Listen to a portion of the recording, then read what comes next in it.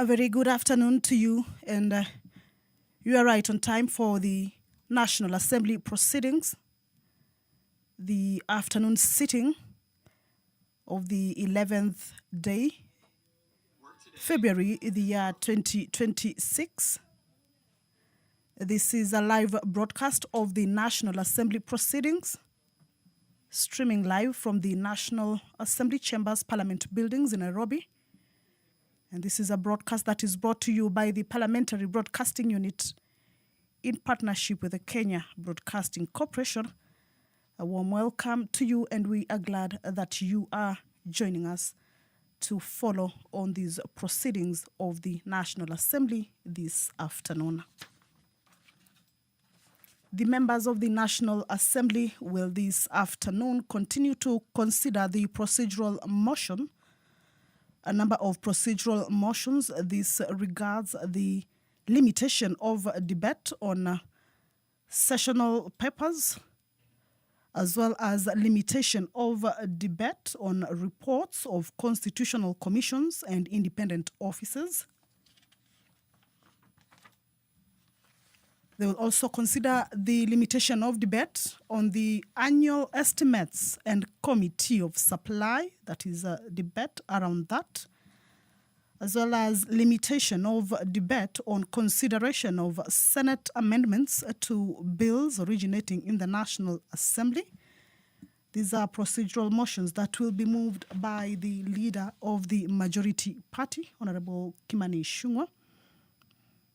And this will be, as is indicated, a procedural motion. This is just to be able to set the pace as the members will be going about businesses around these particular matters during this fifth session. The members of the National Assembly will also consider yet another procedural motion.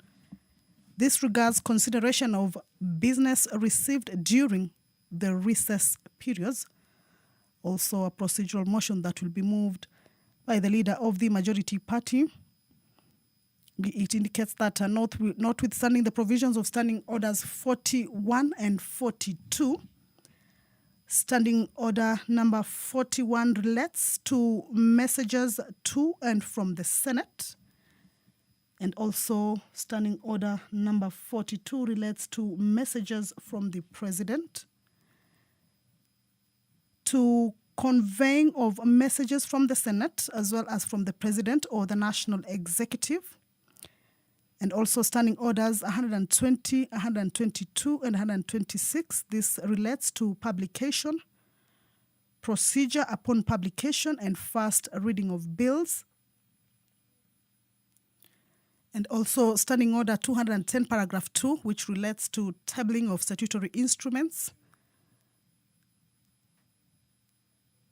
that the House will be considering these particular businesses in this particular format during this fifth session, that upon receipt of any message from the Senate or upon receipt of any name of a person nominated for appointment to a state or public office from the President or any other office in the National Executive, the Speaker shall forthwith refer such message to the relevant committee for consideration without having to recall the House and report such fact to the House on resumption.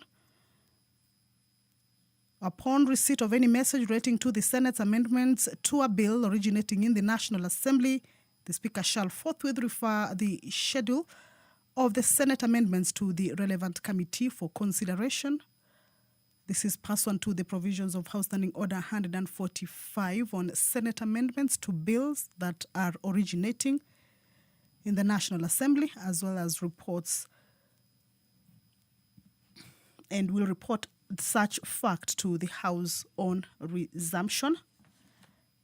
Matters relating to a bill published during the short and long recesses of the fifth session is that should a bill be published during the said period or published bill become due for first reading, the Speaker shall, upon lapse at the least 3 days following the publication of the bill and following a determination that such bill is of priority.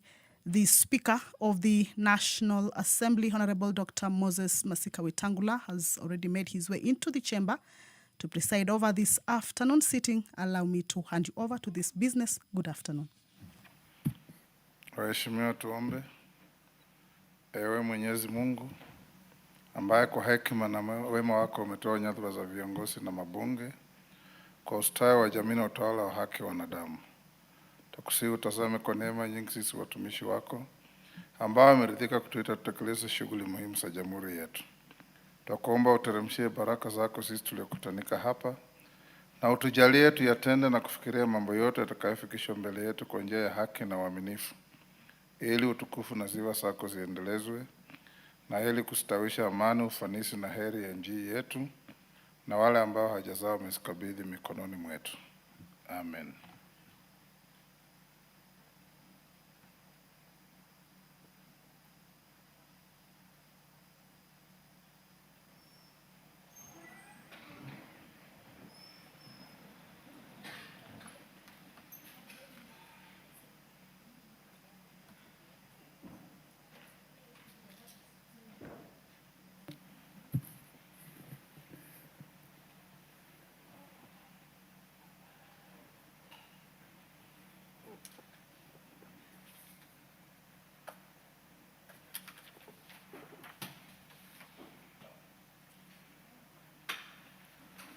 The sergeant ring the quorum bell.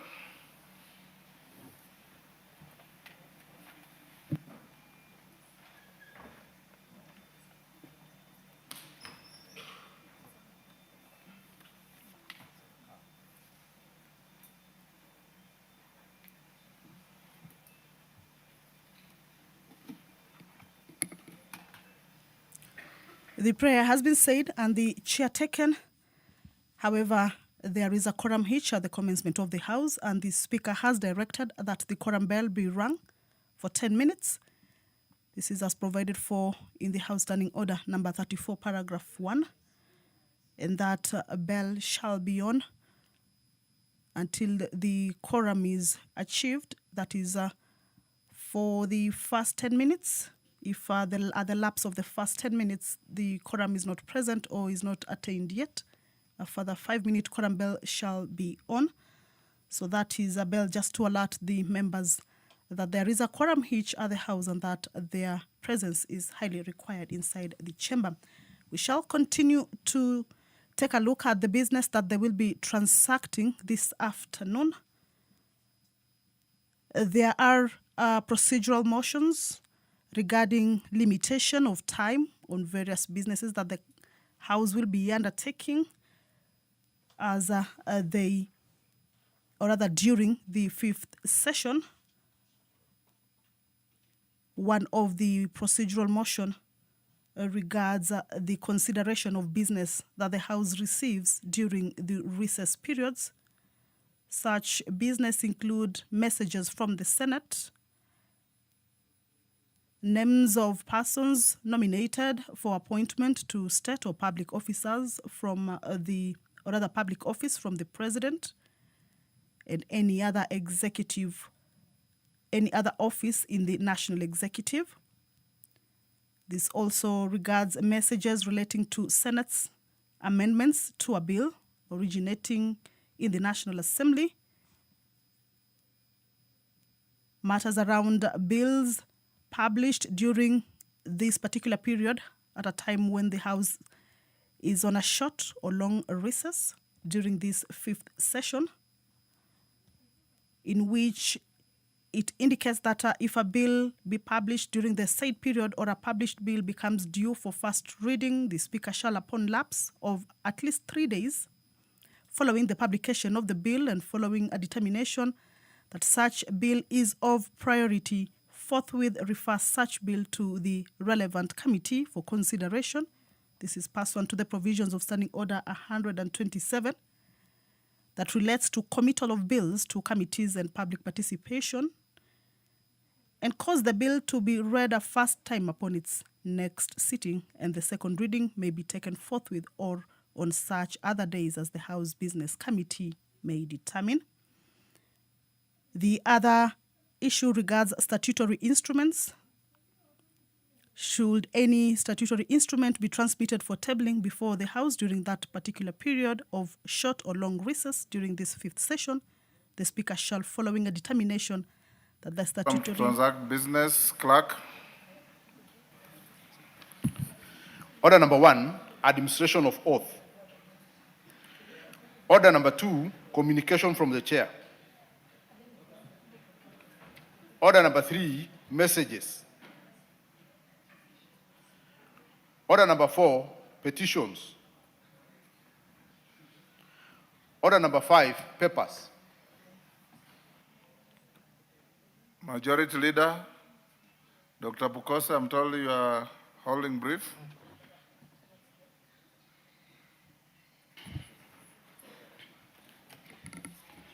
Honorable Speaker, I beg to lay the following papers on behalf of the Majority Leader on the table of the House today, Wednesday, 11 February 2026, afternoon sitting. Reports of the Auditor General and financial statements of the National Government's Constituencies Development Fund, NGCDF, for the year ended 30th June 2025, and certificates therein in respect of the following constituencies. 1. Alego Usonga. 2. Bahati. 3. Baringo North. 4. Pomachoke Borabu. 5. Bondo. 6. Pumula. 7. Bura. 8. Putere. 9. Eldama Rafin. 10. Kalole. 11. Kanse. 12. Game. 13. Hamisi. 14. Ikolomani. 15. Isholo North. 16. Kajiado West. 17. Kandara. 18. Kigumo. 19 Kilgoris, 20 Kilifi North, 21 Kimilili, 22 Kinangop, 23 Kisumu West, 24 Kitui Central, 25 Lukuyani, 26 Lugari, 27 Magarini, 28 Mandera East, 29 Mandera South, 30 Madira, 31 Matungu, 32 Mwea, 33 Nakuru Town East, 34 Nakuru Town West, 35 Narok North, 36 Nafokolo, 37 Nyando, 38 Nyaribari Masaba, 39 Nyeri Town, 40 Oljororok, 41 Odhaya, 42 Rarieta, 43 Saboti, 44 Samburu East, 45 Samburu West, 46 Subukia, 47 Suna East, 48 Tongareni, 49 Turkana East, 50 Turkana West. Thank you, Honorable Speaker. Thank you, Dr. Bukose. Chairperson, Departmental Committee on Finance and National Planning. I've been informed that it's running late. We'll revisit that. Next order.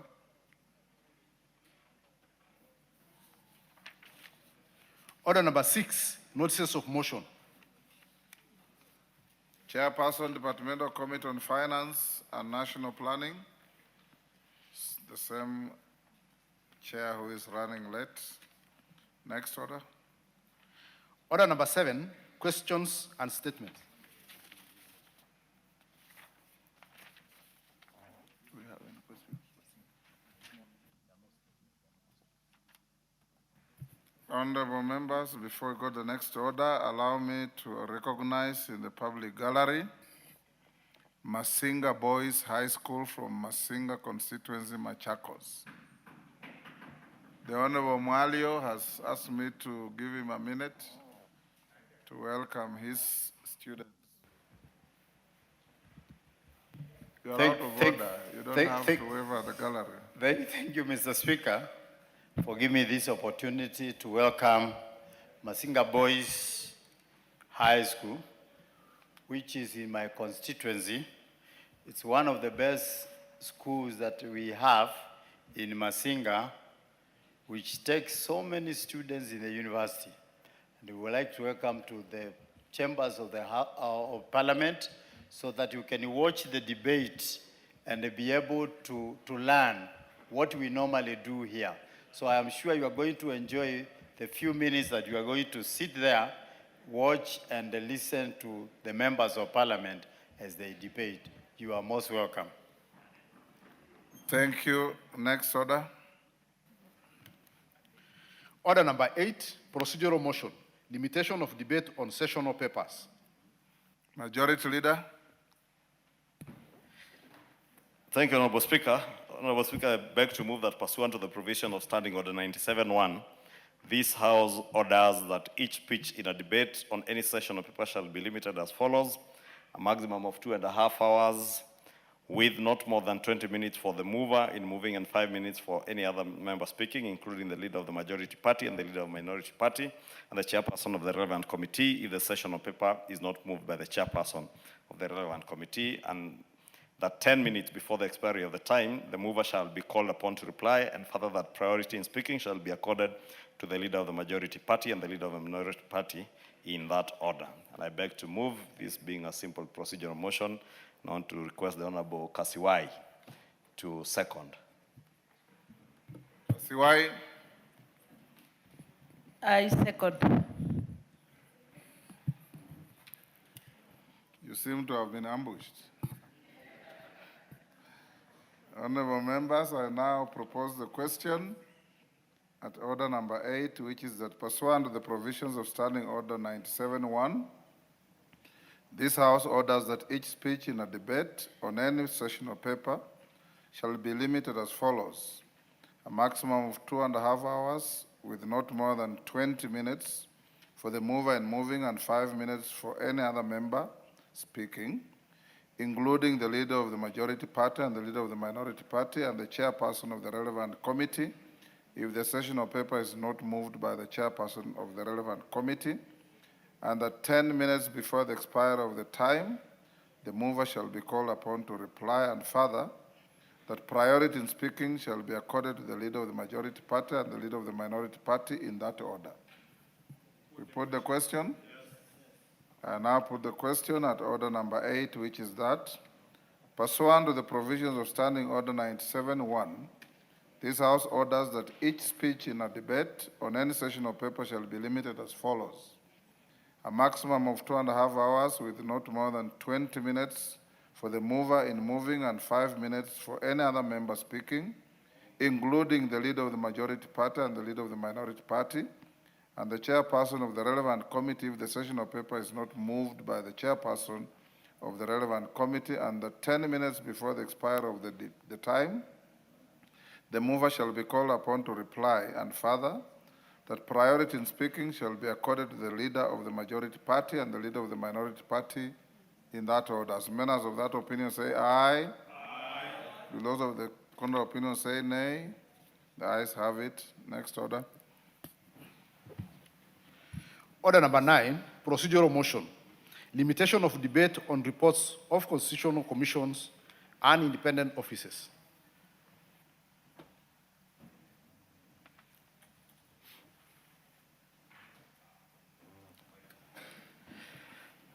Thank you, Honorable Speaker, and I beg to move that pursuant to the provision of Standing Order 97-1, this House orders that each speech in debate on reports of constitutional commissions and independent offices be limited as follows: a maximum of 4 hours with not more than 30 minutes for the mover in moving and 10 minutes in replying, a maximum of 30 minutes for the chairperson of the relevant committee, and a maximum of 10 minutes for any other member speaking except the leader of the majority party and the leader of the minority party, who shall be limited to a maximum of 15 minutes each, and that priority be accorded to the chairperson of the relevant committee, the leader of the majority party, and the leader of the minority party in that order. And I beg to move, and I want to request the member for Kirinyaga County, Honorable Njeri Maina, to second.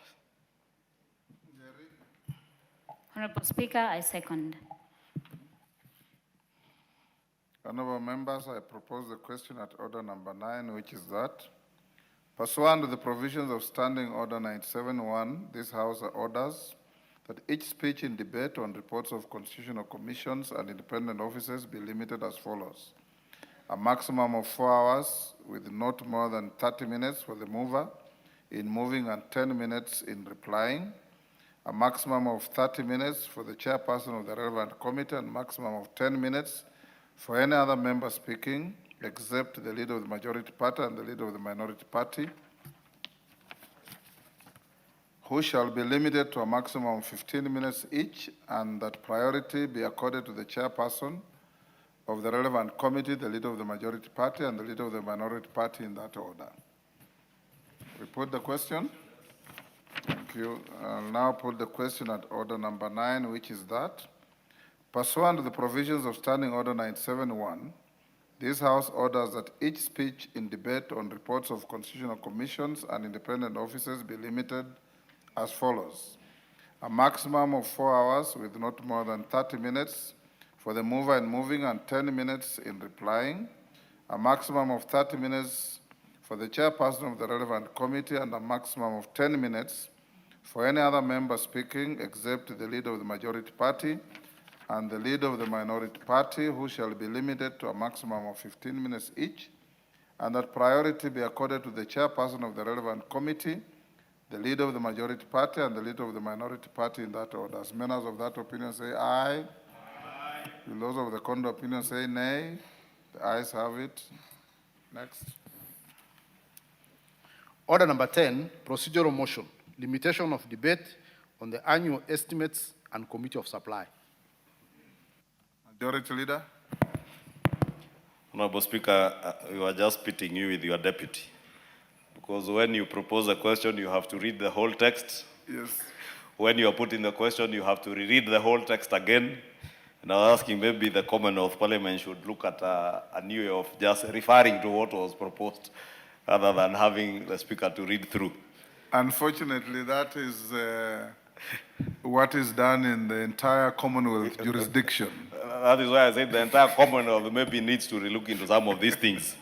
Yes. And it's also good, Honorable Speaker. You know, yesterday I had the member for Nyandarua County, a member from Nyandarua County. I don't know if she's here, the member for Kipipiri, saying that every time she wants to speak in the House, the leader of majority goes to the Speaker and says, don't allow her to speak. And, you know, in the Commonwealth, there are no such things, Honorable Speaker. And you know, she's not in the House, and we should advise her. Whoever has access to her should tell her that that is not only malicious, but fallacious and defamatory. Because the Speaker cannot be directed by anybody, except Yes. if you have debates on matters such as constitutional and other matters like private members' bills, and you want specific colleagues that you have discussed with to support your cause, then you pass on your list to the Speaker, not by yourself, through your whips. Yes. To give the Speaker your wish that these are my priority support team to my process. Otherwise, no member, and if members of my team who sit after me ever entertain that, they'll be out of order. Honorable Speaker, I hope she's well guided. It is not only malicious, but as you say, fallaciously defamatory to the person of the Speaker and the institution of Parliament. But Honorable Speaker, you must understand, you know, some of these people are not. You see, Njeri Maina, who subscribes to the same ideologies to some extent with her, is in the House. She has proposed a bill that is lined up now today as order number 16. And that is what legislators should be doing. That is how you work. But going to pontificate things in funerals, and I could clearly tell she was speaking from a funeral because I could see clergy behind her. And she was complaining that the county women rep and the member for Kinangop are doing a lot of electrification projects in Kinangop and Kipipiri without involving her. But if you fail in your work, Honorable Speaker, as a member of Parliament, what is the problem with another elected member of Parliament, like the county women rep, doing what you ought to be doing? Njeri Maina, if a member from Kirinyaga NDMP slackens in his or her work, Njeri Maina as a women rep can step in, or a neighboring constituency member of Parliament. So, Honorable Speaker, she was not just fallaciously malicious to the person of the Speaker and the majority leader, Honorable Speaker, but also disparaging this House because you do not work under anybody's directions. Neither do I have time to come and guide you on who to speak. Even me, when I want to speak, I just request here to speak, and you offer me the chance. And at times I have sought to intervene, and you have denied me a chance. Yes. And that is the way it is. So let us, in this new session, be as diligent as Njeri Maina is being here today, and all these members, This particular member has not even showed up. This is the third sitting. She is not here. How do you speak when you're in a funeral somewhere and not in the house? Honorable Speaker, allow me to And get back to business. honorable members, Majority Leader, you know, you pass laws here. I want to encourage you to not only read the laws you pass, but know them. I was embarrassed recently at a funeral where a member stood up and very viciously attacked a university council for conducting interviews to recruit a vice chancellor. Yet you passed a law here and said the vice chancellor of a university is recruited by Public Service Commission. And you know, when you say things like those, you embarrass not only yourself, but the institution of parliament. If you pass a law, try to remember what it says. Go on, Majority Leader. Thank you, Honorable Speaker. And I now beg to move that pursuant to the provision of Standing Order 97-1, this House orders that each speech in a debate on the report of the Budget and Appropriations Committee on budget estimates contemplated under Standing Orders 239 and 240 be limited as follows. 1, on general supply debate, a maximum of 3 sitting days with 30 minutes for the mover in moving and 15 minutes in replying, a maximum of 15 minutes for each of the chairpersons of the departmental committees, and a maximum of 10 minutes for any other member speaking, except the leader of the majority party and the leader of the minority party, who shall be limited to a maximum of 15 minutes each, and that priority in speaking be accorded to the leader of the majority party, the leader of the minority party, and the respective chairpersons of the departmental committees in the order that they appear in the second schedule to the standing orders. And 2, in committee of supply, a maximum of 6 sitting days for the consideration of the proposed allocations to the respective votes and programs in the order specified in the schedule submitted by the Budget and Appropriations Committee. Honorable Speaker, I beg to move. And Honorable Speaker, as I move, that is important again to note, because you will note, Honorable Speaker, during committee of supply, chairpersons are given each chairperson 15 minutes. Each of the departmental committee chairpersons. But Honorable Speaker, again, you will note, during committee of supply, you will hardly find any of these chairs in the House. And I think, now I hear the member for, the chairman for the CII committee saying that he's present. We want him to be present during committee of supply and to speak for 15 minutes to issues, or rather to the votes being supplied during committee of supply, because many a times, Honorable Speaker, chairs of the departmental committees are usually not in the House. We shall be noting very soon, during BPS and after, any chair of a departmental committee who is not present does not deserve to be a chair of that committee.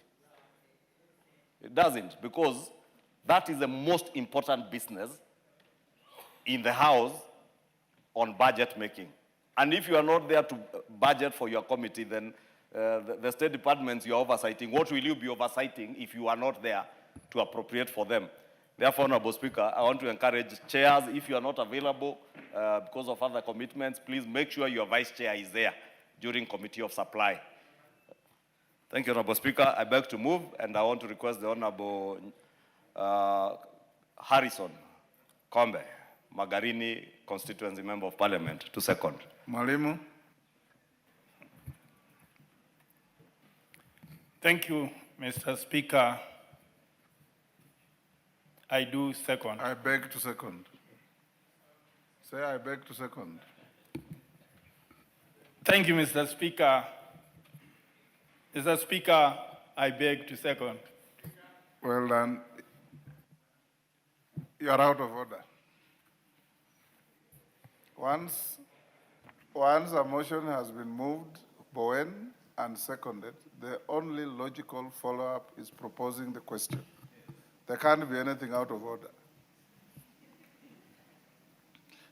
Honorable members, I now propose the question at order number 10, which is that, pursuant the provisions of Standing Order 971, this House orders that each speech in a debate on the report of the Budget and Appropriations Committee on Budget Estimates, contemplated under Standing Orders 239 and 240 be limited as follows. General supply debate. A maximum of 3 sitting days with 30 minutes for the mover in moving and 15 minutes in replying. A maximum of 15 minutes for each of the chairpersons of the departmental committees, and a maximum of 10 minutes for any other member speaking, except the leader of the majority party and the leader of the minority party, who shall be limited to a maximum of 15 minutes each, and that priority in speaking be accorded to the leader of the majority party and the leader of the minority party, and the respective chairpersons of the departmental committees in the order that they appear in the second schedule to the standing orders. And 2, Committee of Supply, a maximum of 6 sitting days for the consideration of the proposed allocations to the respective votes and programs in the order specified in the schedule submitted by the Budget and Appropriations Committee. Yes, Macaulay?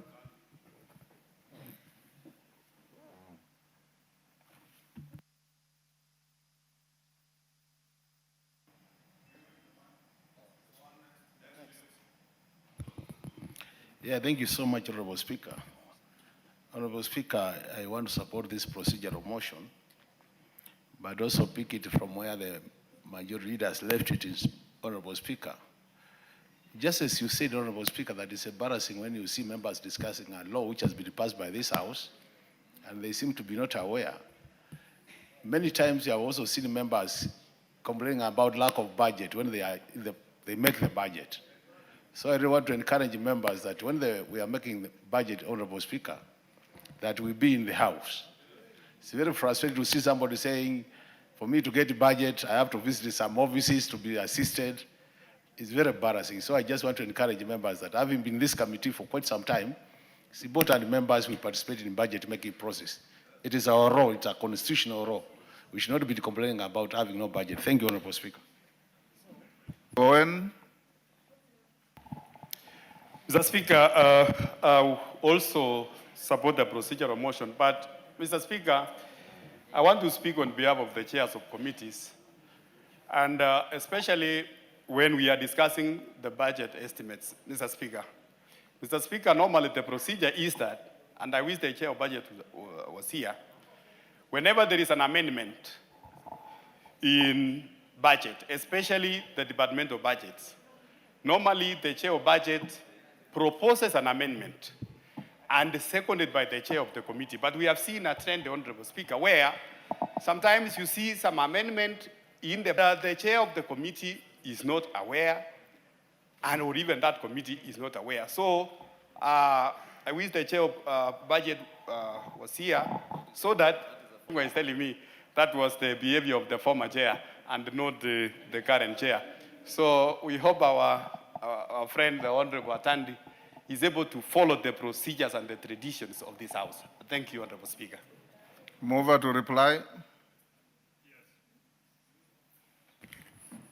Thank you, Honorable Speaker. I think those sentiments are well taken because they are basically supplementing just what I had said, and I really appreciate what Honorable Makali Mulu is always sitting through the entire budget process.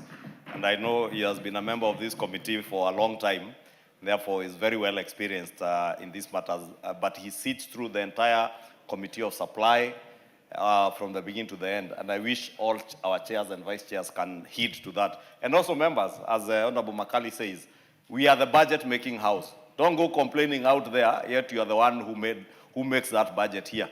And I think from what Honorable Bowen is saying, I think since Samuel Atandi became chair of the Budget and Appropriations Committee, we have not seen those and called for amendments without any consultations with the chairs of the departmental committees. And I just want to commend the Budget and Appropriations Committee under Chairman Atandi to continue working that way in consultation with the chairs, because I know at one point I had to intervene because Honorable Kangogo Bowen, as he says, actually had a myriad of amendments to many of the votes in under his docket without his knowledge and without the committee's consideration. But I think not under this chairman. Chairman Atandi has been very diligent on that, and I beg to reply.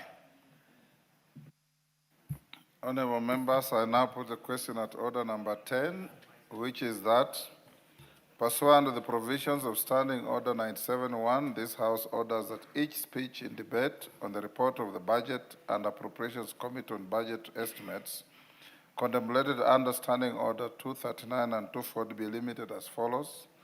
General supply, a maximum of 3 sitting days with 30 minutes for the mover in moving and 15 minutes in replying. A maximum of 15 minutes for each of the chairpersons of the departmental committees and a maximum of 10 minutes for any other member speaking except the leader of the majority party and the leader of the minority party, who shall be limited to a maximum of 15 minutes each, and that priority in speaking be accorded to the leader of the majority party and the leader of the minority party, and the respective chairpersons of the departmental committees in the order that they appear in the second schedule to the standing orders. And Committee of Supply, a maximum of 6 sitting days for the consideration of the proposed allocations to their respective votes and programs in the order specified in the schedule submitted by the Budget and Appropriations Committee. As members of that opinion say aye. Aye. Will those of the contrary opinion say nay? The ayes have it. Honorable members, before we call the next order, allow me to acknowledge in the Speaker's Gallery Nairobi River Comprehensive School from Embakasi West, Nairobi County. On my behalf and on behalf of the House, we welcome the students and those accompanying them to the House of Parliament. Students in the gallery, when your school is mentioned, you stand up. Thank you. You may take your seats.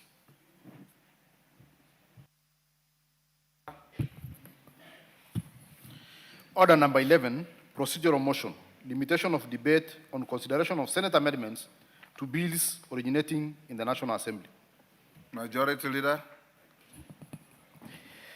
Honorable Speaker, I beg to move that pursuant to the provision of Standing Order 97-1, this House orders that each speech in the general debate contemplated under Standing Order 146, consideration of Senate amendments to bills originating in the National Assembly, be limited as follows. A maximum of 1 hour and 30 minutes with not more than 15 minutes for the mover in moving, 15 minutes for the chairperson of the relevant departmental committee, and 5 minutes for any other member speaking, including the leader of the majority party and the leader of the minority party, if the bill is not party-sponsored. And that 5 minutes before the expiry of the time, the mover shall be called upon to reply, and further that priority in speaking shall be accorded to the leader of the majority party, the leader of the minority party, and the chairperson of the relevant departmental committee in that order. Honorable Speaker, I beg to move and request the Honorable Member for Meru County, the Honorable Kailemia, to second. Kailemia. Thank you very much, Mr. Speaker. I second. Honorable members, I now propose Order Pareo. Take your seats.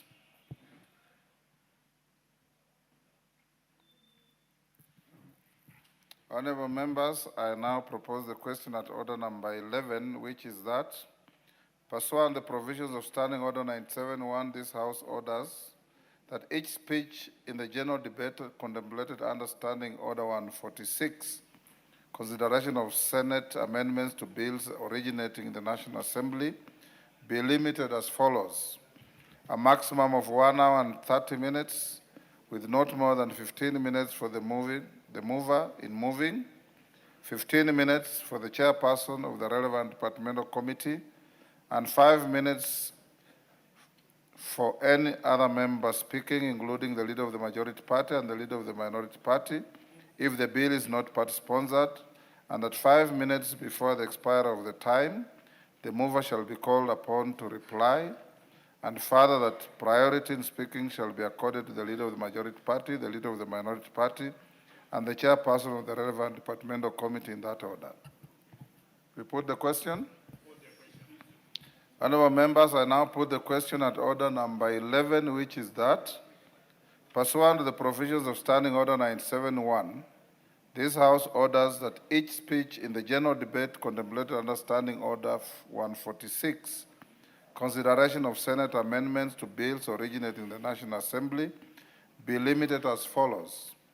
A maximum of 1 hour and 30 minutes with not more than 15 minutes for the mover in moving, 15 minutes for the chairperson of the relevant departmental committee, and 5 minutes for any other member speaking, including the leader of the majority party and the leader of the minority party, if the bill is not party-sponsored, and that 5 minutes before the expiry of the time, the mover shall be called upon to reply, and further, that priority in speaking shall be accorded to the leader of the majority party, the leader of the minority party, and the chairperson of the relevant departmental committee in that order. As members of that opinion say aye. Aye.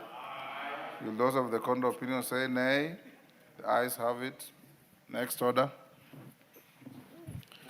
Order number 12, procedural motion, consideration of business received during the recess period. Majority Leader.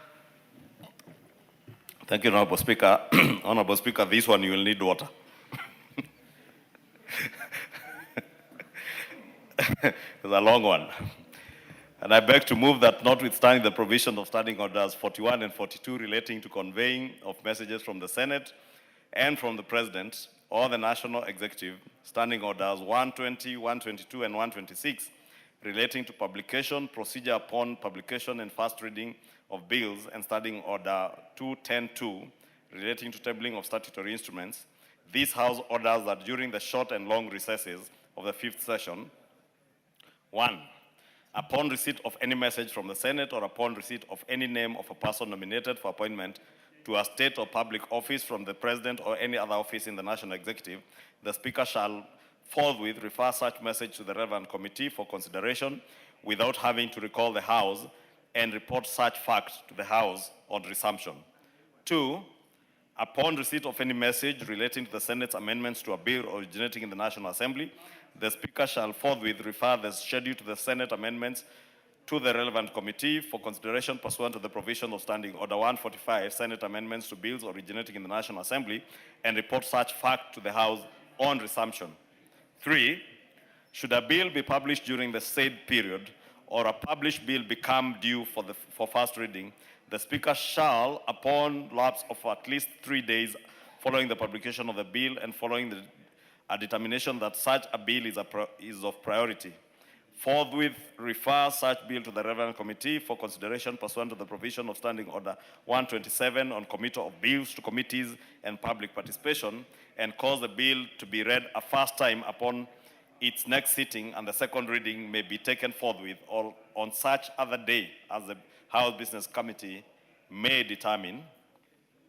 4, should any statutory instrument be transmitted for tabling before the House during the period, the Speaker shall, following a determination that the statutory instrument is of priority, forthwith refer the statutory instrument to the relevant committee for consideration and cause the statutory instrument to be tabled in the House upon its next sitting in accordance with the provisions of Section 11 of the Statutory Instruments Act, Cap 2A, and 5, should any paper be transmitted for tabling before the House, the Speaker shall, following a determination that the paper is of priority, forthwith refer the paper to the relevant committee for consideration and cause the paper to be tabled in the House upon its next sitting. Honorable Speaker, I beg to move. That's why I said you get prepared. This was a long one, but it's very important because it ensures that there is continuation of work even when we are on recess, such a time like the long recess that we came from. Should there have been any papers that came in or any bills that matured within that time, then they will not have to wait until we resume after the recess, Honorable Speaker. And we are doing the same for this session to be able to make sure that we are within our procedures in consideration of such bills. Honorable Speaker, allow me to request the Vice Chair of the Budget Committee, because he's making a lot of noise behind me with loud consultations, to now second. Budget or finance? Budget. Budget. Because the Vice Chair, yes. Go ahead. Thank you, Honorable Speaker. I just wanted to let the Majority Leader that I was consulting with my neighbor, the Honorable Kakai Pisau, member for Kiminini. So there are no preambles to seconding a motion. Just second I know. So I stand to second. Thank you. Honorable members, I now propose the question at order number 12, that notwithstanding the provisions of Standing Order 41 and 42 relating to conveying of messages from the Senate and from the President or the National Executive, Standing Orders 120, 122, and 126 relating to publication, procedure upon publication, and first reading of bills, and Standing Order 210-2 relating to tabling of statutory instruments. This House orders that during the short and long recess of the 5th session, 1, upon receipt of any message from the Senate or upon receipt of any name of a person nominated for appointment to a state or public office from the President or any other office in the National Executive, the Speaker shall forthwith refer such message to the relevant committee for consideration without having to recall the House and report such fact to the House on resumption. 2, upon receipt of any message relating to the Senate's amendments to a bill originating in the National Assembly, the Speaker shall forthwith refer the schedule of the Senate amendments to the relevant committee for consideration pursuant to the provisions of Standing Order 145, Senate amendments to bills originating in the National Assembly, and report such fact to the House on resumption.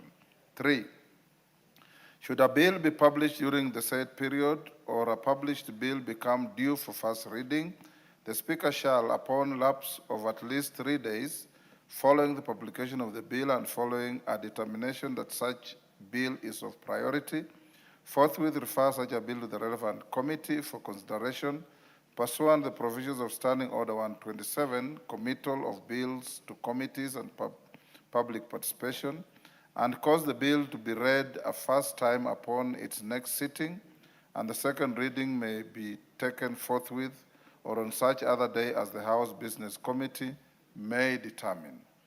4, should any statutory instruments be transmitted for tabling before the House during the period, the Speaker shall, following the determination that the statutory instrument is of priority, forthwith refer the statutory instrument to the relevant committee for consideration and cause the statutory instrument to be tabled in the House upon its next sitting in accordance with the provisions of Section 11 of Statutory Instruments Act, Cap 2A, and 5.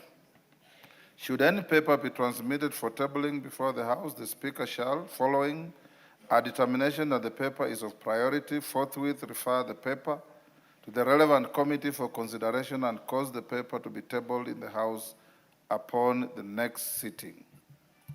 We put the question. Honorable members, I now put the question at order number 12, which is that,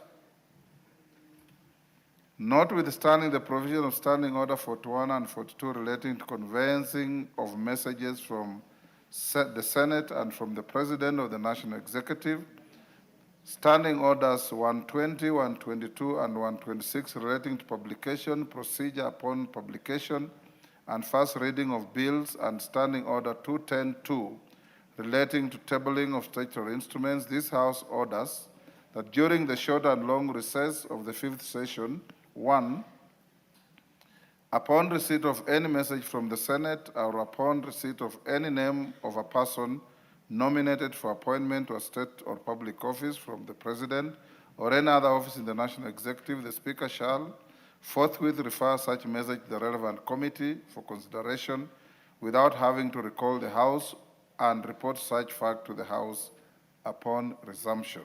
2, upon receipt of any message relating to the Senate's amendment to a bill originating in the National Assembly, the Speaker shall forthwith refer the schedule of the Senate amendments to the relevant committee for consideration pursuant to the provisions of Standing Order 145, Senate amendments to bills originating in the National Assembly, and report such fact to the House on resumption. 3, should a bill be published during the said period or a published bill become due for the first reading, the Speaker shall, upon lapse of at least 3 days following the publication of the bill and following the determination that such a bill is a priority, forthwith refer such bill to the relevant committee for consideration pursuant to the provisions of Standing Order 127, committal of bills to committees and public participation, and cause the bill to be read a first time upon its next sitting, and the second reading may be taken forthwith or on such other day as the House Business Committee may determine. 4, should any statutory instrument be transmitted for tabling before the House during the period, the Speaker shall, following determination, that the statutory instrument is of priority, forthwith refer the statutory instrument to the relevant committee for consideration and cause the statutory instrument to be tabled in the House upon its next sitting in accordance with the provisions of Section 11 of the Statutory Instruments Act, Cap 2A and 5. Should any paper be transmitted for tabling before the House, the Speaker shall, following a determination that the paper is of priority, forthwith refer the paper to the relevant committee for consideration and cause the paper to be tabled in the House upon its next sitting. As members of that opinion say aye. Aye. Will those of the contrary opinion say nay? The ayes have it. Next order. Order number 13, procedural motion. Limitation of debate on legislative proposals to amend the Constitution.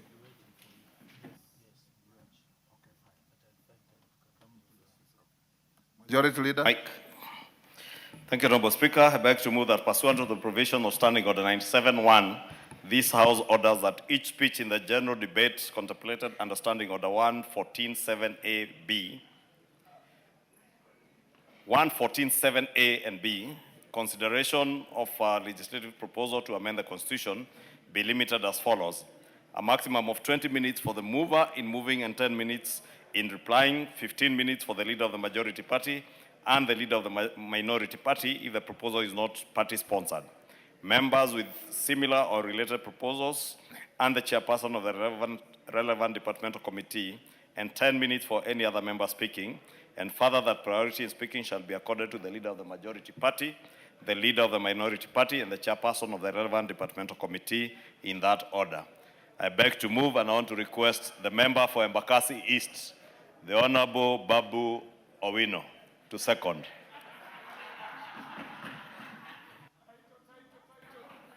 Babu Owino, when you are called upon to second, you don't laugh boisterously in the House. You just stand up and second. Go unanswered. Give him the mic. I second. I beg to second. Okay. I beg to second. Honorable Speaker, why should I beg to second? But I beg to second. You know, Babu, you normally make technical appearances and you must be losing the touch with procedure. You are not begging the Speaker, you are begging the House to give you an opportunity and a privilege to second. Honorable members, I now propose the question at order number 13, which is that pursuant to the provisions of Standing Order 97-1, this House orders that each speech in the general debate contemplated under Standing Order 114.7a(b), consideration of a legislative proposal to amend the Constitution, be limited as follows: a maximum of 20 minutes for the mover in moving and 10 minutes in replying, 15 minutes for the leader of the majority party and the leader of the minority party if the proposal is not party-sponsored, members with similar or related proposals and the chairperson of the relevant departmental committee, and 10 minutes for any other member speaking. And further, that priority in speaking shall be accorded to the leader of the majority party, the leader of the minority party, and the chairperson of the relevant departmental committee in that order. I put the question. Yes, Mkunji. Thank you, Honorable Speaker.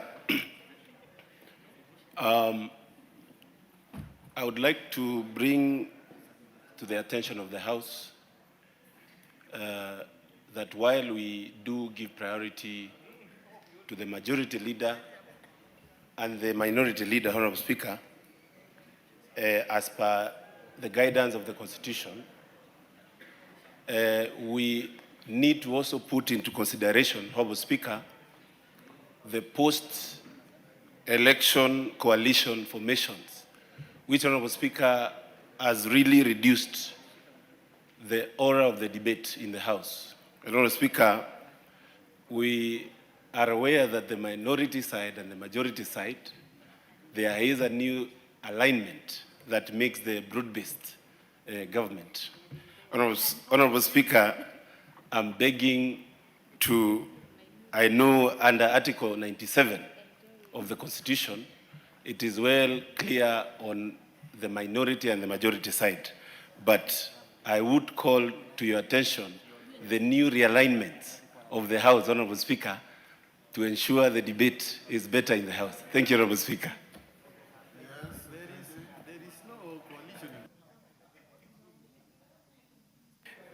Mr. Speaker, I think it is important for the honorable member to understand that this House is guided by rules, key among them the standing orders.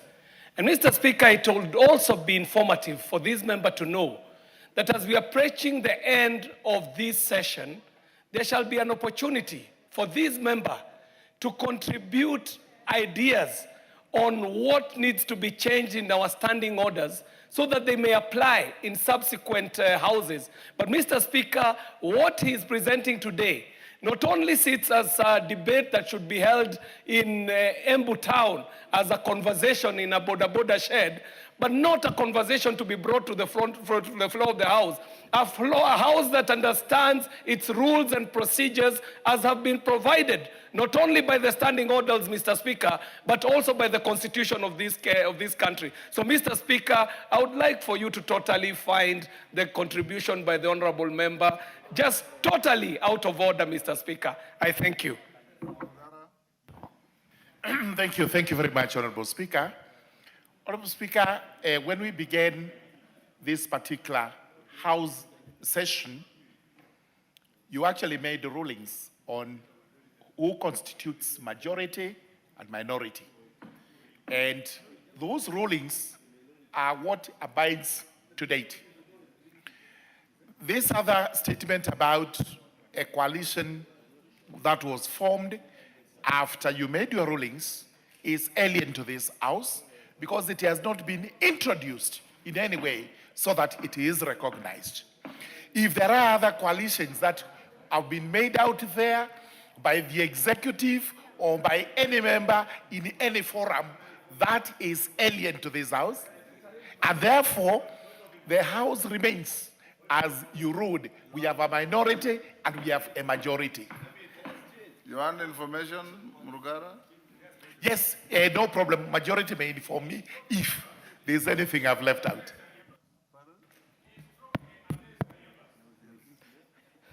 Honorable Speaker, the Honorable Sir George Murugara is not just an accomplished legal mind in this country like yourself, Honorable Speaker, who is a senior counsel.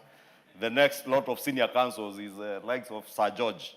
From the time he worked with Hamilton, Harrison, and Matthews, he's a very good legal mind. And he will tell you, Honorable Speaker, and that's what I wanted to remind him, that the Constitution, the current Constitution, never envisaged a situation where we have a government party and an opposition party. So what my brother, younger brother, the honorable member for Manyata, Honorable Mukunji, is suffering from is hangovers of the past, hangovers of the old Constitution. And this is what happens to you when you follow a DO or a former DO who operated under the old Constitution, Honorable Speaker. It just happens, Honorable Speaker. You get confused in between because the leader of the minority party is not a leader of the opposition. If you want to be a leader of the opposition, you just become a leader of the opposition, but you must have an agenda to push with the people of Kenya. You cannot be a leader of the opposition by just shouting out there, throwing hatred, words of hatred, insulting other leaders. And Honorable Mukunji is a young man and he's learning well.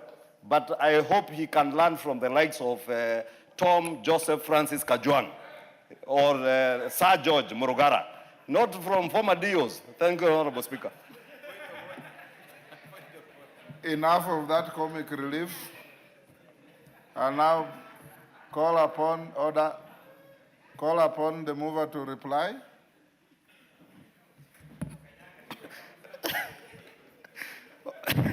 Honorable Speaker, I saw the Honorable Mukunji is telling me Nisikanyanga Shingo, and I was just advising him to learn from good legal minds like Tom Joseph Kajwang and Sir George. And I beg to reply, Honorable Speaker. Order Mary must take the nearest seat.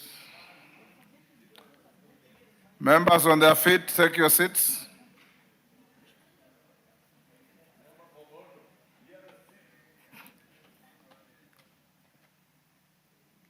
Dr. Nyikal, take your seat.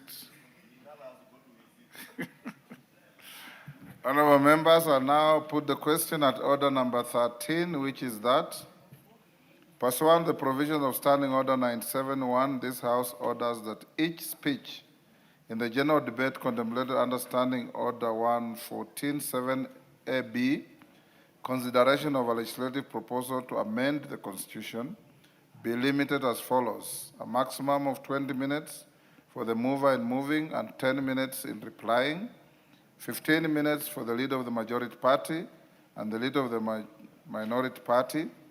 If the proposal is not sponsored by the party, members with similar or related proposals and the chairperson of the relevant departmental committee, and 10 minutes for any other member speaking. And further, that priority in speaking shall be accorded to the leader of the majority party, the leader of the minority party, and the chairperson of the relevant departmental committees in that order. As members of that opinion say aye. Aye. Will those of the contrary opinion say nay? The ayes have it. Go back to order number 15 and give an opportunity to the chair of finance. Hold, chairman, they have to call out the order first.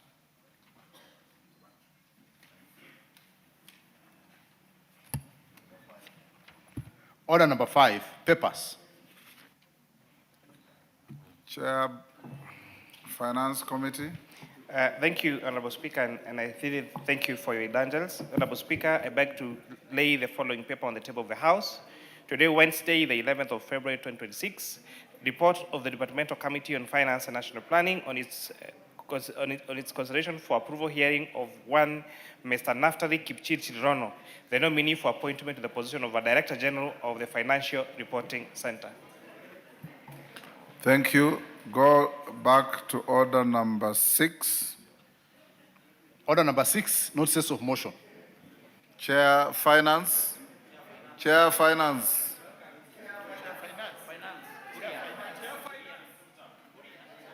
Chair, Finance. You seem to be bewildered. Chair, Finance, you seem to be bamboozled and bewildered by the presence of Wamshomba. Proceed under order number 6 to give your notice of motion. Thank you, Honorable Speaker. You know, there was a movie, Kimani, called In Praise of Older Women.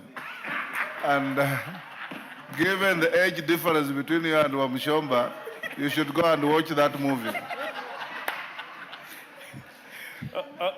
Honorable Speaker, for I the said record, older, not old. Honorable Speaker, for the record, I was just happy to see my elder sister. She held a very good two-term meeting. And because we are the same two-term group, I was just excited that she's doing a very good job on the ground. And not what you seem to be alluding to, Mr. Speaker. Honorable Speaker, I beg to give a notice for the following motion: that take into consideration the findings of the Departmental Committee on Finance and National Planning in its report on the approval hearing of a nominee for appointment as a Director General of the Financial Reporting Center, laid on the table of the House this afternoon, Wednesday, the 11th of February, 2026, and pursuant to the provisions of Section 25 of the Proceeds of Crime and Anti-Money Act, POCALMA Cap 59A, and Sections 3 and 8 of the Public Appointments Parliamentary Approval Act Cap 7F, that this House approves the appointment of Mr. Naftali Kipchirchir Rono as a Director General of the Financial Reporting Center. Thank you, Honorable Speaker. Thank you. Clerk, go to order number 14. Order number 14, the Books and Newspapers Amendment Bill, National Assembly Bill number 47 of 2025, first reading. A bill for an act of parliament to amend the Books and Newspapers Act and for connected purposes. Order number 15, motion, approval of the calendar of the House for the 5th session, 2026. Majority Leader. Honorable Speaker, I beg to move that pursuant to the provision of Standing Order 28, this House approves the calendar of the National Assembly regular sessions for the 5th session of 2026 as contained in the schedule to the order paper. And Honorable Speaker, the House Business Committee has proposed a total of 116 sittings for this session between 10th February, which is yesterday when we resumed, all the way to the 3rd of December this year. And this excludes any special sittings or any extra sittings that the House may resolve to sit due to any special business that may come or any priority business that may come in between, and we need to extend our sittings or to call for special sittings during either the short or the long recesses. Honorable Speaker, as members may also be aware, this first session, first part of the session is mostly guided by the submission of the budget policy statement and the medium-term debt strategy, which is to be tabled before this House by the 15th of February, which is this Sunday. Therefore, we expect that this will be tabled before the close of business tomorrow and should be considered and adopted by the House within the next 14 days. Therefore, until around the first week of March or the end of this month, we should have finalized with the budget policy statement and the medium-term debt strategy. And therefore, the Budget and Appropriations Committee, all our departmental committees, and the Debt Committee will be very busy the next 2 weeks. And therefore, I want to call on members, please avail yourselves during committee sittings so that you're able to expedite on this business for BPS and the medium-term debt strategy paper before the lapse of those 14 days, because these are statutory timelines. Additionally, we expect that we will get the division of revenue, hopefully by the 10th of March, which will be introduced in the National Assembly for consideration. And the second part, Honorable Speaker, is guided again by the budget timelines on conducting of public participation or public hearings by the Budget and Appropriations Committee on the annual budget estimates. And this should be undertaken before the committee tables its report on the estimates for approval by the House. Honorable Speaker, by mid-June, we should have completed this public participation. The committee tabled their report, and mid-June, we come for the pronouncement of the budget highlights and the revenue-raising measures by the Cabinet Secretary for the National Treasury, and thereafter approval of Budget and Appropriations Committee's report on the annual estimates, introduction and approval of the appropriation bill. This is the period that we'll also consider the finance bill, the appropriations bill, and any supplementary appropriations bills that may come before June 30th, 2026, which is the end of the current financial year.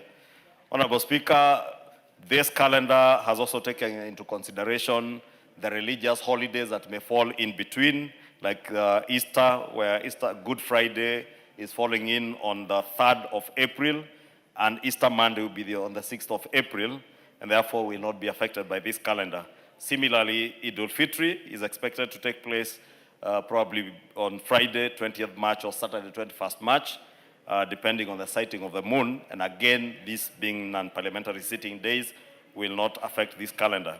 Finally, Honorable Speaker, we also in the House Business Committee did consider the annual prayer breakfast, which we agreed last year under your leadership, Honorable Speaker, that the national annual prayer breakfast will be held on the last Thursday of May.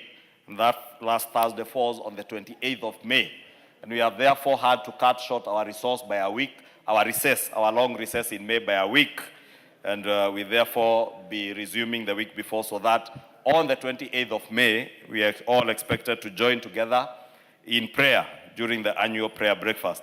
Honorable Speaker, let me note that under your instructions, I led the Kenyan delegation to the National Prayer Breakfast in the United States last week, and together with the whip, Majority Whip, the Honorable Osoro, Senators Veronica Maina, Senator Maanzo, the Honorable Member for Kathiani and Deputy Leader of Minority, Honorable Mbui, and the Honorable Kalonzo Musyoka, the former Vice President, also joined us at the National Prayer Breakfast.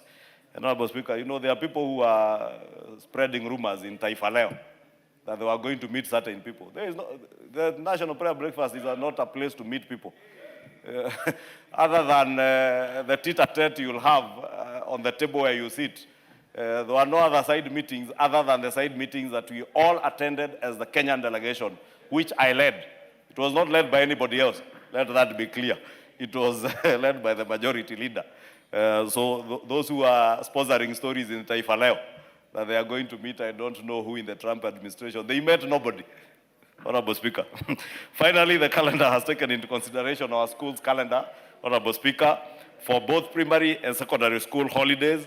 And of course, those children under CBE, and also those who attend the other systems, those who are attending the American system and the British curriculum holidays. If you look at the calendar, it has taken into consideration to ensure that those of you who have children under CBE, you will have time during the recess to spend with your children.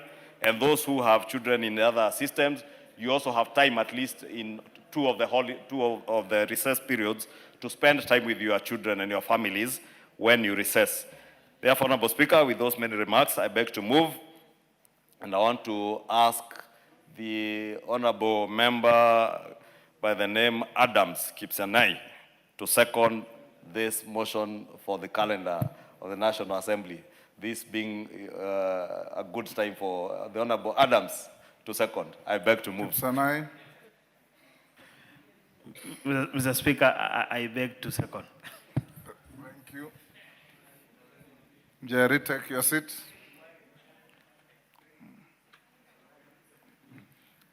Order. Member on his feet. Thank you. I now propose the question at order number 15, which is that pursuant to the provision of Standing Order 28, this House approved the calendar of the National Assembly regular sessions for the 5th session 2026 as contained in the schedule to the order paper. You put the question? I now put the question at order number 15, which is that pursuant to the provisions of Standing Order 28, this House approves the calendar of the National Assembly regular sessions for the 5th session 2026 as contained in the schedule to the order papers. Members of that opinion say aye. Aye. Will those of the contrary opinion say nay? The ayes have it. Next order. Order number 16, the Health Amendment Bill, National Assembly Bill number 56 of 2024, second reading. Jerry Maina, that's your bill. Are you ready to move? Yes, Honorable Speaker. Thank you.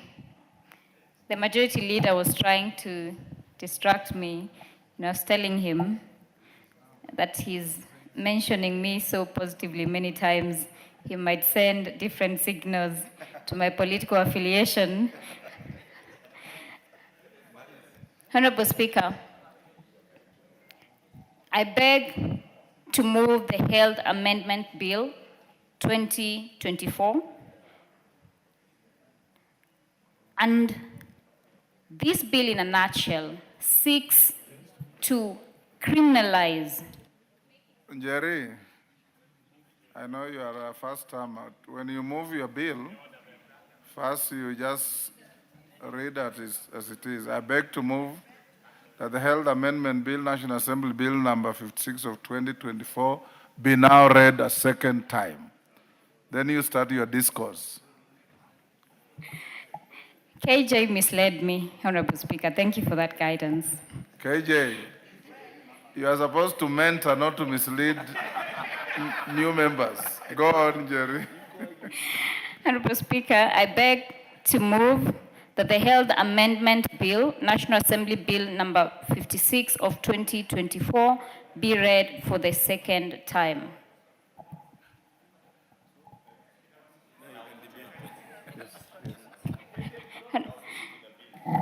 I will never forgive KJ. Honorable Speaker, the Health Amendment Bill, in a nutshell, seeks to make it illegal to detain dead bodies in hospitals or mortuary facilities. It also seeks to make it illegal to demand prepayment of any kind prior to offering of emergency treatment. Honorable Speaker, we've had a rich discourse with the Health Committee in regard to this bill. initially it had proposed that this is criminalized for both public and private facilities. Unfortunately, Honorable Speaker, and I put it on the floor so that members can take it up, we arrived at a consensus that these amendments are only directed at public facilities, which is insufficient and does not cater to the urgent need to ensure that all Kenyans are treated equally and have their right to dignity protected and access to health care protected as per the Constitution. Honorable Speaker, before I delve into the issues, allow me to appreciate the selfless input of the Budget Committee, the Health Committee, the Parliament's Legal Department, who despite my incessant prodding and numerous intellectual exchanges, never tired until we reached a consensus which is before this floor. This bill is personal to me, it is personal to the members of Parliament, it is personal to Kenyans, and I recognize that several members here have attended health-related funds drives for the families who perhaps have limited financial capacity because we are not equal in this life. Honorable Speaker, while Kenya now takes pride as having enacted universal health coverage, a momentous journey towards achieving access to health care for all, the lived experience of many Kenyans reflects otherwise. This bill proposes targeted amendments to the Health Act, Cap 241, to address two urgent issues that have been affecting Kenyans. The first being the demand for prepayment before emergency medical treatment is provided, and the detention or hostage taking of dead bodies by hospitals and mortuaries as collateral for unpaid medical bills. Honorable Speaker, this bill gives teeth to the constitutional right to emergency medical treatment and Article 43(2) of the Constitution of Kenya, and safeguards the right to dignity as provided by Article 28. Honorable Speaker, the law as it is lacking.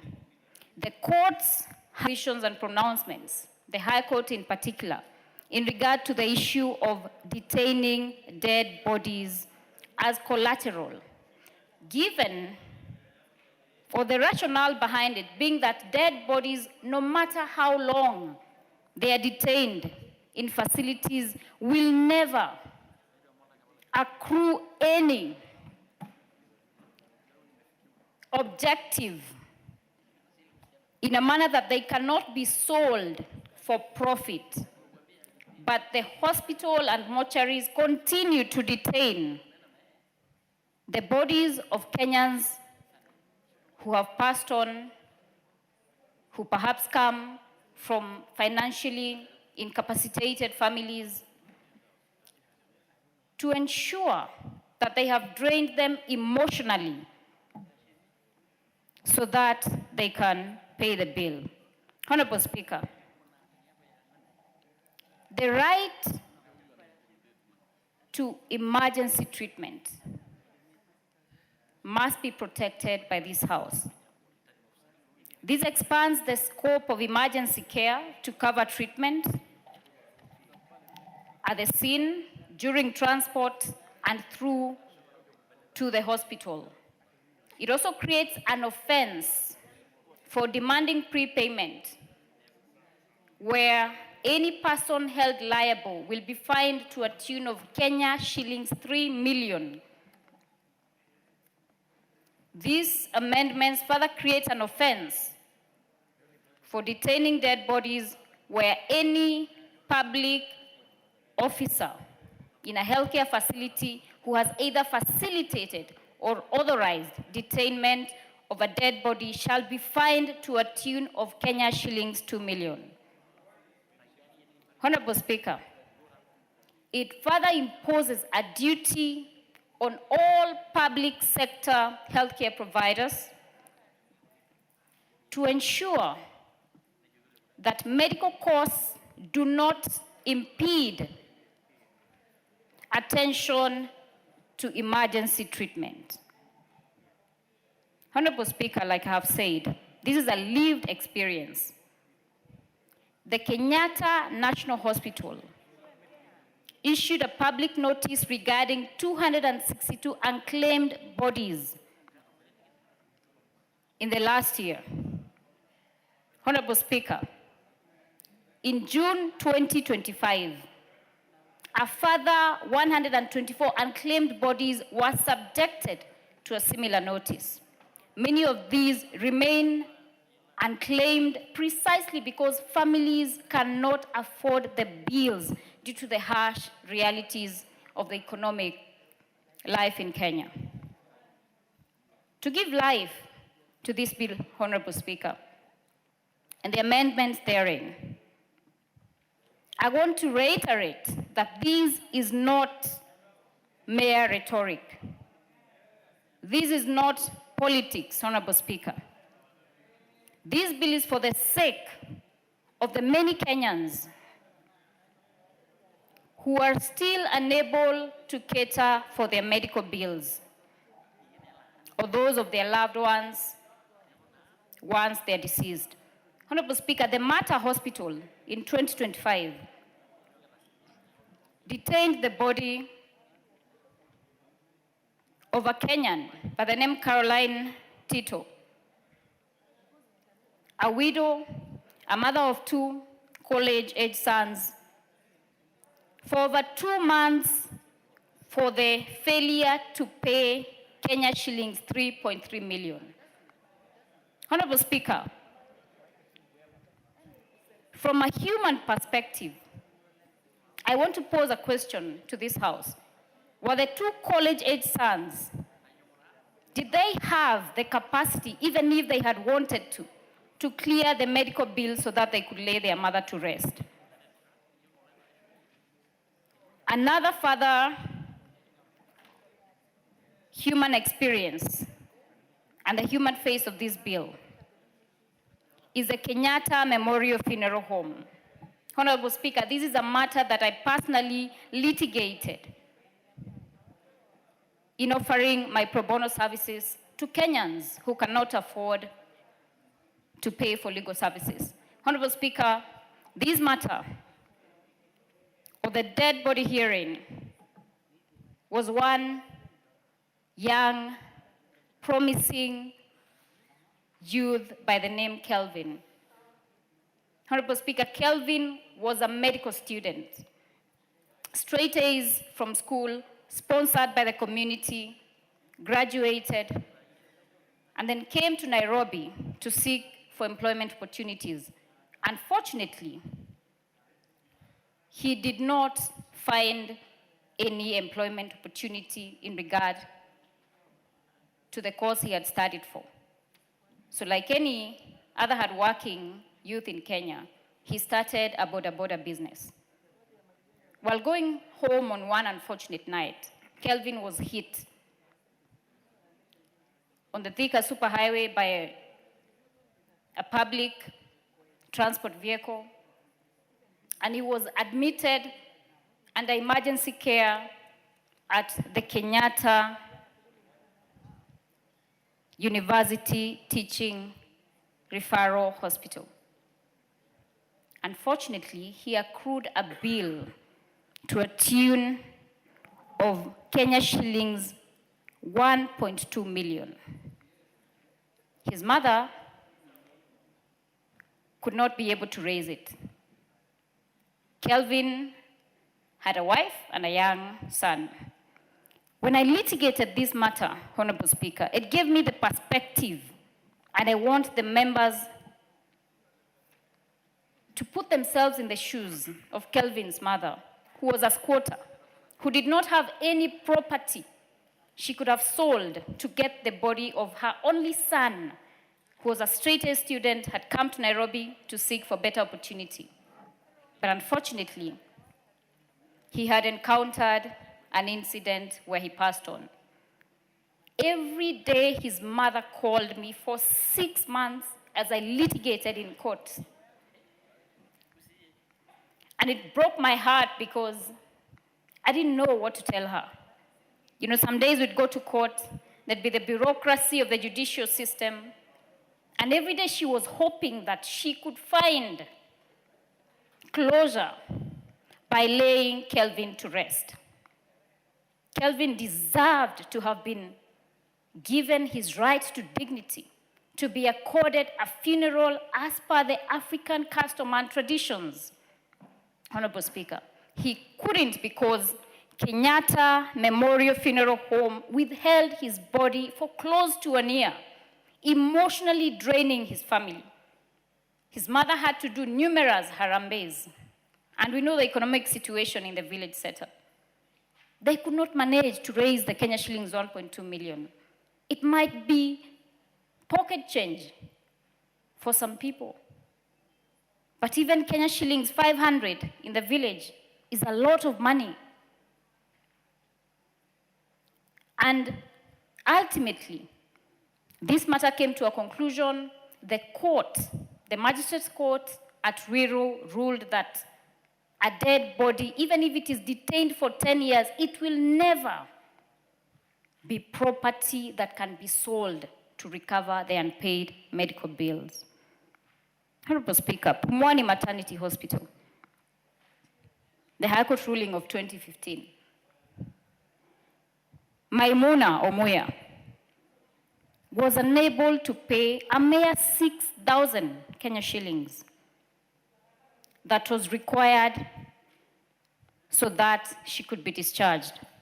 She was detained at the facility with her newborn for nearly a month. And every time, every day, the bill kept accruing.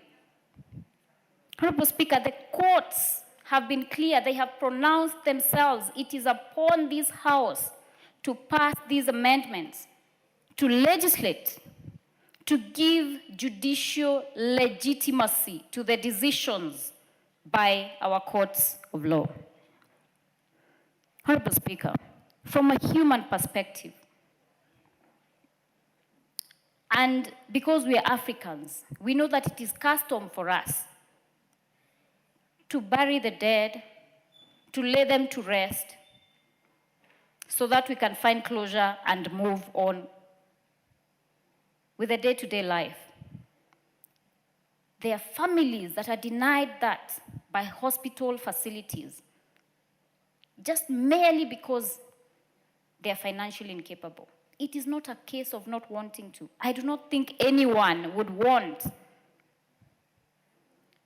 to leave their kin, someone that they loved, someone they shared and spent time with in this life, rotting away in a mortuary facility instead of doing as per our customs. Honorable Speaker, we are reminded again of emergency services. We say we have SHA that is supposed to cater for all Kenyans, but is that the reality, Honorable Speaker? I'll tell you the reality. Or like Kenyans say, quote unquote, vitu kwa ground. A young man in Kirinyaga County was playing football at a field near Kutus. He collapsed and was rushed to a nearby county medical facility. Unfortunately, he could not be admitted because he had apparently not paid for SHA. Access to emergency services. We must ensure that medics that deny emergency services to Kenyans, who prioritize financial gain while a Kenyan is losing their life, they are culpable and that they are held so by the law and fined as per these amendments. Honorable Speaker, the realities, when we remember the baby who had a fork djembe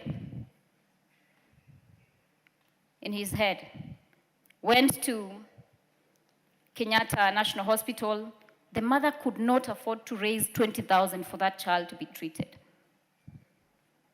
Unfortunately, due to the delay in attaining the dire emergency services, that baby succumbed while waiting for treatment on the bench of a facility that should have ensured that he's alive today, going to school like other children, and even given hope to his parents to see him grow and perhaps be like one of us here in future. Honorable Speaker, jurisdictions across the world have ratified through legislation the provisions that I am pushing bill. Canada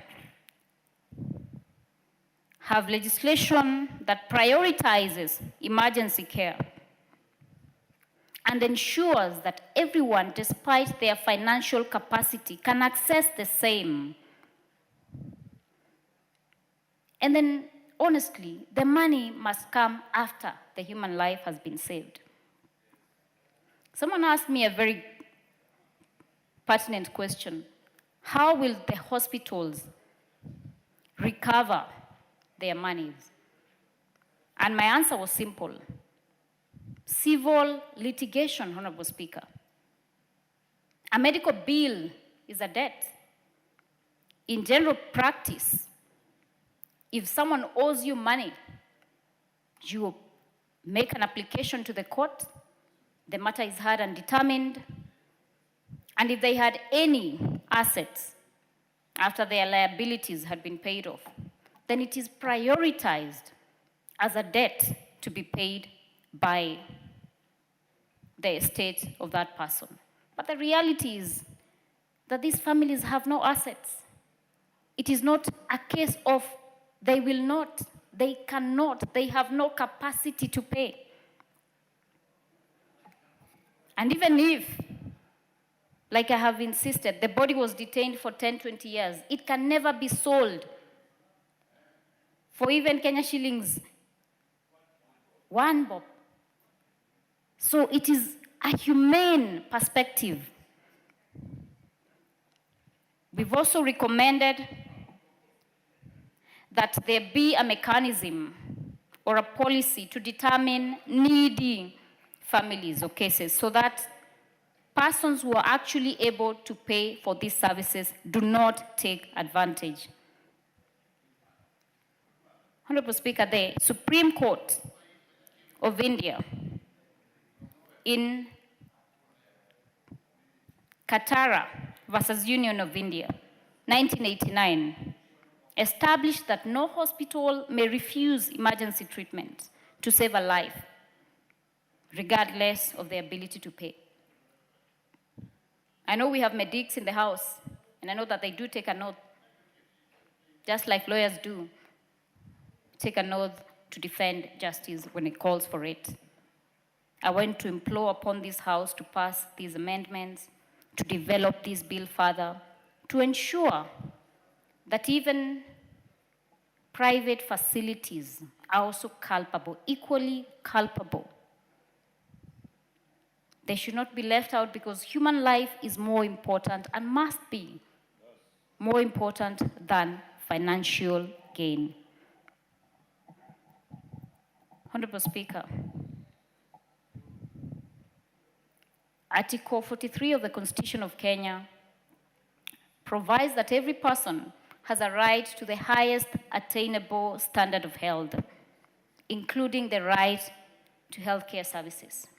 These amendments will protect and safeguard and actualize implementation of that right. Honorable Speaker, Section 137 of the Penal Code makes it an offense to unlawfully hinder the burial of a dead body. But if dead bodies are detained in mortuary facilities, that this bill reinforces. Honorable Speaker, it is therefore our duty as members of Parliament to ensure that we pass this legislation, we improve it, we develop it, we make it richer when it comes to that stage so that we can protect Kenyans. This bill will restore the dignity in death. This bill will give judiciary precedent the legislative backing. This bill will align with the global health standards. It is bipartisan, it is human, it does not know the majority side, it does not know the minority side, it does not know Wamunyoro, it does not know any political affiliations. It is a bill for Kenyans. Let us take it as such. When we debate, let us enrich the debate. And Honorable Speaker, because I know many members, I had requested them to stay behind so they could contribute to this. I will not belabor, and I can tell they're convinced the way they're shaking their heads in conviction. Even the majority leader is convinced. I would like to call upon the immediate. I move. Honorable Speaker, I beg to move and now request the immediate former chair of the Health Committee, Dr. Robert Pukose, to second. Thank you. Thank you so much. I don't think anybody would have moved that bill better than you've done it. I think you've done it the right way. If we were in a court of law, I'm sure the judge would have tilted your way almost immediately. Honorable Pukose, take your seat for a minute. For the convenience of the House, I would like us to go back to order number 5 and allow the majority leader to table a number of papers, then we'll come back to this immediately. The majority leader, go ahead. Order. Majority leader, this is your chance to lay the papers.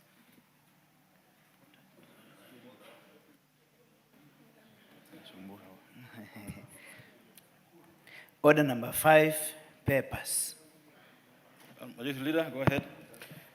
Thank you, Honorable Speaker. Honorable Speaker, I beg to lay the following papers on the table of the House today, Wednesday, 11th February 2026, afternoon sitting.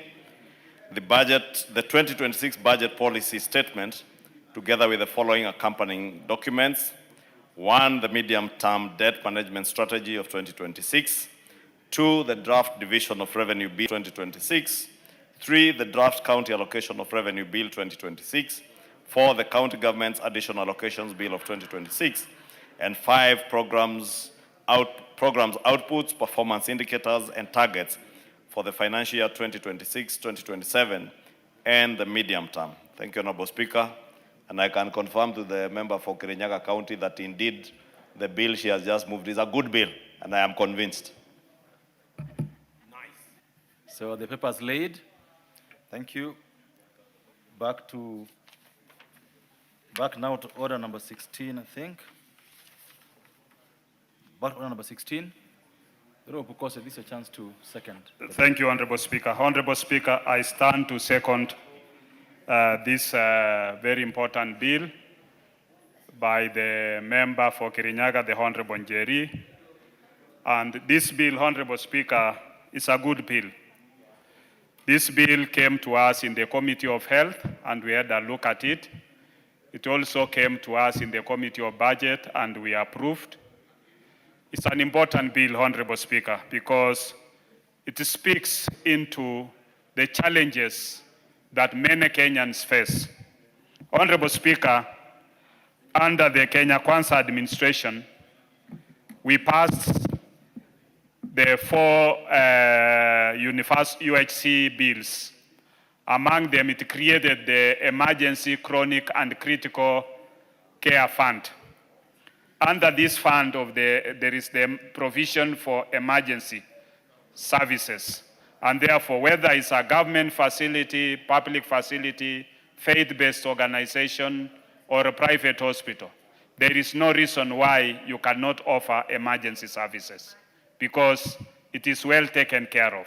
And therefore, this bill is just to reinforce that important aspect because in the bill, it's providing that failure to attend to a patient because you are in an emergency situation, then you'll be fined 2 million shillings.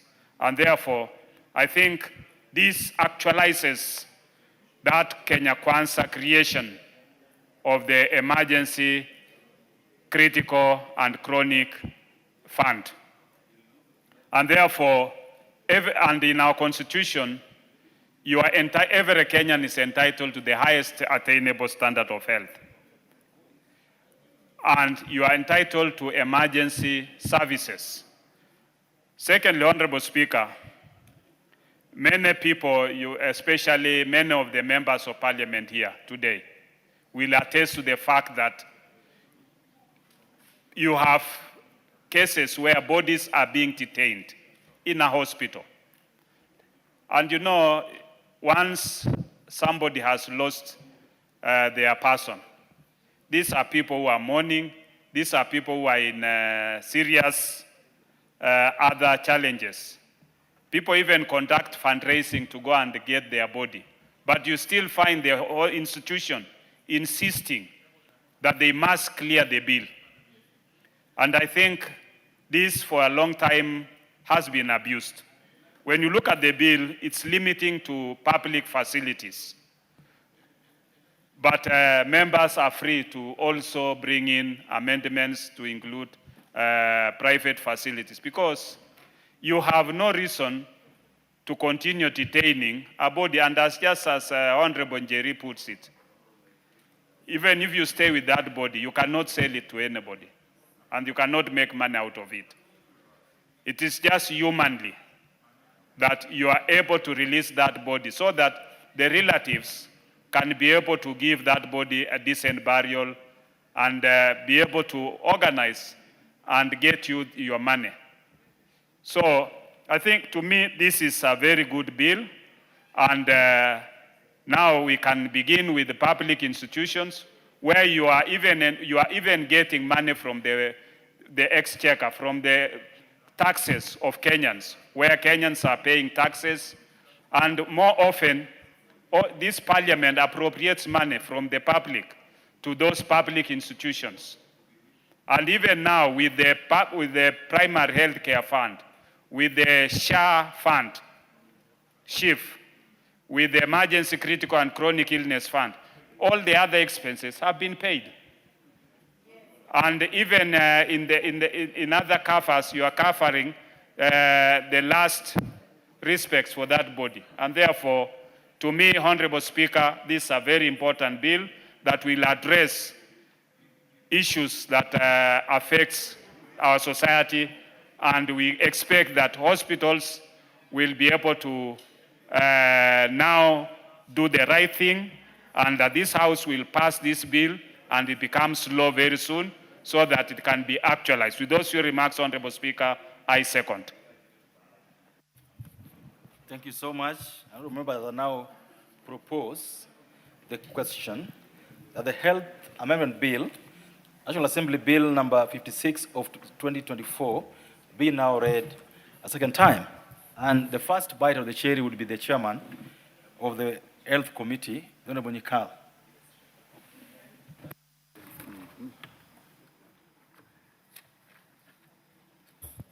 Thank you, Mr. Speaker, to give me opportunity to contribute to this bill. Mr. Speaker, this is an extremely important bill, and this is not the first time we have had proposal for this bill in this House. Actually, I think this is the third time, but this actually has gone relatively differently. It went through the committee, and the committee actually gave full support for this bill.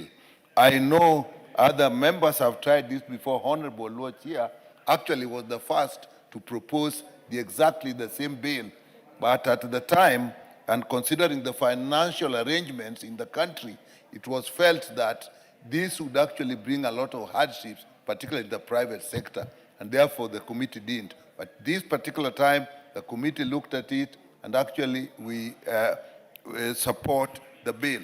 And Mr. Speaker, the object of this bill is actually simple. Is access to emergency treatment, whether you have money or not, at that critical point when your life you can lose your life or you can recover, but with very severe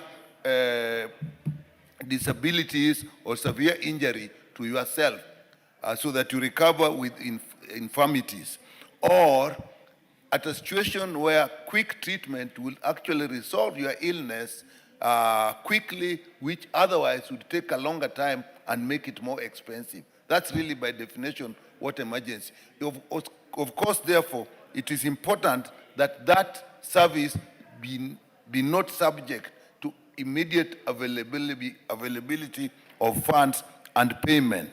Then the other one, Mr. Speaker, is the detention of bodies to enforce payment. Obviously, this is something that many people have suffered through, and there's been a lot of public outcry, and bodies have been detained, people have suffered, and therefore, this is something that, again, we should address. And this bill, in the form that it is actually referring to public health facilities, which is okay, but if you look at that, it's a bit discriminatory. And the committee has actually looked at the bill and proposed a number of amendments, which will include also applying in private health facilities. There will be other amendments that we will take into consideration, but in principle, we support it.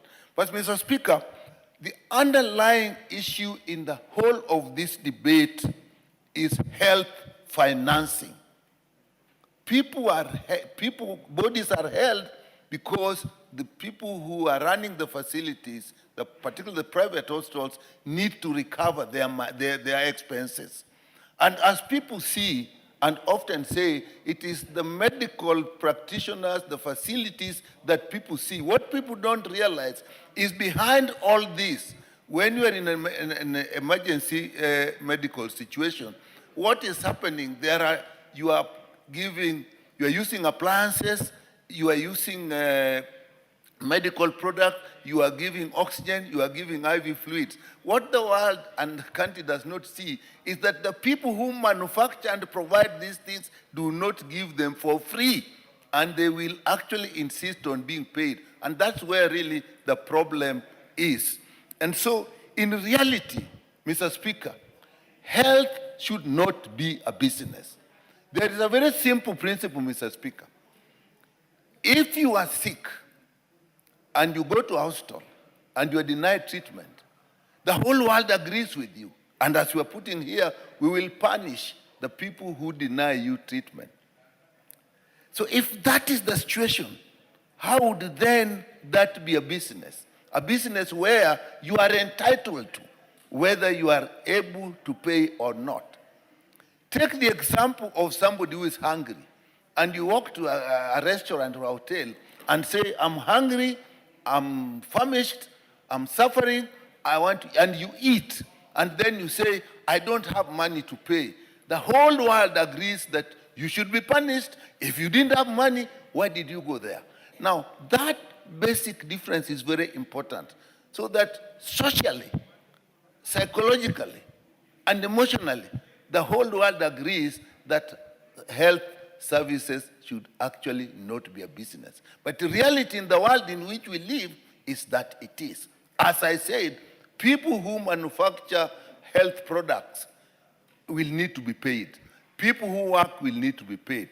But I think in our circumstances today, we are making efforts. And the reason why the committee had earlier rejected the same bills and now accepted it is because we have put in law provisions that if they're working should actually make it possible for payments to be made.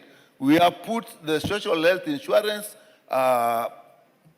the social health insurance law in place, the funding in place. We have put the emergency and critical care fund in place. We have put the primary care fund in place. But however, Mr. Speaker, we have a framework which can make this possible. But I must say, this is something we must work very hard on. SHA, for example, really must work. I know it is starting to work a little bit, but there's still a lot of issues that we need to actually look at, and this will bring a report here that will indicate what can we do to improve it.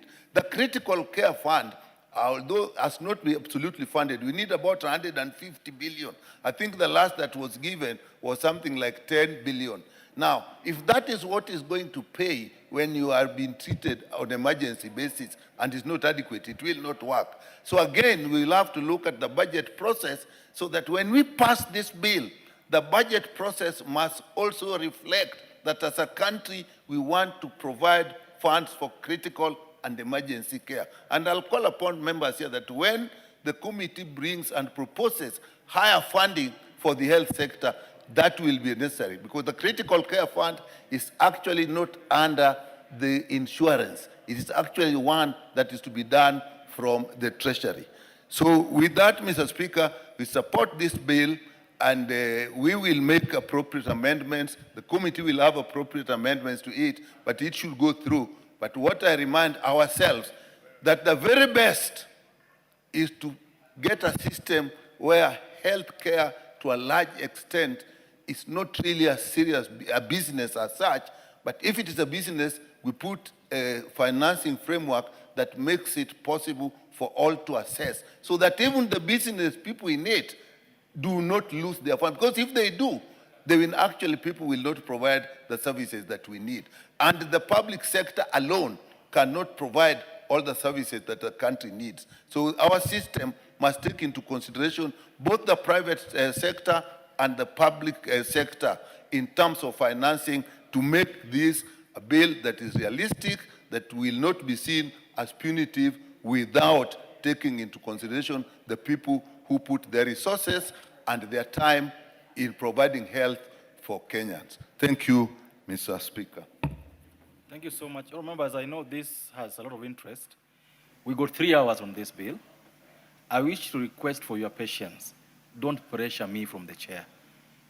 Only one person will speak at a time. So as I give the member for Molo a chance to contribute on this, I want to request you, don't come here to pressure me. I'm going to follow the list the way it is. It's 3 hours, only 11 requests. So everyone will have a chance to speak. Go ahead, member for Molo. Thank you very much, Honorable Speaker, for giving me this opportunity to contribute to this very good bill drafted by the formidable lawyer, the Honorable Member for Kirinyaga County, the Honorable Njeri Maina. Honorable Speaker, this bill is seeking to amend the Health Act Cap 241 so that it aligns with our Constitution. Article 43 of our Constitution that gives the right to health, and Article 28, Honorable Speaker, of our Constitution that gives the right for human dignity. Honorable Speaker, this bill is seeking to do two very major things. One, to make it now essential, mandatory for doctors and health institutions to give emergency attention or emergency care to any patient that goes to those hospitals, irrespective of whether they have money or not, Honorable Speaker. And this is also a big call, Honorable Speaker, in as much as we're putting this into law, to restore the humanity that we had for health professionals, whether they are doctors or nurses, Honorable Speaker, because the cases that the Honorable Member demonstrated of people who have been denied medical care, and there are so many of them, Honorable Speaker, who have died, waiting for medical attention, and it is an emergency, Honorable Speaker.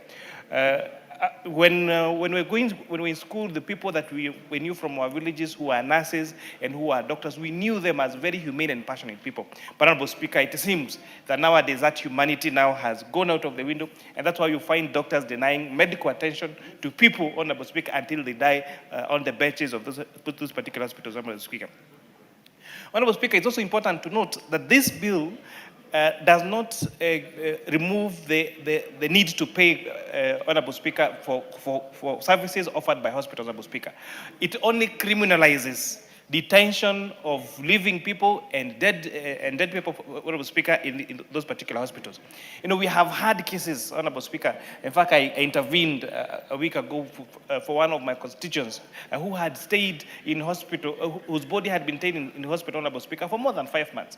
Honorable Speaker, it will even be logical sense for hospital, Honorable Speaker, you end up spending more money on that particular body in hospital, or you end up spending more money on that particular patient that they're putting in the hospital, Honorable Speaker. It will make more sense for you to release them at home so that those hospitals do not continue to incur other expenses, Honorable Speaker. But it seems now that the hospitals are not doing this, that is why it now has been necessitated to come up with this particular law, Honorable Speaker. Honorable Speaker, I would also like to speak to the costs of medication, Honorable Speaker, and especially for private hospitals, Honorable Speaker. Although the bill is seeking to criminalize this only in public hospitals, Honorable Speaker, but I wish the Health Committee would come up with amendments to also make it for private hospitals, Honorable Speaker. I was interacting with one of my friends over the weekend, Honorable Speaker, and was telling me of a hospital, for example, in Nakuru, that is asking for a deposit of 80,000 shillings for just a hospital bed, Honorable Speaker. Even the most, even five-star hotels, Honorable Speaker, in this country, per night is only 30,000 shillings in the most expensive hotels. So why are hospitals asking for a deposit of even 80,000 shillings for just a hospital bed? And all they need to do is a small bed. The hospital, the patient need to sleep, Honorable Speaker, chai asubuhi, lunch and dinner, Honorable Speaker. And most of them don't even feed well, Honorable Speaker, because they are sick. So this issue of charging 80,000 shillings for a hospital bed, even for private hospital, Honorable Speaker, should be looked to and be made illegal, Honorable Speaker. We have the other charges, Honorable Speaker, for private hospitals. You know, private hospitals play a very critical role in supplementing what is done in public hospitals. And therefore, it's a good thing that we have businesses, we have entrepreneurs that have invested in these hospitals as a business, and that complements the work that is being by public hospitals, Honorable Speaker. But that should not be at exorbitant fees, Honorable Speaker. In some hospitals, the cost of removing a tooth, just removing a tooth, is over 10,000. Kutoa meno tu. You know, these charges that are being charged by these private hospitals, even if it's a business, they are very exorbitant. And I think the Ministry of Health needs to come up with regulations of how much should be paid for which service. The same way, for example, in SHA, Honorable Speaker, where it standardizes the fees for consultation for all medication, Honorable Speaker, there should also be regulations that standardizes how much is charged by hospitals, Honorable Speaker, even by private hospitals, Honorable Speaker. Because in as much as we appreciate how they are supplementing the work of public hospitals, Honorable Speaker, some charges are too exorbitant, Honorable Speaker. And with that, I beg to support this particular bill by the Honorable Member and congratulate the Honorable Njeri for doing such a very good job. Thank you, Honorable Speaker. Thank you. The Honorable Rueda Obo. The next one in line is the Honorable John Gitonga of Manyata. Thank you, Honorable Speaker. And I will start at foremost by congratulating my colleague, Honorable Njeri Maina. And Honorable Speaker, also congratulating the House on a priority on private members' bills so that members can be able to impact their life in this House, Honorable Speaker. Honorable Speaker, I rise also to support the bill, and I believe this bill aligns very well with the spirit of our Constitution under Article 43, Honorable Speaker, subsection 3, on issues to do with social security. Honorable Speaker, health is a very critical issue, Honorable Speaker, in this nation. And Honorable Speaker, many of the honorable members who are here today will agree with me that everybody has a case in his constituency or in his county on a detained body, Honorable Speaker. And mostly it is happening in our public hospitals. Honorable Speaker, last week I was dealing with a case in my constituency of a body that has stayed in hospital for 4 months. and the family has taken trips to a hospital in Kikuyu, Honorable Speaker, close to 20 times, requesting for waivers. We write letters, Honorable Speaker, but the family had stopped the mourning. People had contributed all they can contribute, but because the bill is big, Honorable Speaker, the body continue being detained. And Honorable Speaker, this bill speaks to the humanity of this House. This bill, Honorable Speaker, speaks to the conscience of our nation, Kenya. That, Honorable Speaker, when somebody loses a loved one, what remains of that person is to get closure and continue with their lives. Detaining a body, Honorable Speaker, is the worst type of torture for a family that has lost a loved one. Honorable Speaker, I would not wish any person in this nation to experience somebody who has lost their lives and they have been detained. And Honorable Speaker, to prove that, we have seen even those that die outside the country do harambes, even when they are unable to raise the funds to have the bodies of their loved one brought back to the nation, to our nation for burial, Honorable Speaker. And this speaks to our culture. This speaks, Honorable Speaker, to our religion. Honorable Speaker, our Muslim brothers have in their religion that they're supposed to bury their loved ones within a day. And we have seen it many times, including honorable members. When a family is unable to bury their loved one because the body has been detained, it means that, Honorable Speaker, even they feel lost in terms of the religion, Honorable Speaker.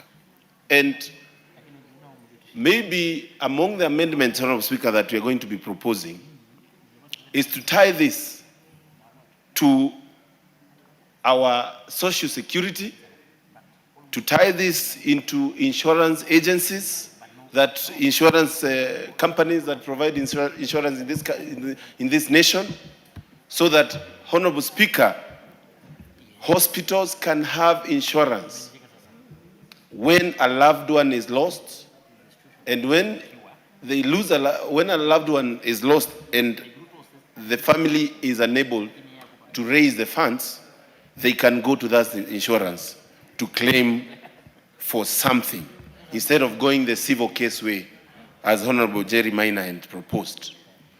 I also want to propose, Honorable Speaker, another amendment that is very important, is to also give a timeline so that it doesn't mean that every single body that has died in hospital, the family negates the payment knowing very well there is law to say release the body immediately. We need to put a timeline, maybe a week or two, for ensuring that there is also some effort from the side of the family to have the body of their loved one getting buried, Honorable Speaker. Honorable Speaker, I can't finish my contribution without saying this House must critically look at the health sector of this nation. And without a doubt, Honorable Speaker, I'll say that yes, we have passed laws here, including the ones that established SHA and SHIF. But we need to agree that our health sector in this nation is ailing. The myriad of challenges, Honorable Speaker, cannot be underscored by this House. We have equipment in our public hospitals that are not working. Many of our hospitals, level 5s and level 4s, are actually hospitals that are not in operation. And it is a deathbed of many of our loved ones, Honorable Speaker. We have seen the program that was started by the former regime, Honorable Speaker, of the equipment. Many of those equipment are not working today. And it means that the deaths that we want today to pass and say that they should not be detaining the bodies, Honorable Speaker, we will have more of those if we don't work and put health first, Honorable Speaker, in this House. Honorable Speaker, Article 43 is very clear on the right of Kenyans when it comes to health care. And one of the purpose of this House is to push and ensure that our Constitution is well obeyed. If it is a county government, we must ensure and call our brothers in the upper house, in the Senate, Honorable Speaker, to ensure and compel health care systems that work in the counties so that, Honorable Speaker, we don't continue facing the challenges that we are facing. Honorable Speaker, we raised some issues here with the Ministry of Health last year. Some of them involved an equipment that was supposed to change the diagnosis and treatment of cancer in this nation. The CyberKnife, Honorable Speaker, equipment in the KU hospital, Honorable Speaker. That equipment that was launched in the year 2023, even today has never operated, simply because we don't have a technician to use such an equipment. It speaks to lack of seriousness when we are investing in serious equipment and using public money. I call upon this House to work this year to ensure that we do pass laws and compel our health care to work, Honorable Speaker. SHA is also something that is not very clear. We need to pass laws to ensure SHA works for the people. How comes, Honorable Speaker, me that is paid by government every month, contributes monthly, but when a hustler, a matatu tout, gets to pay SHA, is told to pay for 2 years? It is not right, it is not fair, and Honorable Speaker, those are things that are ailing our nation.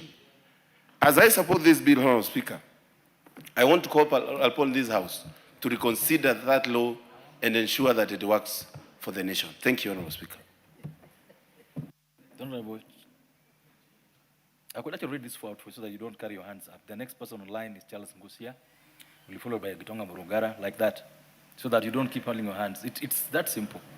Honorable Ngusia. Thank you, Mr. Speaker, Honorable Speaker, for this opportunity to contribute to this critical bill, actually, which has been done by Honorable Jerry. Congratulations, the lady from Kirinyaga, who has done a very good bill. Mr. Speaker, this bill is killing two birds with one stone. Number one, it is going to criminalize, or rather illegalize, the retention of dead bodies. And also, it is going to ensure we are going to streamline emergency treatment of emergency cases in our hospital, Mr. Speaker. Mr. Speaker, I note with concern that Kenya ratified international treaties that actually compel, or rather forces the state to respect and to protect and, of course, fulfill the right of health as enshrined in our Constitution. And that is why this bill is so important. It is going to align with the international standard and also live into the spirit of our Constitution 2010 we assented. Mr. Speaker, I recall last year, I tried actually to sort out a mess in my constituency. The body was retained in hospital for 2 years, and it had accumulated a mortuary bill of around 2 million shillings, Mr. Speaker. And it took me an intervention actually to help this family to get that body. And these are some of the things we want to sort out completely.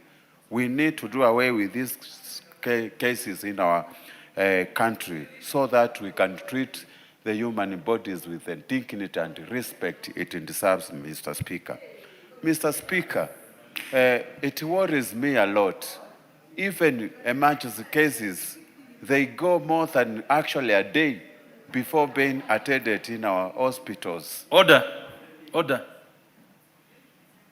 Go ahead. There's a member from, I think this one is from Baringo. This first-time MP who keeps interrupting and pointing at the speaker with his fingers. It's unparliamentary. Go ahead. Thank you, Mr. Speaker, for this intervention. It's indeed Gadoni Wamushomba and Babu Owino who are interfering in the process of the House, the flow of the House. Mr. Speaker, I was actually mentioning some of these emergency cases in our country, they go even a day without being attended to. And it is high time we define what is an emergency case. If an emergency case is occurring, it should not take more than 10 minutes in hospital without being attended to. You end up somebody either breaking a leg or any part of the body, and you will end up staying in hospital for more than 6 hours without being attended. I don't know, opening the files, paying 2,000 shillings. This issue should go direct to the doctor and be attended to without hesitating, or rather compelling the patient to pay the bills, Mr. Speaker. So this bill is very important for us as a country. And it is unfortunate we have commercialized our health sector. We should not be prioritizing on issues of money. Instead, we are supposed to prioritize saving lives and even saving people from going through difficult times, Mr. Speaker. With those few remarks, I note it is very important we actually treat this bill very seriously, make sure proper implementation is done so that we can restore dignity and also to align with the international treaties we have assented to, and also to live in the spirit of our Constitution 2010. With those few remarks, I fully support and congratulate the Honorable Member for bringing such a beautiful bill in our House. Thank you, Mr. Speaker. Mrugara, followed by the Honorable Babu Owino. Oh, Babu is there. All right. Thank you very much, Honorable Speaker. Honorable Speaker, allow me also to stand and support this bill unreservedly, because it's a very important bill, especially as regards our health sector in the country, which is sector to some extent has challenges, which challenges must be overcome from time to time. It's important we thank Honorable Njeri Maina, the member for Kirinyaga, for doing this. She's always an astute lawyer, young lawyer, who performed very well when I sat with her in the Justice and Legal Affairs Committee. And with the whole expanse of our legal career ahead of her, Honorable Njeri, you're going to do well, and we wish you the very best as we continue in this country. Honorable Speaker, matters health are constitutional rights. In fact, it's part of the basic human rights in the country, and if anybody has any doubt to this, look at Article 43 of our Constitution. Therefore, this being a constitutional right, we as a House of Parliament, the National Assembly, we must do the best we can to ensure that we have the best legislation that governs matters health. Upon passage of this bill, it will go to the Senate. And we must implore on the Senate also to move with speed, pass this bill so that it is assented to. And we'll be also pleading with the President of the Republic of Kenya to assent to this bill so that we can realize the fruits of what we are legislating on here today. We know very well health is devolved and the national government has only policy to deal with. Our hospitals are run by county governments, and there isn't much right home about when it comes to what county governments do, especially in the health sector. We have said from time to time that in fact, possibly we were wrong to devolve health. It should have remained to the national government so that we leave county governments to deal with the mundane issues like control of gambling and what have you, mundane things that do not touch on general Kenyans' livelihoods. Be that as it may, we must implore upon the governors to ensure that our hospitals are working, they are working well, and Kenyans are able to reap fruits of their health sector and laws like this one, which we are promulgating today. It's important to note that health, and especially the practice of medicine and law, are the oldest professions in this country. Professions properly called, there are other professions which really are not professions but trades. But as professions, you will all recall that when it came to practice of law and the practice of medicine, there were no payments. These were pro bono services that were being offered by doctors of yore and lawyers of yore, those who were there before those times. However, today, greed has crept in to both the professions, and even as we admonish the medical practice, lawyers also cannot escape unscathed. So what are we supposed to do? We are supposed to ensure that when it comes to medicine, you save life first, not you look at profit or you look at the monetary gain you are making from the practice. Therefore, how does a person who comes to hospital critically injured, you are detained as your relatives look for money to pay a deposit so that you can be admitted into hospital? Sincerely, I do not think this is for this season, or it is for this age in time. We should now be moving to universal health care, where you move into hospital, you are treated first, and the money comes second. Therefore, the issue of deposits should actually be legislated against, so that you do not have to have any deposits when you appear in the hospital on an emergency basis. Now, the second issue that we are legislating on today is on dead bodies, such that a hospital worth its salt would decline to release a body purely because the hospital is owed some medical fees. And the question being posed by these members of parliament is, what is the benefit of holding that body? What do you reap from holding the body? What are you going to do with it? Absolutely nothing. It's purely to cajole and get relatives into more agony and trouble, because they have to look for money to pay that bill before they lay to rest their loved one. This cannot be justified in any way, and the hospitals must be admonished for even trying to retain security so that this person will come back to claim the body and claim the security. You'll be told you have to leave behind your ID card. How can anyone detain your ID card, your only mode of identification, especially in the rural areas like Tharaka, where really there are no passports or any other way you can identify yourself? You are told, leave behind your ID card. You are told, bring a title deed.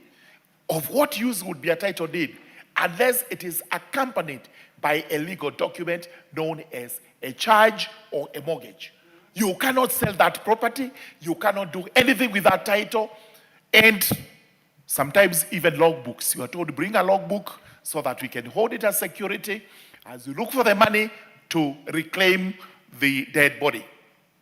Unfortunately, for a logbook, you need a charter's mortgage. And without that, you can do nothing with those documents. And I laud Kenyans who are ingenious, because for the ID, the following day you just walk to a police station, report that the ID is lost, and within a span of 1 month, you have a new ID.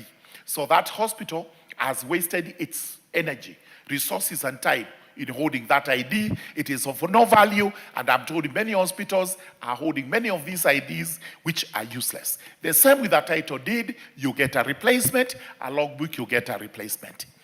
Let us go back to the old days, as we said.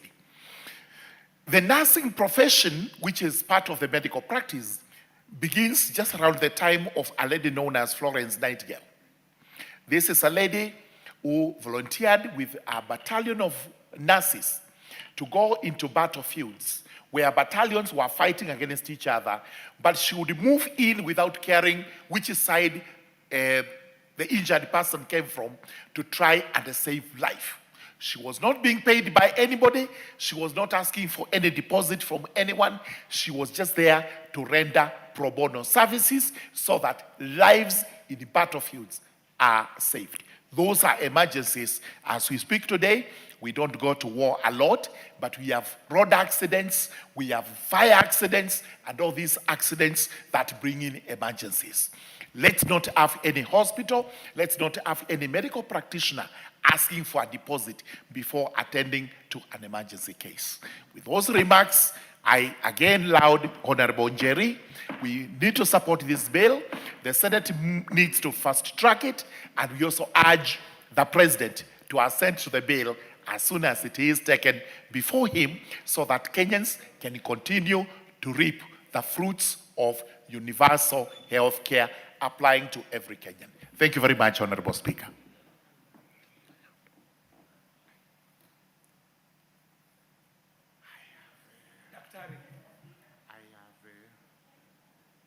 I already gave out the person speaking next. Thank you very much, Honorable Speaker.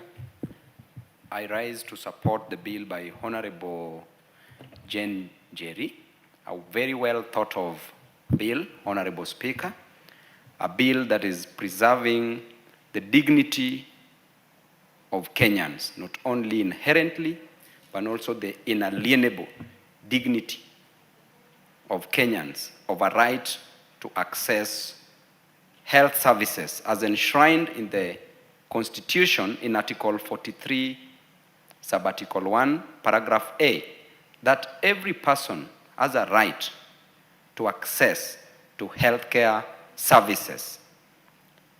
And in addition to that, Article 42, Article 43, Subarticle 2, further breathes life that every person has a right to access any emergency treatment.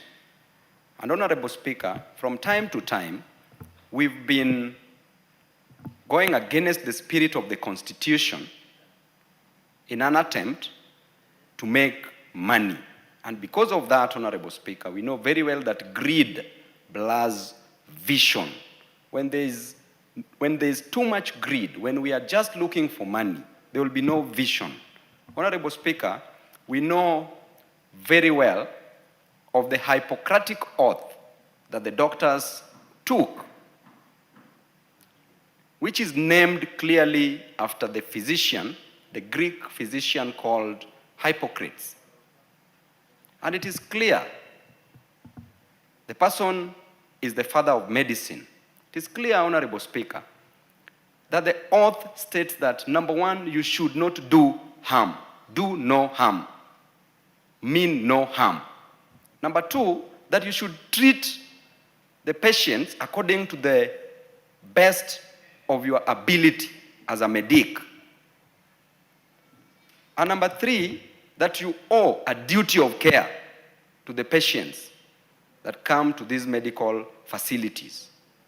Further, there is an oath taken by the nurses, the Nightingale Pledge, which was created in 1893 in honor of Florence Nightingale, that do no harm, that you need to practice nursing faithfully, just as doctors should practice medicine ethically.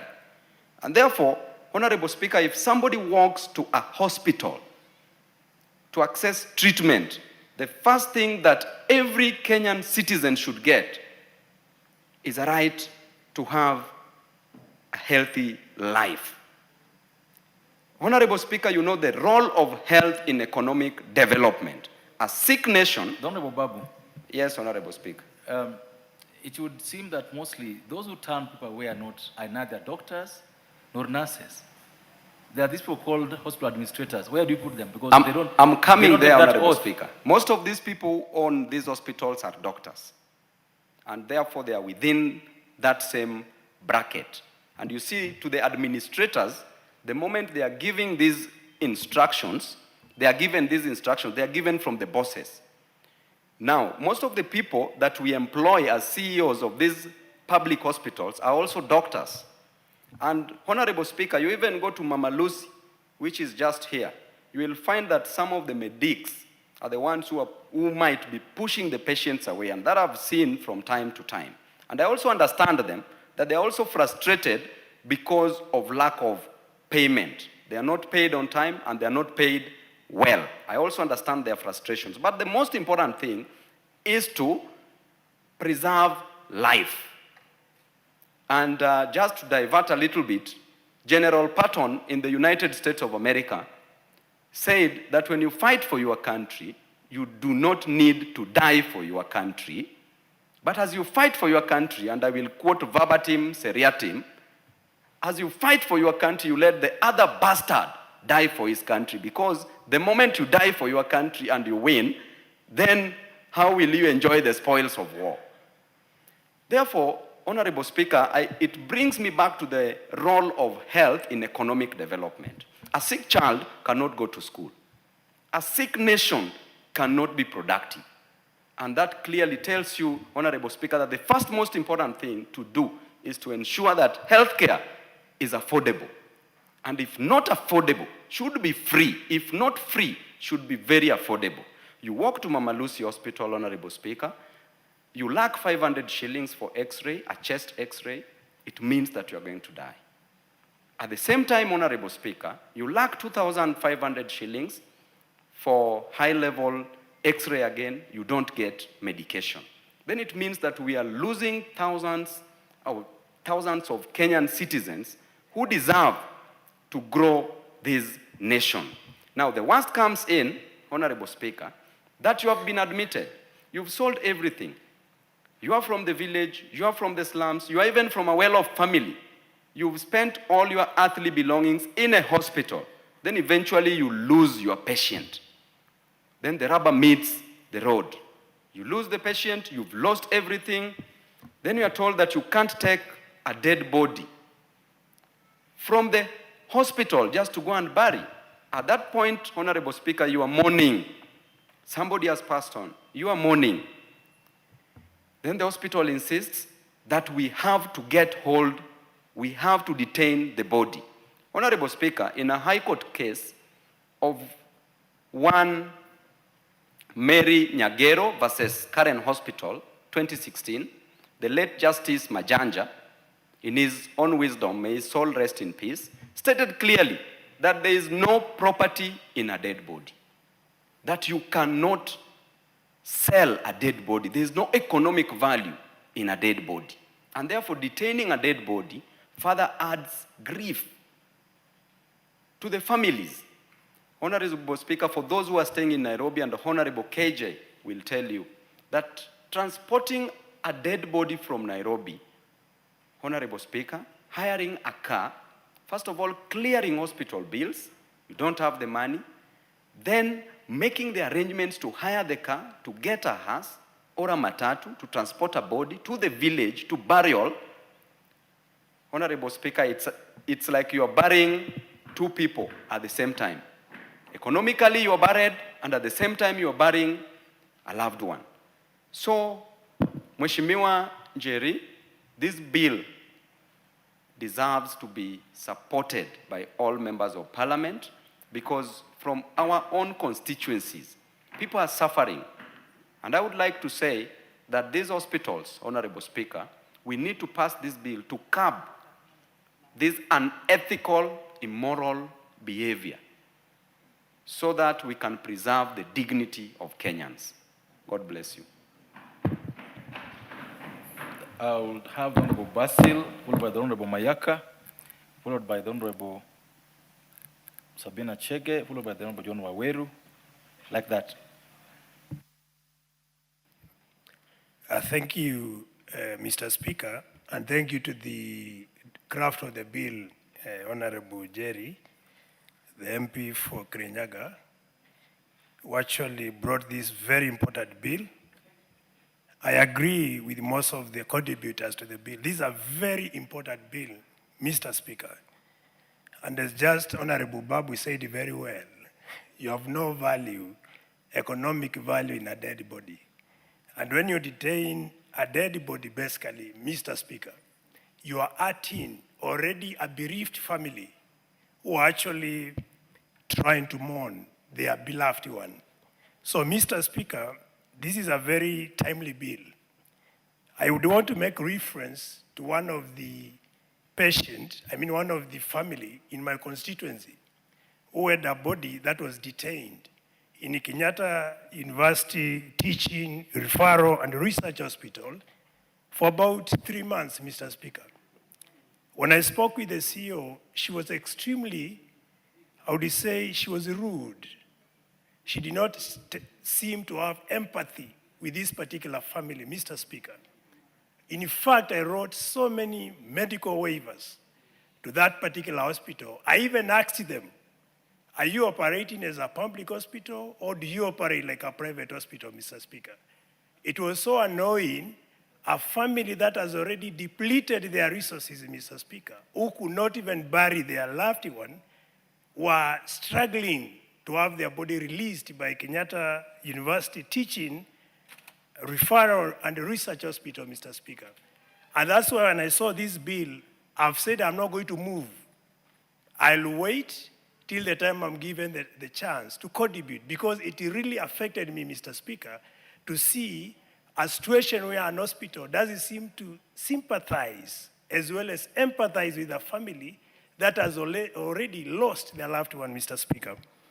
I don't think, Mr. Speaker, there is any family that deliberately would decide they don't want to pay medical bills for their patients or even for their loved ones, Mr. Speaker. It is a situation that puts people in that circumstance, Mr. Speaker, where economically they are crippled.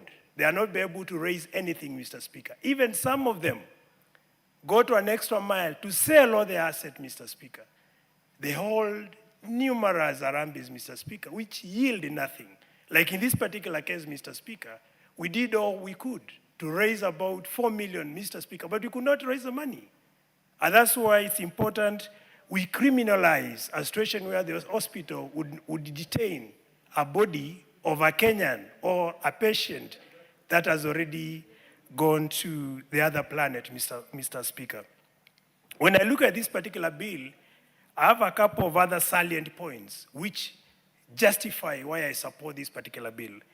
And I want to say categorically the bill, in addition or in consideration that it also aligns with Article 43 of the Constitution, particularly Subarticle 1 down to Subarticle 3 on the right to health, Mr. Speaker.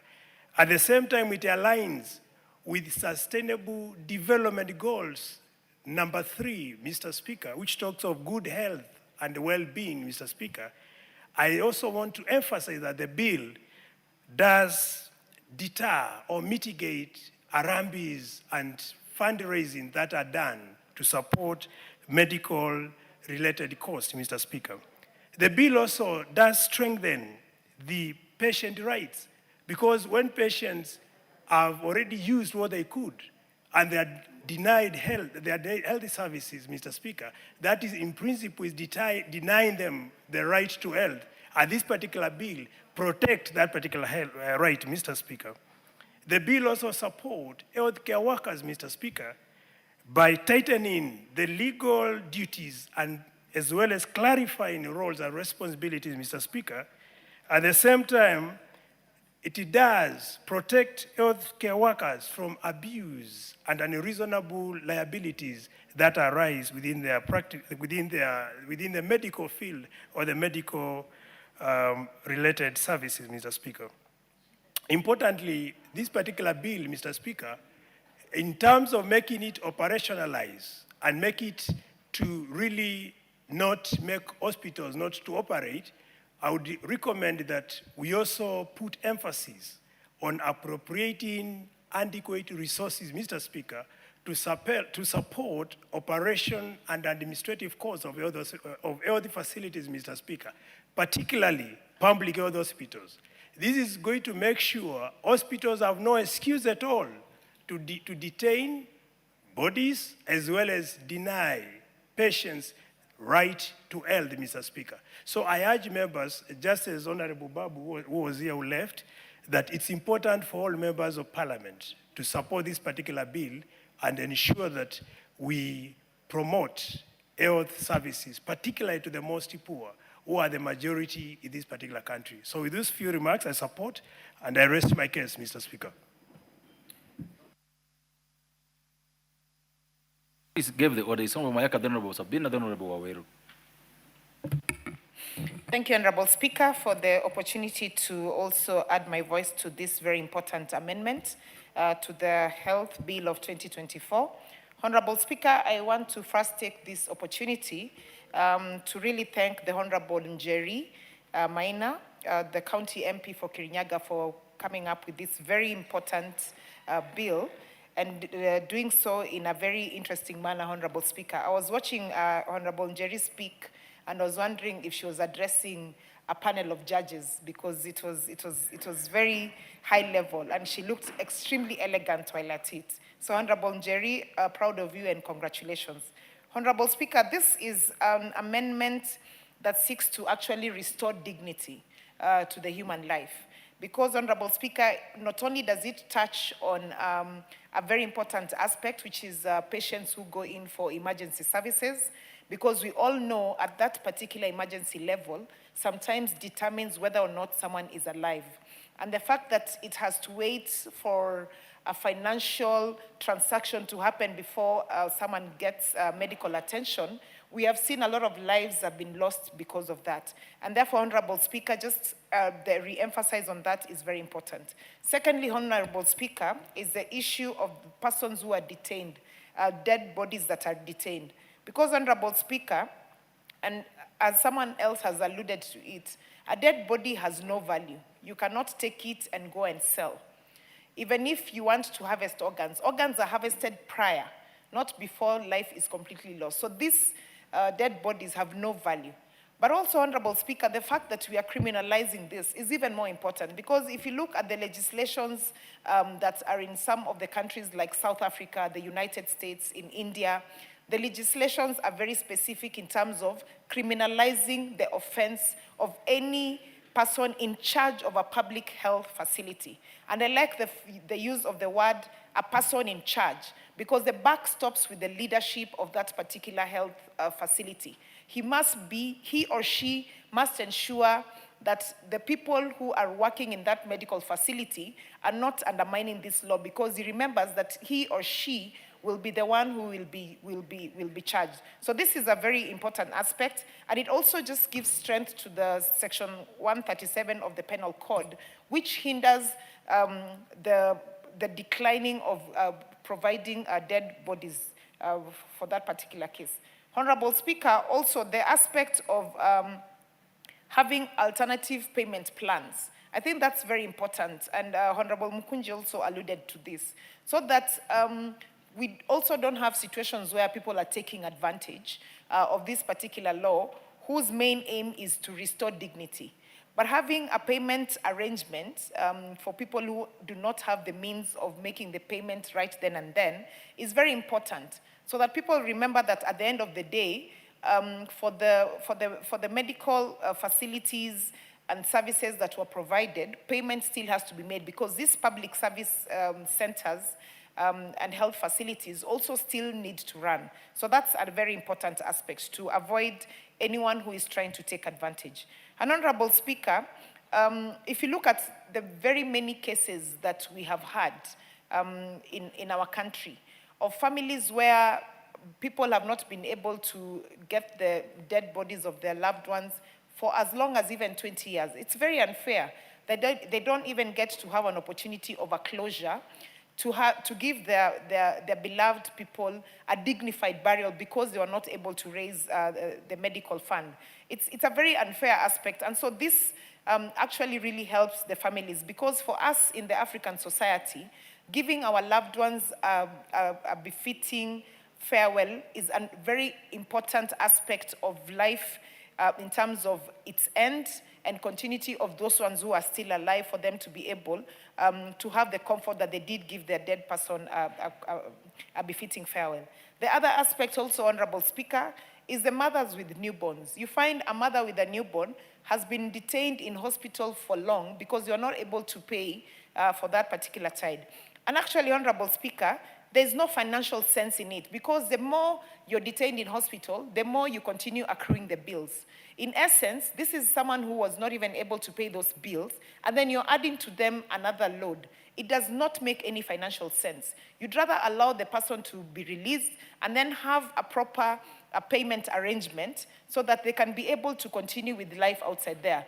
Because you can imagine, Honorable Speaker, what it does to a newborn child, even if they're not able to speak or defend themselves, the kind of life that they're just in the hospital bed, they've not been able to go and stay at home. For even the mother who has just had that child, and they're not even able to leave the hospital, despite the fact that they do not have any medical issues with them, that they're just seated in a medical facility because they're not able to pay these particular fees. So, Honorable Speaker, I just want again to retaliate, and especially in terms of what the bill is speaking to, because the bill is very specific in terms of public health facilities, and number two, the aspects of criminalizing any offenders to this particular bill. I think those are two very important aspects to this particular amendment, and therefore, with those few remarks, I'd like to just register my support for this bill, and I thank you.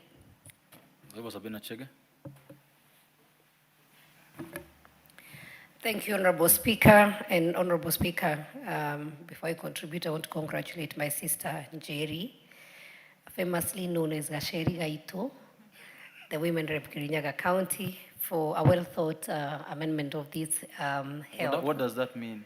Gasheri Gaito is our Njeri, our small Njeri. Yes, so it's so it is to show that the Kirinyaga people, and even the people who speak this language that I also speak, like and admire her. We admire her leadership. She's courageous, despite having a small body. But she's very, very courageous, and at the same time, are very smart. Among the smartest women reps we have in our region and in Kenya. So congratulations, Honorable Njeri, for thinking about how we can be able to sort issues. And I always say, in this house, Mr. Speaker, we have solutions. Sometimes we look for solutions outside. Sometimes we'll go and complain to the people on what the government is not doing or what they ought to do. But we have a solution here. And I'm happy that this is, as she moved the motion, she said, it doesn't belong to any political divide. It belongs to every Kenyan. And Honorable Speaker, especially the members of this house, almost every day, every weekend, you get calls from the constituents asking for help. Mr. Speaker, I think I've written endless letters to hospitals, trying to beg CEOs, hospitals management to release dead bodies.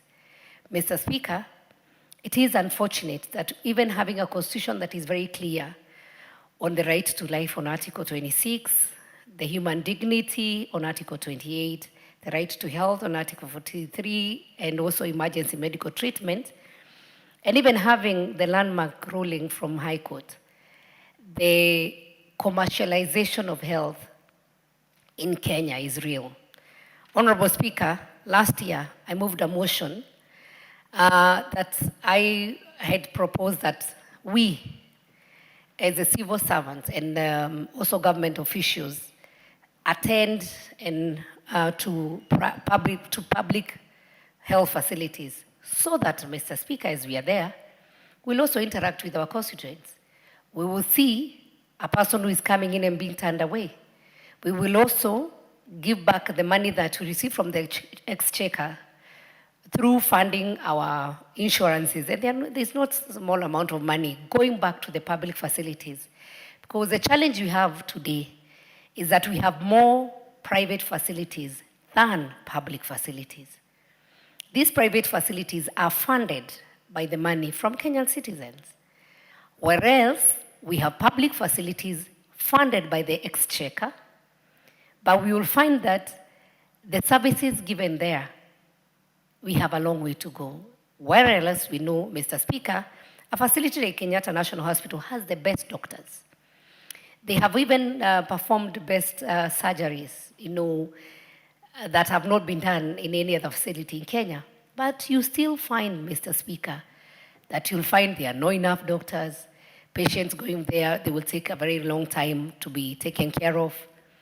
Emergency section, Mr. Speaker, we find that Kenyans are still taken back. Mr. Speaker, what do we talk, when we say about emergency, what do we mean? It is not something that was not planned. Maybe a fire, there was a fire and cases of fire. Maybe there was an accident, Mr. Speaker. When such a person rushes, the person is taken to the nearest health facility. So to go and ask such a person, give me 200,000, 100,000, where will they get it from? Honorable Njeri, when she was moving, she mentioned about my friend, the late Betty Bayo. Well, she went to a facility and they have to wait from 3 a.m. to 6 a.m. for people to wake up so that they can be able to give the money for deposit for her to be admitted.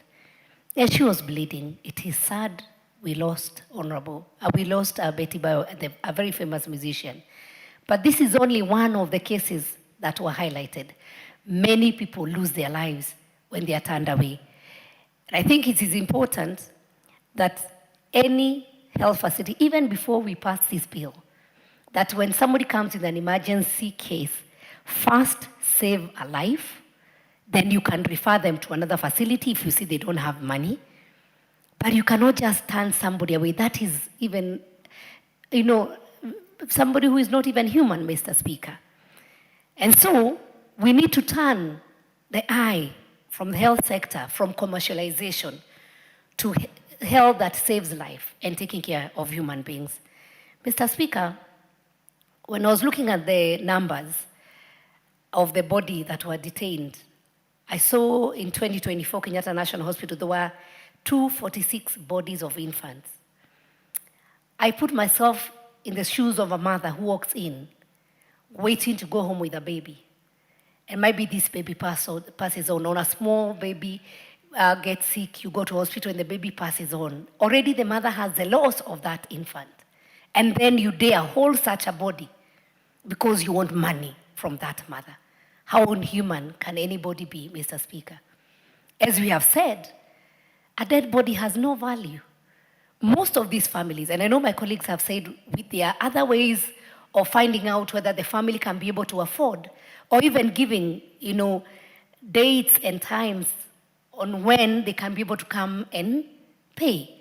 So the first problem, somebody came in or brought a relative, and then the person passes on. So it's already painful, the family is going through a loss. Very few Kenyans, even religiously, there's some religion that they want to bury their kin immediately. But if they are not able to get that body out, it will not just because they want to run away from paying. It can't be, Mr. Speaker. It is because they do not have. A hospital and a facility like the Moi Teaching Referral Hospital has a very clear, and I want just to say, when I was the chair of health, we visited these facilities. The Moi Teaching and Referral Hospital has a very good social support. And so the social worker, by the time you walk in the hospital, by the time you even get admission, the social worker is able to tell that family at the end of the day they'll manage to pay or they'll not manage to pay. Here we are talking about dead bodies being detained. But Mr. Speaker, even people who get well, a mother delivers, then you are detained in a hospital, you have to share a bed, or you have to sleep on the floor, because that hospital wants you to pay. No one would want to stay in a hospital even after one day when you are discharged, Mr. Speaker. So even as we do this amendment, we need to look at the law again and see How do we then make sure, and especially the social department of the hospital, such that by the time a person is being released from hospital, if a person dies, the hospital already knows this family is needy. We cannot be able to push them further. Let them first go bury their kin, and they can commit themselves that when we get this amount of money, we can come and pay. If it's emergency, once life is lost, it is lost. But if you save a life, you can be able to give that person a chance to go back, maybe recover, go back to work, take a loan, or even get money, do harambe, and bring back. So I wish to urge, even as we pass the law, because laws are passed, Mr. Speaker, but the implementation of law is another thing. So if there is already a high court ruling on the same, why are we still having bodies detained in hospitals? So we need to have a way of these hospitals having to release these bodies so that the kin or the families can go and bury, and then they can be left with a clear way on how they can be able to sort the bill. Mr. Speaker, let me speak about SHA, because SHA has a component of emergency. And Mr. Speaker, if the SHA had covered only level 6, emergency happens and one is taken to the nearest facility. So we may need to relook, and I know the health committee members, some of them are here, if there is a way we can be able to look at what level is this emergency care being given at, so that even if you are rushed to the nearest dispensary, you are taken care of. If it's a level 1, level 2, level 3, because emergency is for somebody to be taken care of. Mr. Speaker, and I want just addition of 1 more minute, I want to say something about also emergency handling, because that is something that we also need to look as a nation. If somebody gets an accident today on Thika Superhighway, where do they get an ambulance? 1 more minute. Thank you, Mr. Speaker. Where do they get an ambulance? So we should be having a shortcut, like the way I know if I want to apply for Nyota, I'll do *54#. So if there is an emergency that happens on whichever highway, Nakuru Highway, then how can those people access to emergency care so that there's an ambulance? Number 2, handling of our patients. The majority of Kenyans are... Thank you, Mr. Speaker. Majority of Kenyans are dying because once they get an accident, you find people with pangas trying to cut the cars, trying to pull people out. So they actually don't die because of the accident, but the handling. So once we have that number of emergency, we also need to have professionally trained people so that if there's an accident, it's not the business of the people who come to steal phones, to come and try to pull people away. So you pull somebody, you cut off the leg and leave it in the car. So that if there's an emergency and there's an ambulance, the people who are well-trained personnel can come and handle the accident victims and take them to the nearest facility. I thank you, Mr. Speaker. I want to congratulate Honorable Njeri, and I support the amendment. Thank you very much. The Honorable KJ. Mr. Speaker, I must thank you and also wish you a happy new year and great leadership in this new session, as you always do by guiding this parliament with your very great leadership skills. Mr. Speaker, I also take this opportunity to congratulate and thank the county MP for Kirinyaga for coming up with this very crucial bill that is extremely timely at a time when country is considering its healthcare and healthcare legislation. I want to thank Honorable Njeri Maina, who is also in a way my county MP, let me say my in-laws county MP, and must thank her for such amazing legislative work in the House. And this is what Honorable Njeri, you are elected to do in this House. Mr. Speaker, this amendment is seeking to amend the Health Act Cap 241 of the laws of Kenya so that it is able to provide for access to emergency treatment and healthcare services prior to the payment of prospective medical costs by users. And Honorable Speaker, why this becomes an important piece of legislation is because we know that we are losing lives uncountable when Kenyans are not able to access emergency healthcare or healthcare at whatever level because of the requirements for payment ahead of medical care. Mr. Speaker, this becomes a critical concern for us who are in legislation, and especially at this time when we are very careful about what we are doing in the space of the medical services, up to and including the new legislation that this House has passed that has enabled for a new regime of management of healthcare in this country, up to and including the changes that we are making as a House in regard to how health is covered, even in its payment and insurance, which has been a journey that this 13th Parliament has walked. And so what the Honorable Njeri Maina brings to the House is not only timely, but very critical, very useful, not only to the people that she represents, the people of Kirinyaga, but also to the country of Kenya. I must also congratulate her for very ably moving these, and we can see that her training as a legal profession does bring some good value to this House. Mr. Speaker, my attention is drawn to her recommendation on the amendment of Section 2 of CAP 241, where, in part, she is seeking to amend this section by deleting the definition of emergency treatment and substituting it, therefore, for the following new definition, that emergency medical treatment means the necessary initial or immediate medical care that is administered to a critically ill or injured person to avert or prevent death, disability, unnecessary morbidity, or worsening of a medical situation. Mr. Speaker, the case of a known musician in the name of Betty Bayo has been brought up in this debate this afternoon. And Mr. Speaker, this is where legislation becomes a matter of life and death. That if these amendments that Honorable Njeri Maina is pushing today, chances are that we probably would be having this great and celebrated daughter of Kenya still alive if we had been able to have passed these ahead of the tragedy that occasioned the death of this amazing daughter of our country.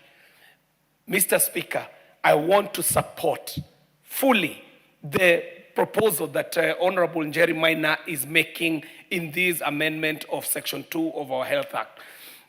Mr. Speaker, there is also a perennial problem with our healthcare system in Kenya, where Kenyans are occasioned to a situation of double jeopardy, where a family has lost a loved one, and in addition to the loss of a loved one, they now have to again contend with bargaining and dealing with medical care providers so that they may be able to get the body of a lost loved one, for them to be able to inter the body or conduct the final rites.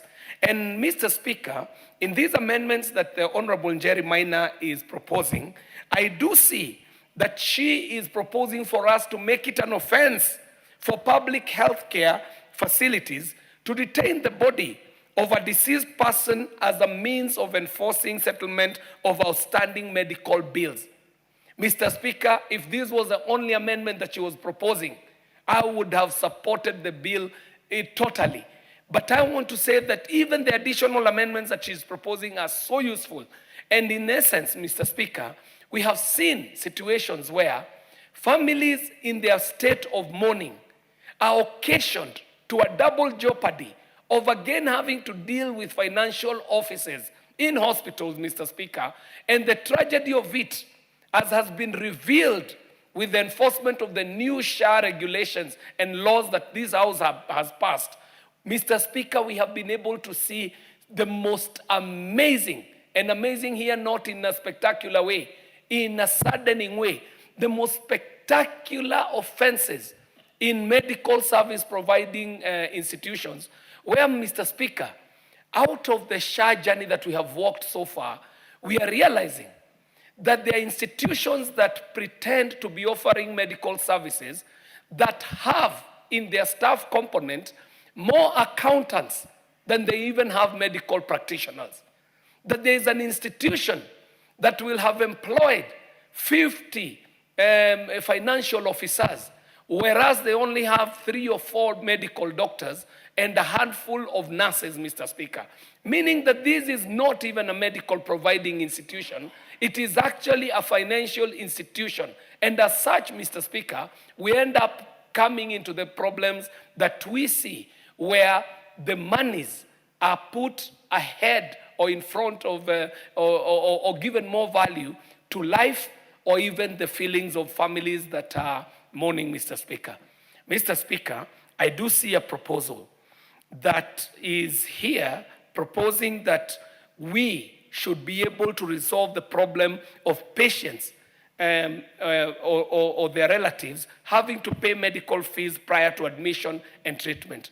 Mr. Speaker, this is critical. The emergency unit of any hospital should live up to just that word, emergency unit. That, Mr. Speaker, before the admission of any patient, any processing that should happen should be the vitals, the medical vitals that are undertaken for the patient to be admitted.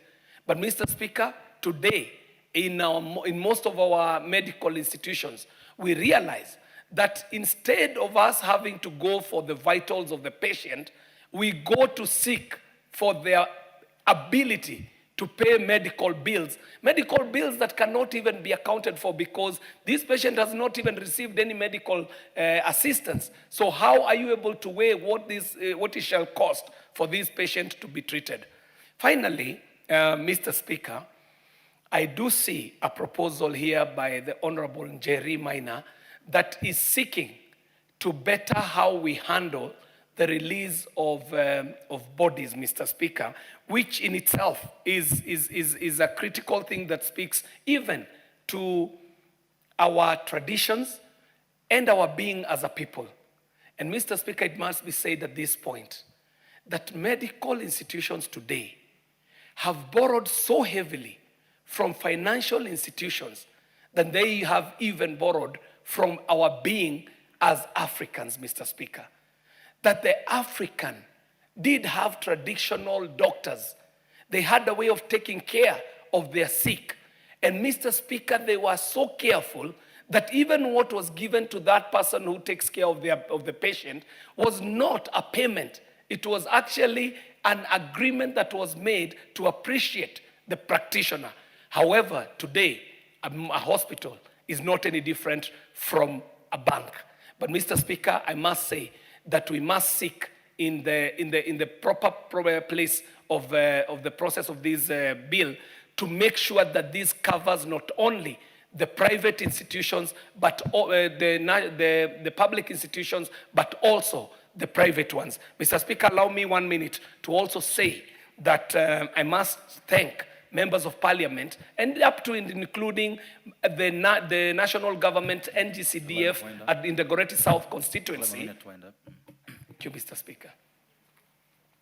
Mr. Speaker, I thank you. I was seeking this 1 minute to thank the members of parliament who were able to pass the laws that gave life to a new regime of management of health services and the payments of it, and also thank constituency development committees, up to and including the Dagoretti South NGCDF committee, who have been able to onboard very needy and most indigent cases of constituents who deserve cover under the share arrangement. And in the Dagoretti South, I did see that the committee was able to onboard almost 1,190 constituents who are now under the cover. And I do understand that these are the most indigent and the most needy. Honorable Njeri, this is a good piece of legislation. We shall support you. Thank you very much, Mr. Speaker. Thank you. The Honorable Betty Sadagala, and thank you for your patience. Followed by the Honorable Nebat Murioki. Thank you, Mr. Speaker, for giving me this opportunity to also talk on this amendment, Health Amendment Bill 2024 by Honorable Jane Njeri Maina, MP for Kirinyaga County. This is a very important bill for us to amend, keeping in mind that it's touching on very sensitive issues, which includes medical and the care that is being accorded to the people who depart in this country. In fact, Mr. Speaker, it's very sad to notice that when somebody goes to hospital and it's an emergency case, somebody cannot be admitted because they have to pay admission fee, they have to bring in so many other things, complications, and this is an emergency case. Somebody has been brought in, maybe he's an accident victim, and he or she is not admitted because they have to pay admission fee. As Kenyans, every Kenyan has a right to medical attention. It beats the logic by denying such a wonderful or such a basic need that should be accorded to any Kenyan who is sick and any Kenyan who goes to hospital to seek for medical redress. I want to thank Jen Maina, Njeri Maina, for what she has done. She's given a whole explanation. She has done her research properly to ensure that none of both the patient and the hospital, none will complain. Mr. Speaker, it was sad one day there was an accident. We experienced an accident in Mbale, whereby we rushed a patient there who had gotten an accident. I was shocked. We were just running up and down and there was no way that person could be admitted. So we decided let's rush to another private hospital, but we were denied admission. They wanted us to pay admission fee. We had to go looking for money left, right, until the time that patient was admitted, and they had bled so much. Unfortunately, the patient passed away. The bill had accrued. They had rushed him to theater and other places. The bill had really accrued, and it became difficult. This made the family to go on even selling part of their land to ensure that they paid the bill. So this making families are having it rough in this country. Families have to sell their property, they have to sell their houses, they have to sell their land, and land, in fact, like in my county, land, a family of 10, they have a 0.0 of an acre. Now, if part of it is sold to meet a hospital bill, it becomes terrible. It makes Kenyans live like squatters in their own country. So Maina has given us this case, this bill here, this amendment. I want to support it with all my strength. I want to say that Kenyans must get proper treatment. Kenyans should not be subjected to torture like a country that is so backward that cannot handle medical cases properly. When somebody is rushed to an hospital for heaven's sake, this person is supposed to be admitted. The private hospitals, I don't know why they put caveats, they can't admit people. Kenyans need to be admitted. The issue of bills can come later. Members of parliament are suffering. Right now, there are several dead bodies in the mortuaries in Kenyatta Hospital here, and even some for my county, Vihiga, one that has a 2.5 million bill that needs to be paid, and this person is dead, and it's a family that cannot afford. Surely, if you detain such a body for real, where do you want these people to get the money to pay? This bill, this amendment will cure all these problems that we are experiencing, and a research has been done properly to ensure that the people who have private hospitals will not suffer, the Kenyans will not suffer. Kenya is registered under a World Health Organization. Why should Kenya behave independently away from other countries like the United States, India, Canada. They may be advanced states, but Kenya also, we are heading there. If we add on SHA, if SHA can pay some of these bills, I think we need to amend this bill so that once a family loses a beloved one, it is not easy. It is not easy for a family has lost a person and they have a bill of 5 million, paying it becomes a big problem. And also the dead also need to be given a dignified life, a dignified send-off. When you keep a dead body in the mortuary for over 6 years, 5 months, or a year, that one beats the logic. It is very shameful. That one shows that we as a country, we don't care. It is very shameful. I'm talking from experience. In Vihiga, we have had bodies being in the mortuary for 6 years. Just cases here and there. So it becomes difficult. It makes this family, they can't sleep, they can't have peace. Their kin is being held there in the mortuary and they are at home mourning. It becomes a thing that is really embarrassing, and it is very unheard of in this century. And in this, we are almost 60 years after independence. It is not the best thing that can happen to our people. Our people, and as all of us, we need proper care. We are entitled to hospitals. This morning I was seeing a lady morning on television. She went to a private hospital. Her tooth was just a tooth, something very simple that can be extracted and somebody goes home. It's not something that can make somebody be admitted, but wrong medication. This lady was mishandled. She has moved from hospital to hospital. So many operations being done, just a tooth extraction. I think the medical treatment in this country is terrible. It has to be looked into. It has to be looked into to save lives. You can't just lose somebody just because of a tooth extraction, for real. It is embarrassing. It is making the medics look like they have not qualified, and they are qualified.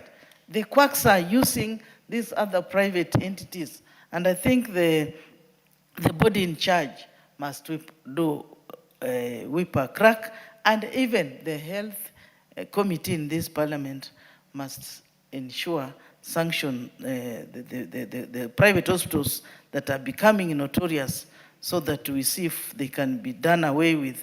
They may be assisting, yes, but they are also causing a lot of damage, chaos to our people. On that note, Mr. Speaker, let me just say this bill has been brought in at the right time.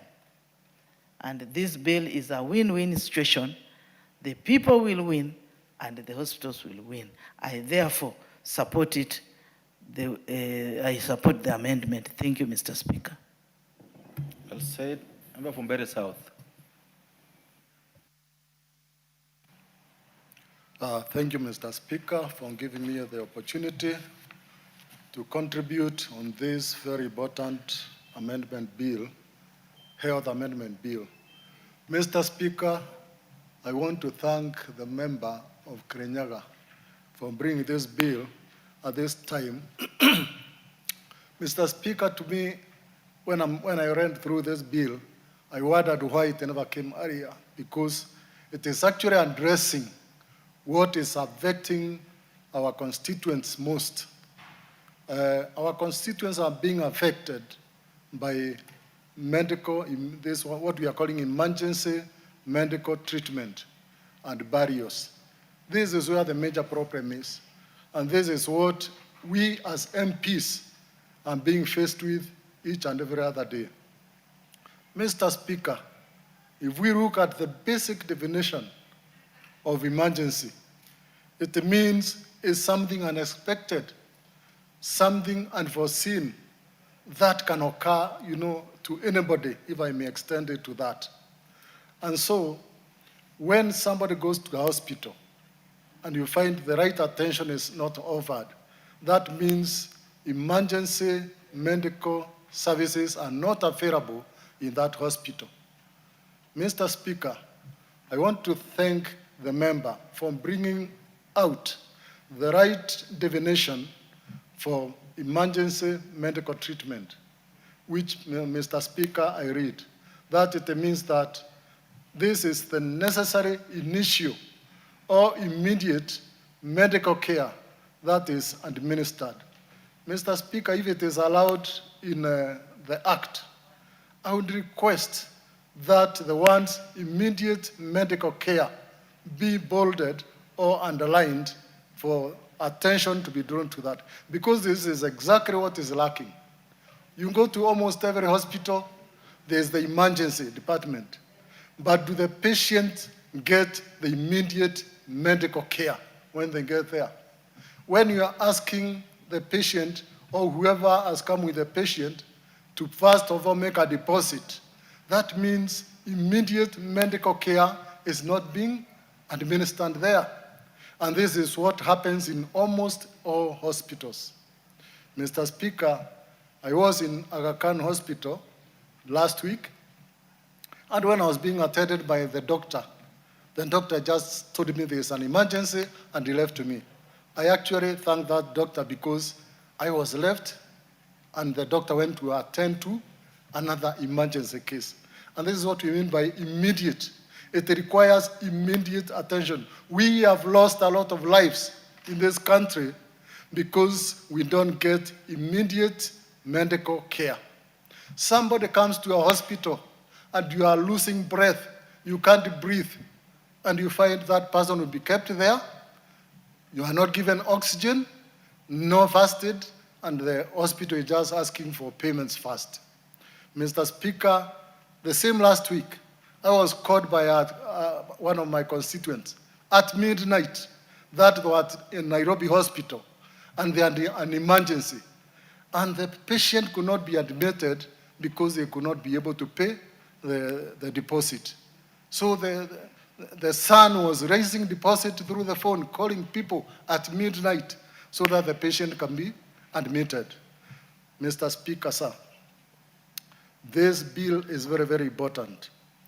What I am putting here, Mr. Speaker, as my contribution is that we should add, in addition to criminalizing lack of this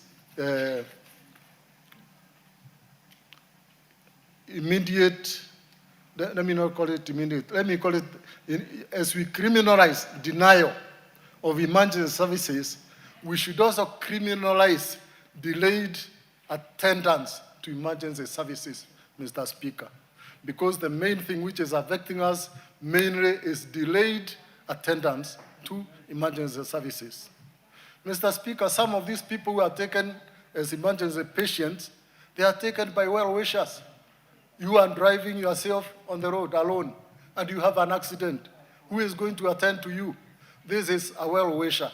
And when you are taken to a hospital and possibly you are unconscious, and they are asking for deposit first, who is going to pay this deposit? The very person who is unconscious, who requires immediate medical attention, is the one who is supposed to pay, because the well-wisher cannot be able to pay. He doesn't even know you. He's just trying to save life. Mr. Speaker, I think this bill, I'm saying it should have come much earlier because a lot of people have lost their lives. When we come to the poor in our community and they are made or subjected to paying these deposits first, Mr. Speaker, we are well aware that they are not able to pay. And because of that, they cannot get medical services. Life has no price. And if life was to given a price, it would be so high that none of us living would be able to pay the price of life.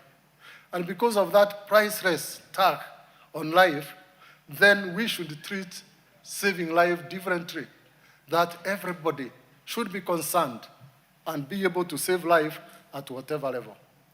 Mr. Speaker, for this bill to be applicable and properly, we should have emergency services at all levels in our hospitals, starting from the first level, level 1, 2, 3, up to the highest level. What am I saying here, Mr. Speaker? When it comes to emergency services, you don't have a choice. You go to the nearest medical facility. And that nearest medical facility should be able to address your situation until you are stable. Unless if it requires certain services like ICU, which may not be available at every level. And so, Mr. Speaker, we need to regulate this. All health facilities, they should be regulated as far as emergency medical care is concerned.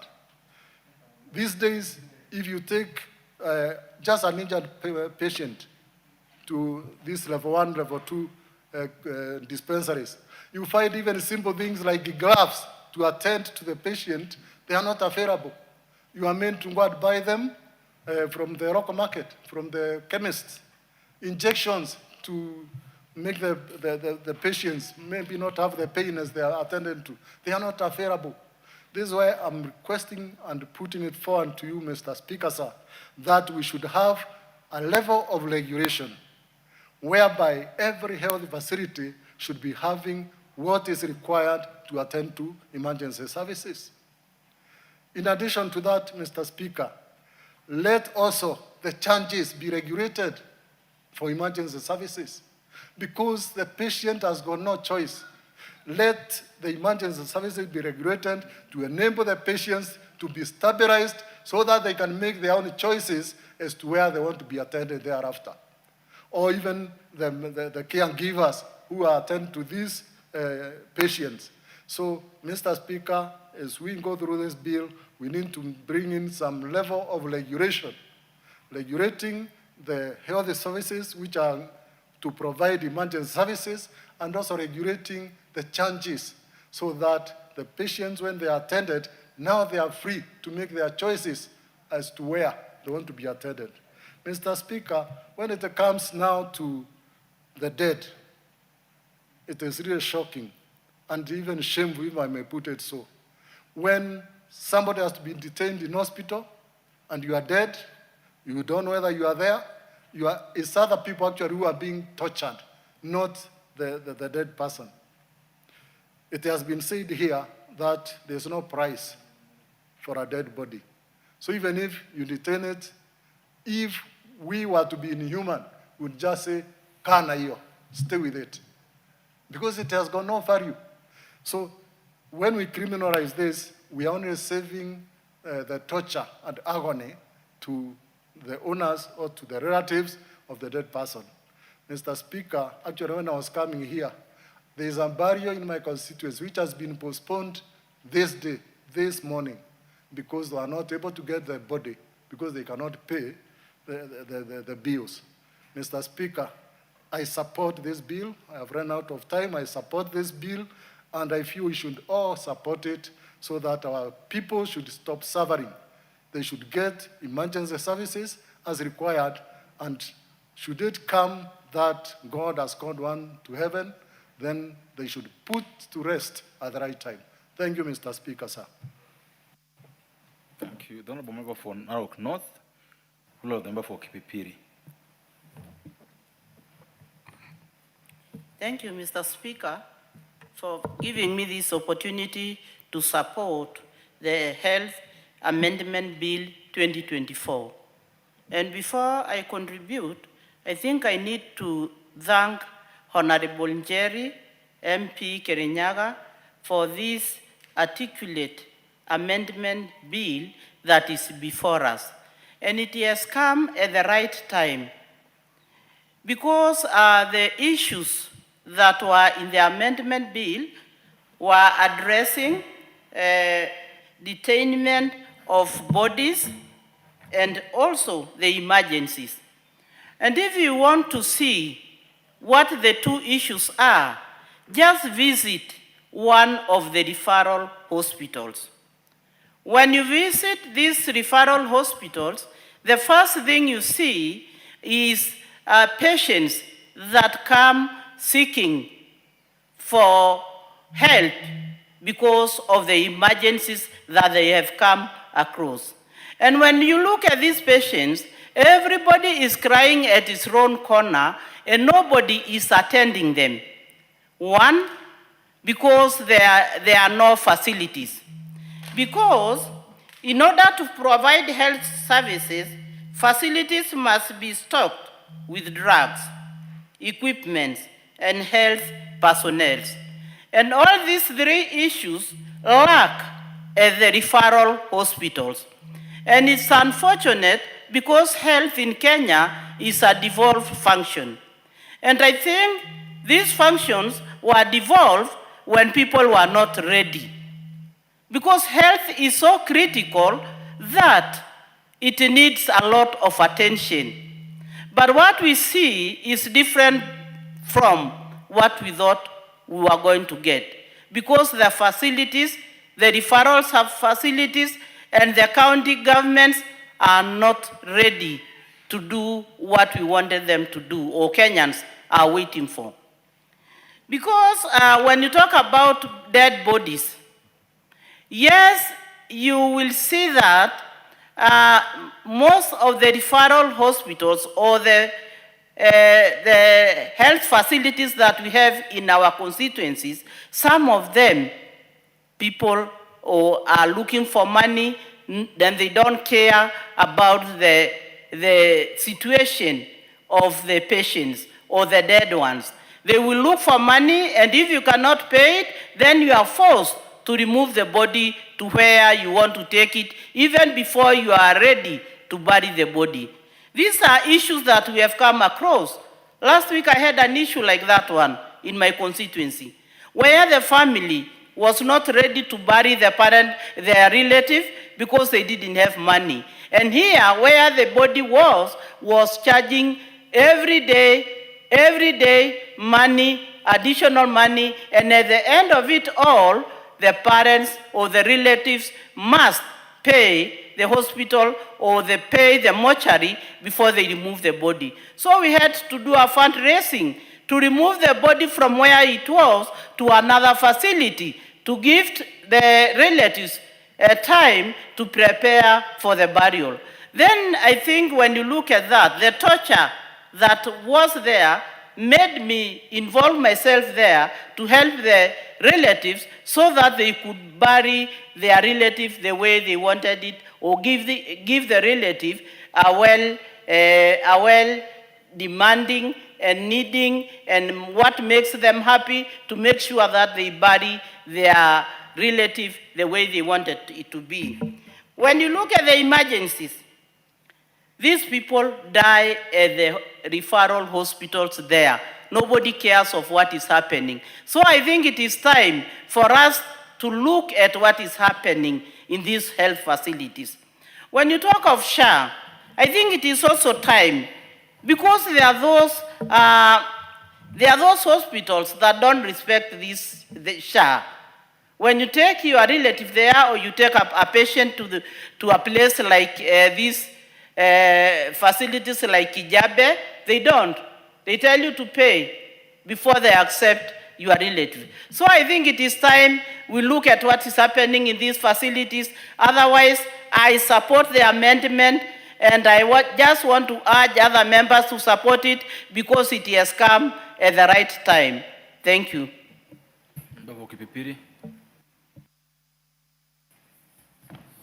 Thank you, Honorable Speaker. I start to support my small sister, Gacheri Gaito, for this very good bill, and I wish to say that it is a time in time. Honorable Speaker, I wish to agree with all the speakers who have spoken before me, from emotional distress of the grieving families, implication of the law, especially following the High Court as it had pronounced itself on this matter, in terms of ethical concern, by way of denying the dead the dignity. And I may not want to repeat all that because I'm in agreement with all my colleagues.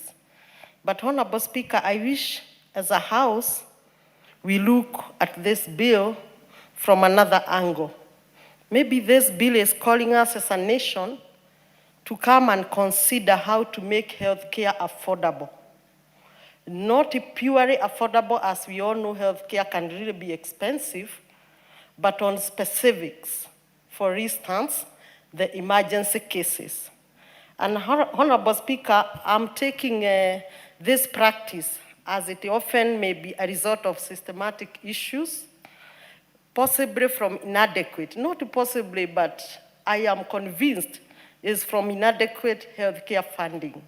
So it is time as a country we look at healthcare holistically and consider the national hospitals, particularly the referral hospital, the county hospitals, we have them in our counties, and consider sufficient funding. Honorable Speaker, I think this bill is also calling us for better insurance coverage. As we speak about government hospitals, we may go broader and speak of general insurance, because even when a patient wants to attend a private hospital and a patient has even a private insurance cover, in the event maybe the cover is not paid or there is that concern of confirming, we have found patients dying at the emergency doors. So if it is SHA as a government, I think it is time we look close by close and possibly adjust to make it give the access, particularly to the emergency cases and even in matters of death. Honorable Speaker, as I take this opportunity to thank all members and friends who supported me when I lost my dad, I think last month, I want to identify a case that I experienced. Something like dialysis. You are informed by SHA that it will only cover 2 dialysis sessions, and the patient need maybe 3 or 4 sessions per week. This means if the patient will undergo 2 sessions, the patient and the family has to look for more funds, because dialysis may be a process that is diagnosed by the doctors to be maybe 12 sessions or such. And I found it very pathetic, because in the same hospital, I was finding some of the constituents from my constituency who could not even afford. So you are there distressed by your own parent, but now again you become distressed by the constituency. These harambes are happening every day, and I'm sure 99 or 100% of all these members are participating in these harambes. So, as we speak of ethical issues, legal issues, emotional distress, I want to invite this House, particularly the Committee on Health, to look at the angle of how we can improve the insurance coverage, particularly SHA for government or general public, but also invite even the other insurance, the private owners, because they can improve their package to cover these emergencies. Honorable Speaker, having said that, I wish also to speak or repeat what one member spoke before I entered in the House, because I was just within the compound, and he said, I think it's Dr. Nyikal or Dr. Pukose, that it seems like we made a mistake by devolving healthcare. And I think many members have that feeling, because majority of the charges we find are from the county. But since we already made this decision, Honorable Speaker, and the healthcare is already devolved, and going back to reverse that may be very impossible, considering the Constitution and all that process, I think we should also look at it through Senate at the county level, because as we improve Kenyatta National Hospital and other national referral hospitals, the counties can also improve their main county hospitals. So it is funding, funding, funding. As we speak of free education, let us also now speak of free healthcare or affordable healthcare. Affordable may be precise. Honorable Speaker, with that, I wish to conclude again thanking all members for supporting me, registering my presence in the House, following the allegation from the majority leader I'm not in the House. Honorable Speaker, you know, even when I was the chair, I was among the members who are always in the house very early to support this house. Also, I tell him women issues should be left to women issues. Thank you, Honorable Speaker. Thank you. The member for Githunguri, followed by the member from Mbeere North. Thank you, Mr. Speaker. I rise to support this wonderful bill introduced by my young sister, Honorable Jerry, the member for Kirinyaga. When I heard that Honorable Jerry has brought this amendment, I was very excited. And she knows that I had lobbied her earlier to support me on my geriatric bill that was speaking to matters maternity health care, and more specifically on issues geriatric. Mr. Speaker, I was here earlier and I stepped out and I had to come back because I needed to register my, sorry, Speaker. What is geriatric? Geriatric is matters to do with childbirth. Matters to do with childbirth. And I came back because I really wanted to put my voice on this issue. I have been very, very vocal on matters maternity health care, Mr. Speaker. And it pains me when I see a hospital facility refusing to admit a mother in labor, knowing very well that babies cannot wait. Babies cannot wait for an excuse to look for deposit for a hospital bed. They cannot wait for a doctor to be called on call. Babies cannot wait for anybody to raise a logbook, a title deed, or anything else that they're asking as security in our hospitals.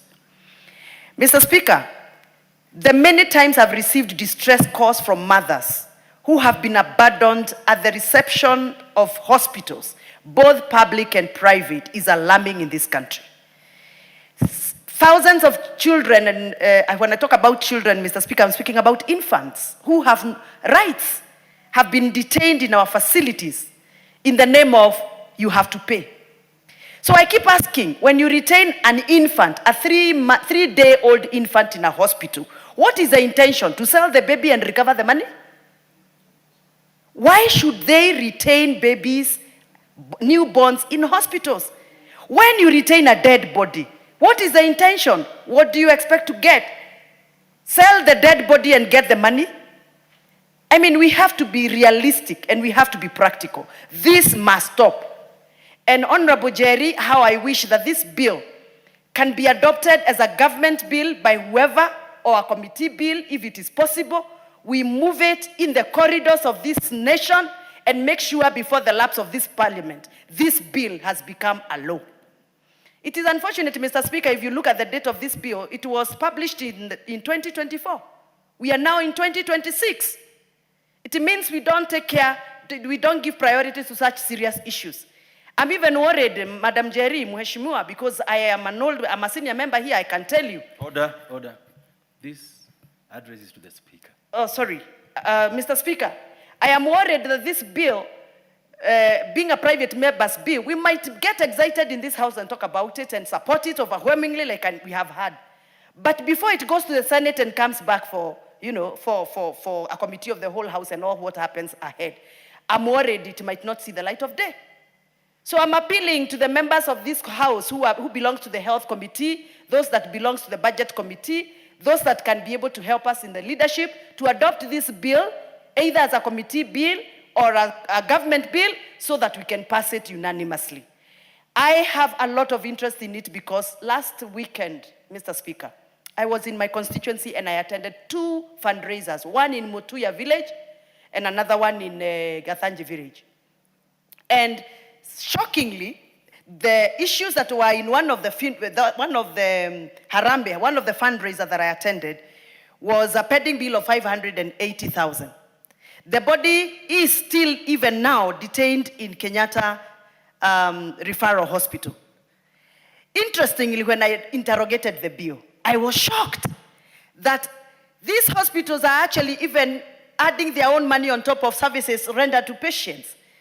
An injection that cost 350 shillings in Ruiru was being billed 1,385. A simple injection. Because these parents, most of them are not able to interrogate the bill. So an injectable, just an injection, just because it was done in the ward, It moves from 385 shillings to 1,300, Mr. Speaker. If you look at those bills, sometimes people die, the bodies are detained in hospitals, but they accrue bills every day. So should I ask, do dead bodies pay rents? Are they supposed to be paying rent? Is it that we are paying for services rendered or we are paying for accommodation in the hospitals' compounds? Look at the bed charges that they are charging, Mr. Speaker. Why would you ask a patient to deposit 80,000 for a bed? Even a bed in a four-star hotel does not cost us 80,000, Mr. Speaker. So I think this is a very serious bill, and I think we need to do something to make sure that it passes as soon as possible. And Honorable Jerry has done her part, and we support her irrespective of the political positions, because this bill is not Honorable Jerry Miner's bill, it's a Kenyan bill. I stand to support it. Thank you. Is it Wamudende or Mudende? This is your chance, sir. Thank you, Mr. Speaker. I also rise to support, and to many members who sometimes call me Njeri. Njeri is a lady, and I'm Jeru. Yeah, I get that sometimes, especially from other parts of Kenya. I rise to support the honorable member. This is a very good bill. And listening to the conversations, we agree that healthcare needs to be relooked. We have a situation where we have been focusing so much on the curative aspect of healthcare, ignoring the preventive aspect. So our healthcare is really expensive. We've been funding healthcare, but the money is not going, has been going to curing the sick. That's the curative part. And this is quite expensive. It's just now that government is introducing preventive healthcare model by engaging even community health promoters, that the benefits may come much later. Now to the bill, it's really timely. We need to stop this. I must say, I had members say dead bodies have no value. Indeed, they have to the bereaved, maybe to the hospital, no. But we have to respect the dead. We have to have compassion for the bereaved families. And it's really a bad situation to put relatives who are mourning, instead of allowing them to continue mourning and get closure through even a burial process, as is our custom, you hold the body, and this is really not right. Now, I think we should also look at what pushes these hospitals to hold the dead bodies. I will not defend these hospitals, but we need to look at that. What compels them to do this? How can we assist so that, like some members were proposing, is there a way we can have a proposal that is, like even installment payments that can be guaranteed so that these hospitals do not resort to that? The other thing as members, we encouraged our constituents, our people, to register for SHA. I heard a member here say that as civil servants, we pay monthly, and for hustlers, they have a one-off pay. It's not correct. Actually, the president launched Lipa SHA Pole Pole. That is for hustlers. So we are continually giving wrong information to the members of the public. We do not have a very robust social health care scheme, and then we end up with the challenge that brought the spirit to this bill, which is very important. But as members, let us encourage our people to register for SHA. In fact, for me, just now, I responded to a message, a distress call, and the first question I always ask, in Mbeere North, have you paid for SHA? I'd rather help you pay for SHA than pay a big hospital bill later. The other thing is on doctors' charges. I know it's a really emotive issue, and unfortunately, as doctors become better, with the more experience, they end up charging more. And I think it's more of a willing buyer, willing seller, or willing healthcare provider. And willing service recipient. So I would want us to be careful when we discuss doctors' charges, because we may kill innovation. There are some doctors we pay for medical conferences to be updated. They want to give you the best healthcare, and they will not charge you the same as the same doctor who since graduation maybe has not gone to update. Although I must thank KMPDC, because they have CPD points, they have CMEs to encourage doctors to go for that. So I want to urge this House to consider really funding healthcare. I know it's devolved, but we need to fund our healthcare so that even as we talk of waiving bills, then we have a recourse for these institutions, because they will waive bills. Again, patients will go for healthcare for emergency, requiring emergency service, and the hospital says we have no gloves, we just have a doctor, and the doctor cannot really respond without the tools of trade. So we have to look at a way where we package this to protect the patient, to protect the dignity of dead bodies, and also protect these institutions. I support this bill, and I want to encourage us, because this conversation is really, most members I can see have had an input on this, and we want our healthcare to be the best, and I can say we have a good, as government, government is putting measures to ensure that we get there. Even the referral system, whereby, like in my constituency, I encourage a patient. Even just the other day, a patient came to me. They had a tumor. I told them the best thing for you to do, you have SHA, go to your dispensary, follow the referral system. When you follow the referral system, SHA takes care of your bills. But what some patients do, they go to the referral institution, and that's why you have cases where patients will tell you, SHA is paying this amount and I have to foot the other bill. So we really need to educate the public, and that's our role, so that SHA succeeds. It is in our interest. We are carrying so many burdens. I'm just new in this House. I can imagine what you have gone through. There are two members of parliament who are here for a longer time, even 2-3 terms. If you are shouldering all these bills that I've encountered in the few months after election, I really say we need to support SHA so that some of these issues can be addressed.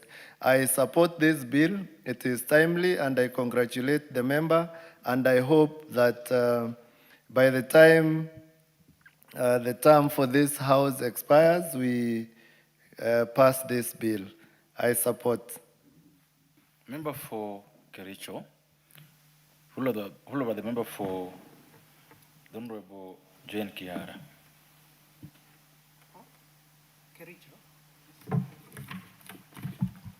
Okay, thank you, Honorable Speaker, for giving me this opportunity. And Honorable Speaker, on the onset, I want to support this very, very important bill. That is the Health Amendment Bill of 2024 by my colleague and my friend, Honorable Njeri Maina. Thank you for bringing this very, very important amendment. And even before I talk about the bill, I want to thank the member who has just spoken. And I want to thank him. As much as he's saying he's new in the House, he has actually added value.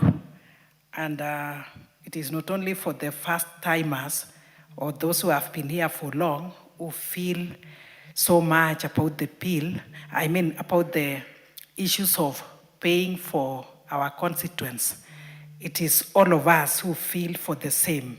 So, Honorable Speaker, I want to say that this bill is so important, but it has delayed from 2024 up to date. It has taken long. As much as, and we appreciate the fact that It has been a process, and especially the SHA, changing from NHIF to the SHA, which addresses quite a number of issues. There's still this gap that we have here, and I am so happy that this bill is addressing the issue of prepayment before emergency medical treatment is provided. Honorable Speaker, I'm saying this because we actually have so many people who lose their lives, maybe in a scene of accident, and mothers who go to deliver and they are not attended. Some of them in the emergency, some in the scene, and others in the emergency area because they are waiting for the pill to be put. And it is very, very sad that lives are lost, yet we are supposed to save lives. And Honorable Speaker, you will also realize that many of these, the patients who go through this process or who actually serve at this come from humble background. The only thing they have is a piece of land, especially from where I come from in Kericho. But this piece of land is not even in their names. The title goes to even 4 generations behind. No, who is this now? The Honorable Osero. Is that you?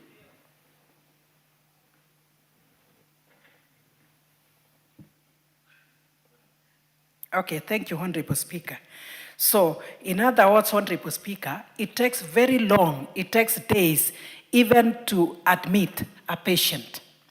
It takes hours even to take them to, if it is an emergency for cases of surgery, because they have not paid anything. And this is where we lose lives. Others even goes to a point of being disabled because they have not been saved early enough. So, Honorable Speaker, Article 26 of the Constitution tells us about the right to life.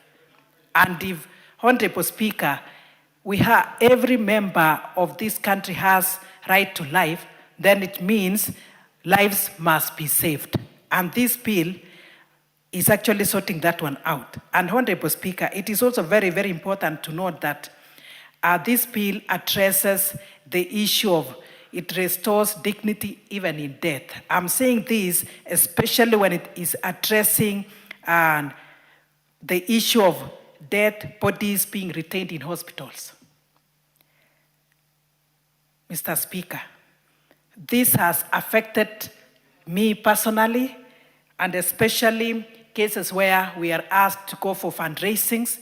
We raise money. I remember last year in one of the wards, Kapsoit ward, I attended a fundraiser, and members of the community did fundraisings for many, many months, and they were not able to raise 6 million. And then, Honorable Speaker, this mom was retained in hospital for days and days. We did fundraisings. I had to go around ministries asking our PSS, our CSS to help. So it is very frustrating. It is also affecting families. It is shameful. It also takes a lot of time, takes a lot of resources, knowing that in my community, Honorable Speaker, we actually respect the dead. So if they stay for even 4 months, nobody will go to work. Nobody will go to the farm, especially the immediate family members. They have to stay around until the death is buried. So it is actually something that has affected many. And Honorable Speaker, as I've said, depositing of title deeds will only influence to some extent, but noting also that the mortuary fee is not also paid by SHA is another frustrating issue. So the bills will accrue every day in, day out. And it is not only affecting the family members, the community is affected because nobody would actually feel lifted or free until the dead are buried, Honorable Speaker. So in this case, I want to appreciate this bill and say that it is important to have these amendments done so that even the dead are buried honorably. Time is also of essence. It is also important to know that even hospitals will have their rights preserved.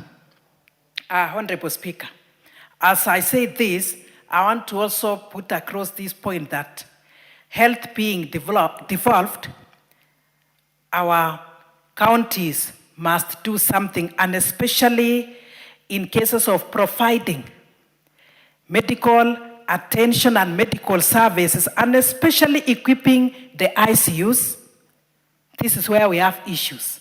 Equipments should be provided, drugs should be provided, and especially in the level 4, 5, and 6 where necessary. Otherwise, we are losing lives. Mothers have also lost their babies because of the emergency CS that is not done. The doctors also need a fee. And Honorable Speaker, you can't tell our people that you cannot afford to go to a private hospital, and therefore, can you go to the public? Because they are so concerned, they want to save their loved one, and they are not able to pay. So this has caused a lot of issues and a lot of chaos within us. It has also led to separation of families. A mother feels maybe the father of this child or whoever is not actually doing much, doing enough, yet in the real sense, they are not able to do. So I want to support this bill and say that it should move as fast as possible. And Honorable Njeri, I wish you can advance it, and so that as much as it is a private bill, it can be adopted in this House, and I request and ask the members and appeal to them to support this bill, because it will save all of us, Honorable Speaker. With that, I truly support and thank you very much. Member for Naivasha.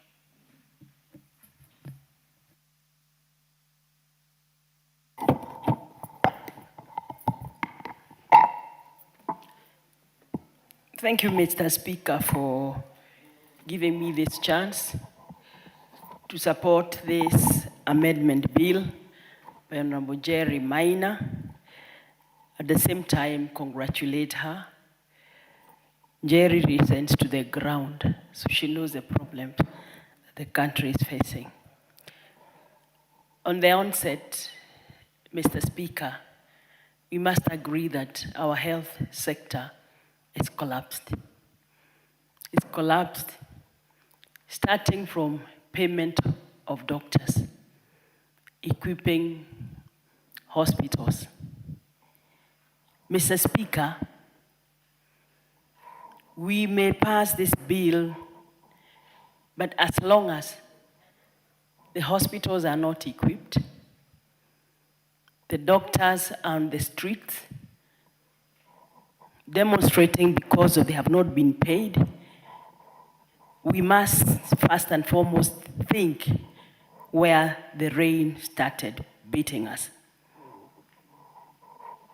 I've heard members talking about SHA. I still believe SHA is not working. Yes, they have to deposit 6,000 for 1 year. Honorable Amuden, they're telling us that the president said that you can pay pole pole. I want to tell him this is what, Mr. Speaker, we used to call roadside declarations, because government works with gazettement or policy papers, not on the street. Mr. Speaker, detaining dead bodies is the worst thing that you can do to a family. Mr. Speaker, I know there is a body that was detained in KU for 7 months from my constituency for a very poor family to pay 9 million. They raised funds. It was never enough, not once, not twice. Eventually, Mr. Speaker, I wrote to the CEO, I'm not a family member. I told them, bury that body. I don't have the consent of the family, but it was so painful. Eventually, the body was released when they realized there was no money, more money coming. Mr. Speaker, there was another one. They had done 3 Harambes, and the money was not enough, and their title was in the hospital.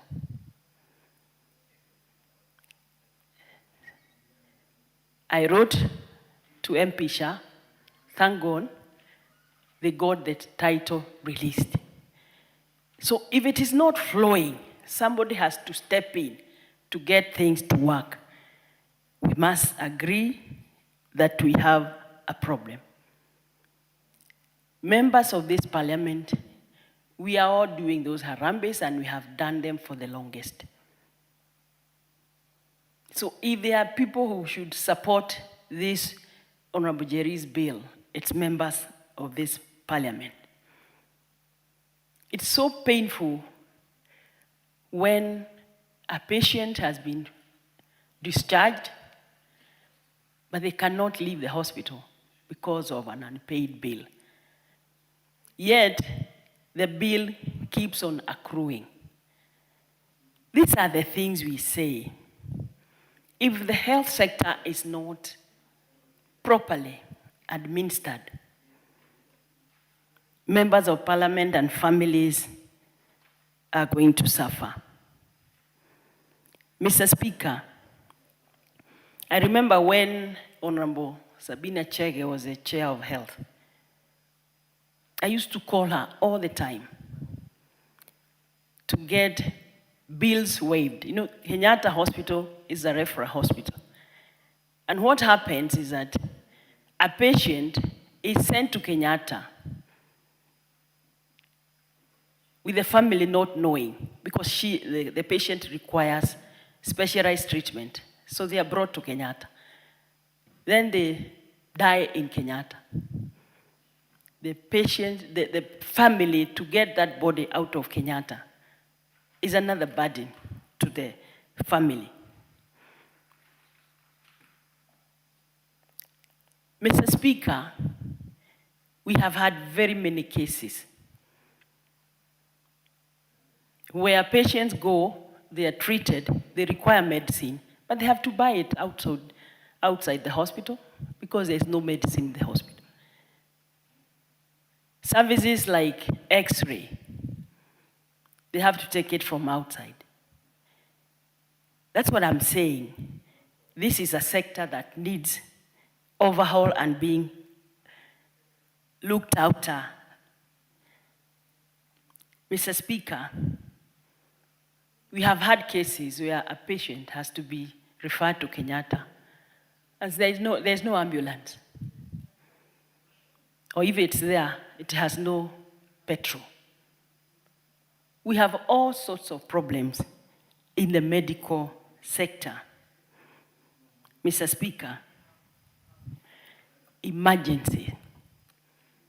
Sometimes there's nothing these doctors can do because there are no equipment. A patient has come, they need this item, they don't have them. So that's what I'm saying. We need to overhaul the health sector. Pay the doctors well, equip the hospitals, so that an emergency is an emergency and it can be treated as such. Because we have had kids or mothers delivering at the casualty. Not once, not twice. We have had mothers lose their babies and they cannot take them home because again there is a bill to be paid. So it's double punishment for families. Here you are, you can't pay that money, yet the person, your patient, is dead. Mr. Speaker, I have a Harambe like this that we have to do tomorrow of a body in the hospital. these hospitals also have a problem. You call the doctor and you tell them, please, I want a waiver. Mheshimiwa, what do? We have to run this institution because there's no money. And then during these very hard times, economic times, when families have no even food to eat, and unfortunately, a disease knocks on the door, maybe that emergency. We are living in a very sad state in matters of health.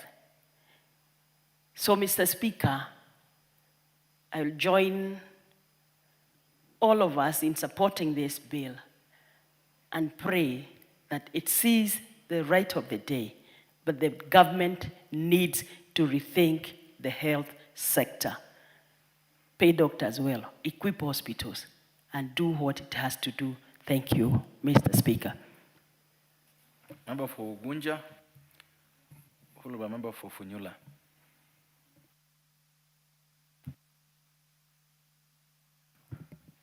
Thank you, Honorable Speaker.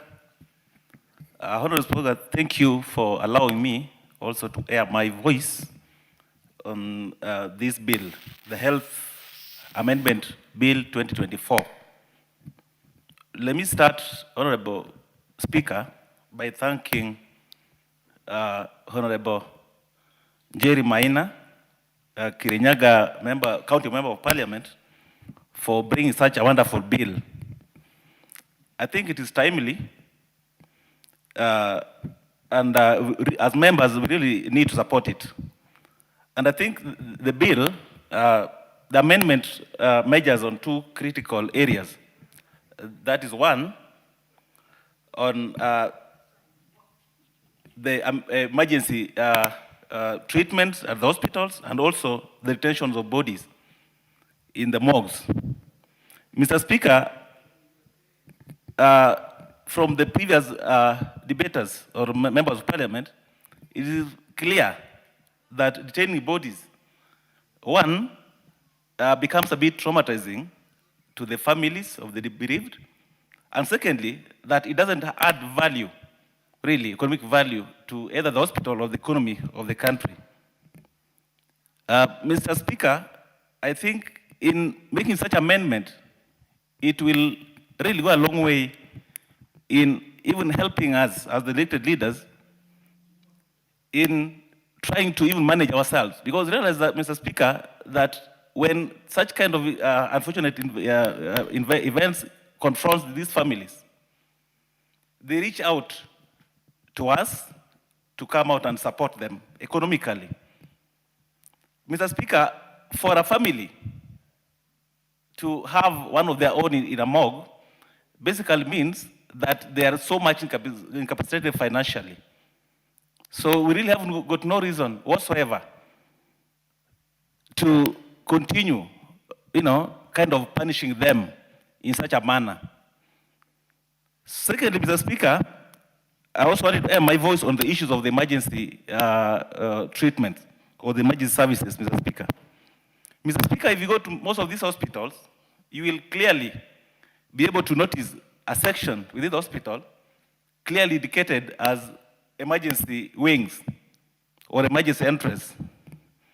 And to make this practical, Mr. Speaker, I think it's only prudent if that could also be, can be done in action.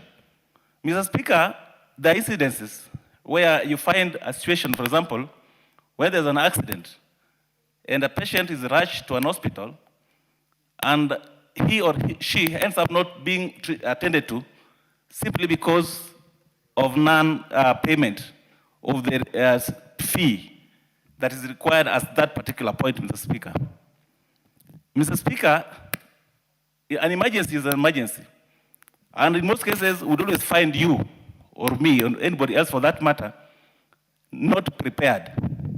So punishing one or not able to attend to a patient simply because one is not able to, to make payment at that particular time, Mr. Speaker, is really unfortunate. I think this bill will go a long way in ensuring that we get medical attention because everyone has a right to life, Mr. Speaker. So this bill by my sister, Honorable Njeri, is timely, if you ask me.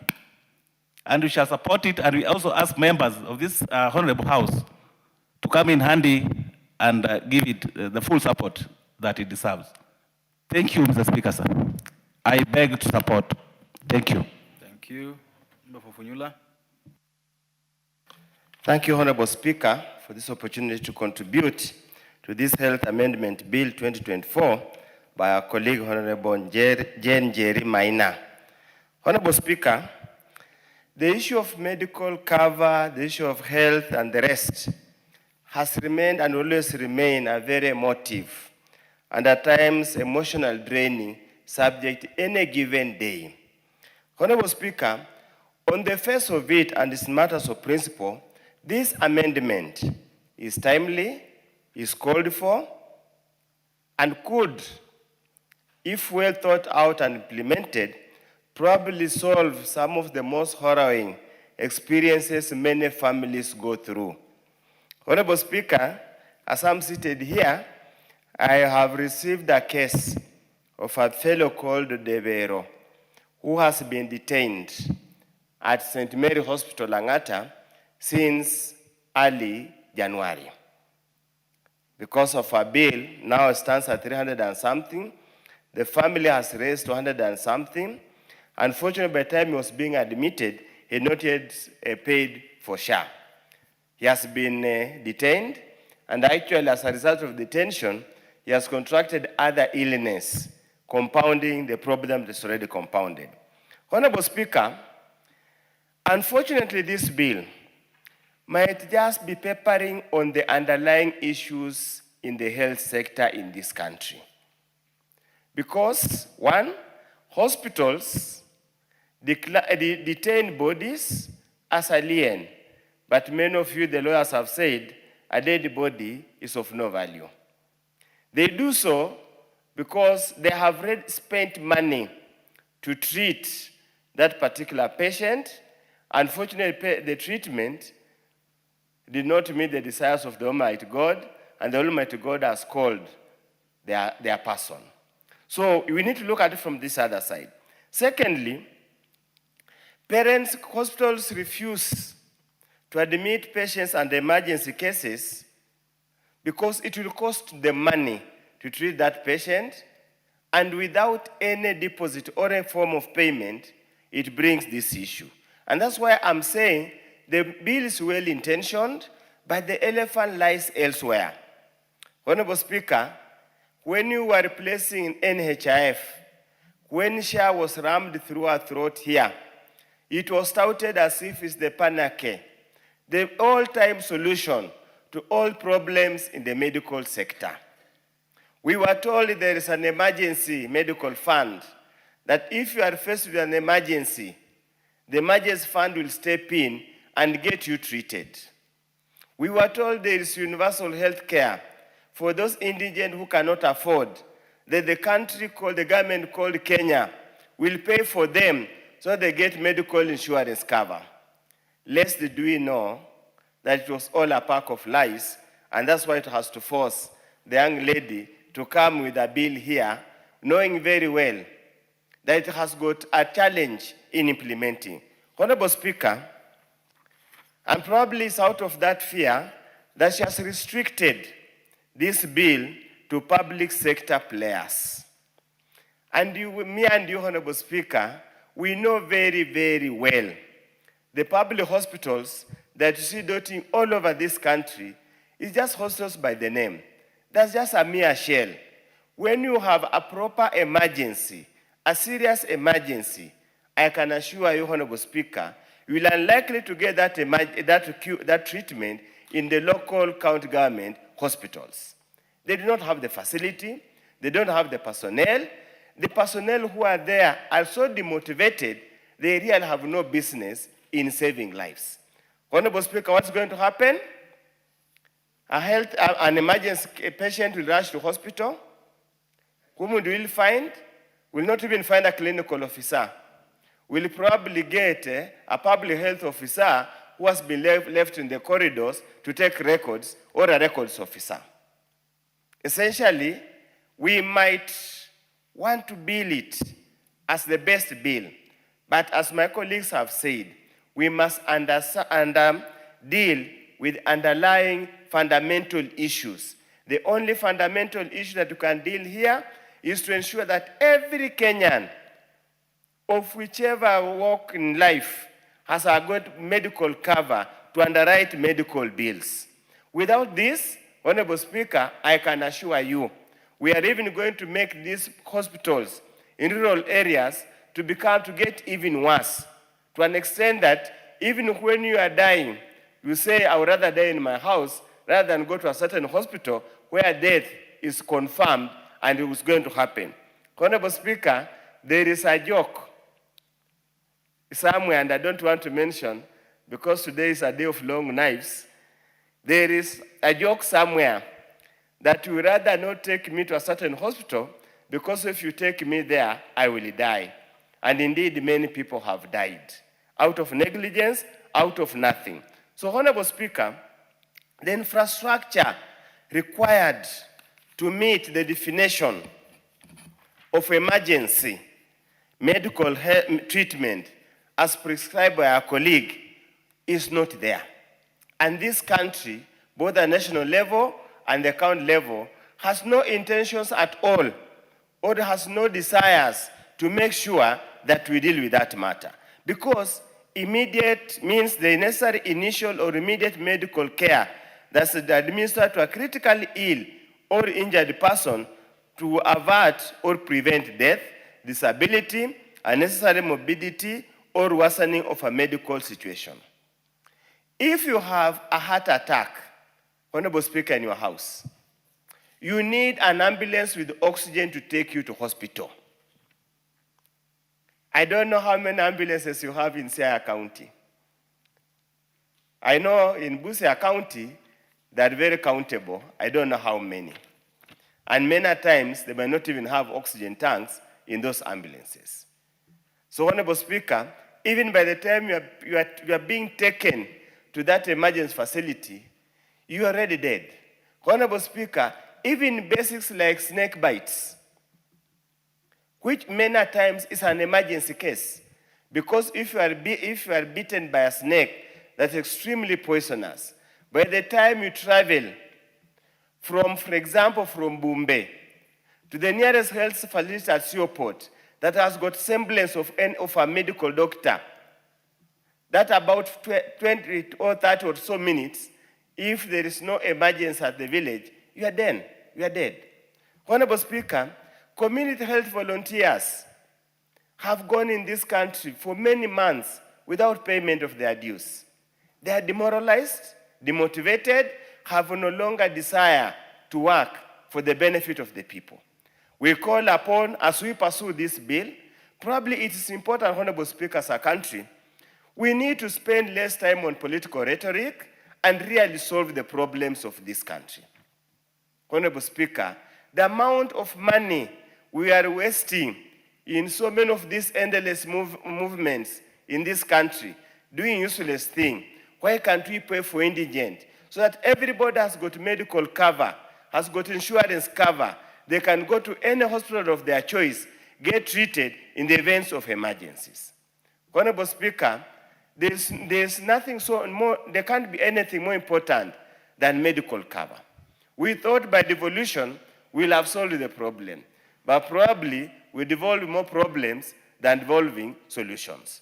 I support the bill in principle, but I just want to assure you the long-term objective of the bill will never be achieved until we sort out the fundamental issues bedeviling the health sector in this country. Thank you for the effort and wish you well. Thank you. Member for Imenti Central, then followed by the member for Teso South. Thank you, Mr. Speaker, for giving me this opportunity to support the Herald Amendment Bill 2024.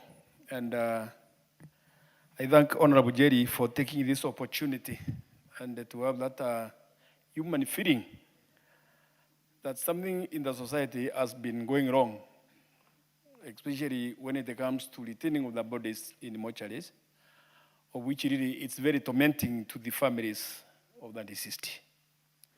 Honorable Speaker, we cannot forget that when it comes to the elderly sector, nobody would wish at any given moment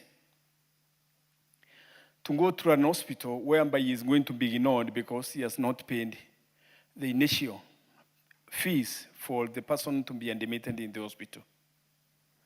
A number of us, especially those who are in this house, have been called at the root hours.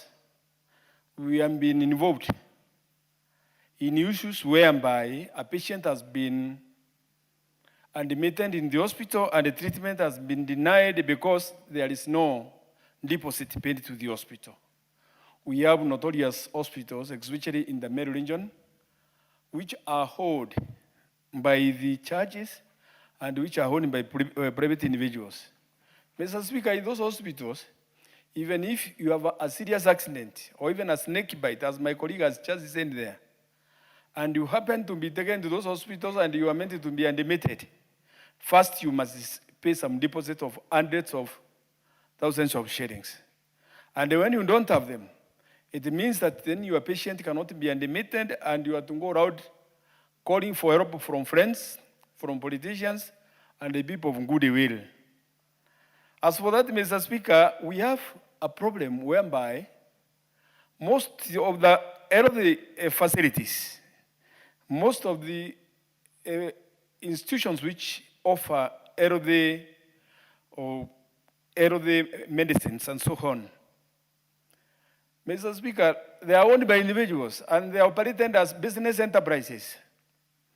And as for that, I don't know how this bill is going to be coded to an extent that is going to be binding to them, for it can be binding to the public sector, public hospitals, public health centers. But when it comes to the private hospitals, generally, private hospitals are created for business purposes.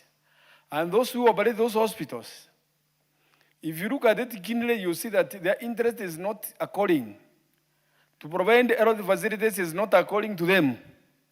It's just for purposes of making profit. And Mr. Speaker, that's why they insist on having deposits before treating somebody.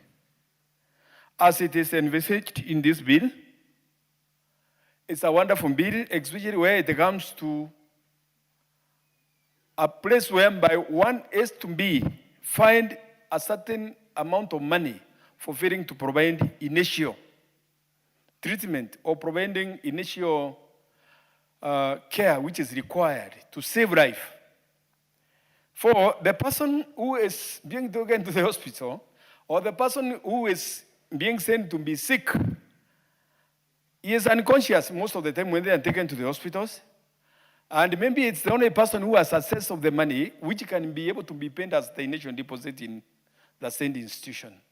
How is that person going to release that money so that he can be treated or he can be saved to be able to operate the account and get money to pay to this hospital? I call upon the mob of the bill to see to it, of which it should come in the form of amendment at the right time. We separate private institutions and public institutions. It's very necessary. But when it comes to retaining of the bodies, I've been in practice as a lawyer for more than 25 years, and I know very well that it is a declaration of the court that there is no valuation, there is no value in a dead body. Even if you see our people competing to buy a body, it does not value, it does not add value either to property, neither does that body become a property at any given moment. So what it is that to retain that body in the mortuary so that you can be paid whatever the treatment cost which was incurred by the time that person was in the hospital. Sometimes you wonder what value does it hand to the hospital? But the question is, why not to use a collateral? Why not to use a collateral so that at least it can operate as a shock absorber or something which one can hold, maybe a title deed, a logbook without complications, provided that it is pinned to the family of the deceased and then that collateral can come to be redeemed their own later when the required amount is paid in the hospital. But further still, Mr. Speaker, it then brings complications of the people who have operated or who have litigated on cases of hospitals negligence. For sometimes an hospital becomes negligent, it treats somebody in a bad way, or it operates on somebody and out of the negligence of the doctor. Like a doctor whom we were told that he was operating on a lady, cesarean birth. And he remembered that he had left friends in the bar. He left the patient on the operating table, went to finish the task he was taking, and by the time he came back to the theater, he found that the lady was dead, and the child who was meant to be born was dead. That patient was retained in the hospital because the hospital wanted to be paid their fees. Yet it was the hospital which was negligent. So there is a lot which there are intricate issues which are meant to be addressed in this LD bill, especially when it comes to the retaining of the bodies, because if it happens that it's the hospital which was negligent and it caused the death of a patient, yet the hospital will retain that body until you pay, then it costs a lot to be considered. For at the end of the day, this hospital, unless it is taken to the court through a legal procedure to compensate the family, is going to be a beneficiary of the crime which it has committed by having a doctor who is negligent, having the patient die, and then at the end of the day, being paid for the crime which it has committed. And you know how long it takes in the court corridors to have a compensation of a patient who has been admitted, taking into account that the witnesses are going to be other doctors. So, Mr. Speaker, I support this bill to an extent that on the principle that there is no value in the dead body, even if it's kept in the hospital. Our people are to be informed that even if a body is buried in the hospital, if the hospital refuses to release it, there is no value in the same. I therefore support the bill. Thank you, Mr. Speaker. Before you sit down, I've heard this a lot, and we're coming to the end of this discussion. Yes, Speaker. I've heard this since I sat here, that there's no value in a dead body. Yes. So why are we struggling to get them buried? Because there's cultural value. Speaker, it's the law. Order. It's the law which has been declared by the High Court and the Court of Appeal. Order. It's only the Supreme Court which I have not heard it clearing the same. Order. But order. I'm just asking this. I'm not finished. So why are we struggling to get these bodies buried? Because as a people, as Africans, culturally we believe that we should bury our dead. Right? And I've not heard anybody talk about it. Yes, Speaker. The families are struggling so that they can have cultural closure. And I think most hospitals, most doctors miss this. The courts may have said what they said, which is true, that in terms of holding the body doesn't add value. But for families who are bereaved, culturally, and this has to be insisted upon, culturally, we want to bury our dead in a decent manner. And that's why people, last weekend I saw a family in Nyeri burying a log. Yes. Because one of their own disappeared in Afghanistan, can't be traced. There's cultural value in doing burials. And I think this is what is missing all through. I think I've had almost 30, 40 submissions. There's cultural value in us burying our bodies as Africans. Honorable Kim, I think you are finished. Speaker, no, I'm not finished. When you have addressed it in that form, may I put it in the legal circles when it comes to the ingredient of the word value. Value is whereby it can vary in form of either material or monetary term. But Speaker, this one is just moral. It's a moral obligation to see that you have buried the body. It's not of any material, neither of any form of material or monetary value. It is none. Because, Speaker, you find that families are struggling to bury the body so that they can claim inheritance to say that we are the one who buried our father and we are entitled to a better inheritance or all the inheritance. And that should not be the case at all. Thank you. That's all, Mr. Speaker. Certainly, people don't bury because they want to get inheritance. Certainly not. Certainly not. People bury, people go out of their way to borrow millions of shillings because they want to respect their dead. It's as simple as that. The Honorable Mary Omasa, you'll have 4 minutes. And let me just finish. I'll add you one that I'm going to take. Then after that, the member for Parliament for Kirinyaga will reply. And during her reply, she may, give a minute or two to the Honorable Nyakundi and the Honorable Ikiara, who has sat all through this afternoon and didn't only put her card 4 minutes ago. The Honorable Omasa, go ahead. Thank you, Honorable Speaker, for the opportunity. I think from the onset, I want to congratulate my sister, Honorable Njeri Maina, for this very well-thought bill that is before us. Honorable Speaker, this bill seeks to give constitutional teeth, legislative teeth to the Constitution, the right to emergency health care, and also to safeguard the dignity of the dead, as provided for in Article 43(2) for the right to emergency and 28 for the dignity, safeguarding the dignity. Honorable Speaker, from the onset, I want to say that, to echo what other leaders have already said here, that everyone has a right to emergency medical care, regardless of their financial status. And therefore, any delayed attention or medical care to any Kenyan can lead to severe medical condition. Having said that, Honorable Speaker, I have seen women die while giving birth, giving life, resulting from delayed attention. And some of them give birth to children that some children may survive mental conditions. And therefore, that begs the question. Sometimes I wonder, what happened to the ethical and medical obligation by medical practitioners? Because healthcare providers are bound by ethical principles to give emergency attention to all patients, regardless of their financial status. So the mandatory requirement for deposit should never deter them or bar them from giving attention to any patient that goes to these hospitals.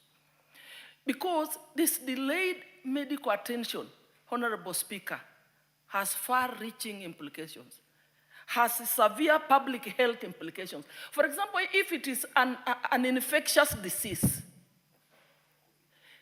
like COVID, that we experienced 2020, 2021. Immediate attention would have led to prevention. Can prevent this severe spread of infectious disease. It may even reduce the cost of treatment or effectiveness of the treatment, as opposed to if this treatment is delayed. So timely treatment or attention, Honorable Speaker, cannot be gainsaid. Thirdly, Honorable Speaker, we know that it is a government responsibility to ensure there is access to health care to all Kenyans.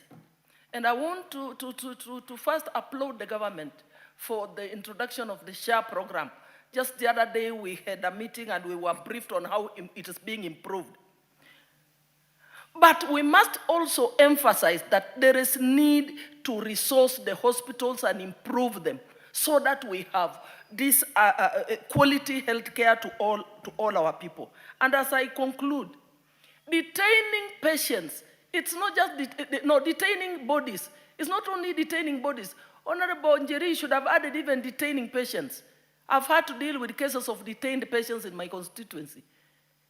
We need to find a way, because this is inhuman and it puts the families into a lot of trauma, and therefore alternative means of payment of these bills needs to be found. And I think that is what the bill has not addressed. We must also look at the other side of the coin. The hospitals, and you know the nature and the culture of Kenyans. People will just decide to take their relatives and their kin to hospital and refuse to pay bills, just because there is a bill that has removed the detaining and what have you. So what is the bill saying about how this bill should be recovered? Allow her a minute.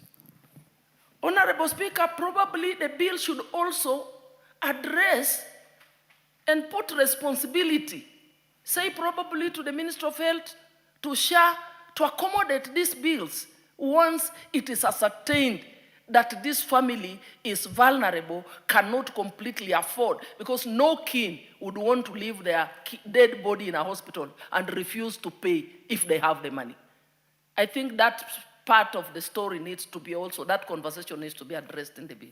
Thank you, Honorable Speaker. The Honorable Jane Njeri Maina.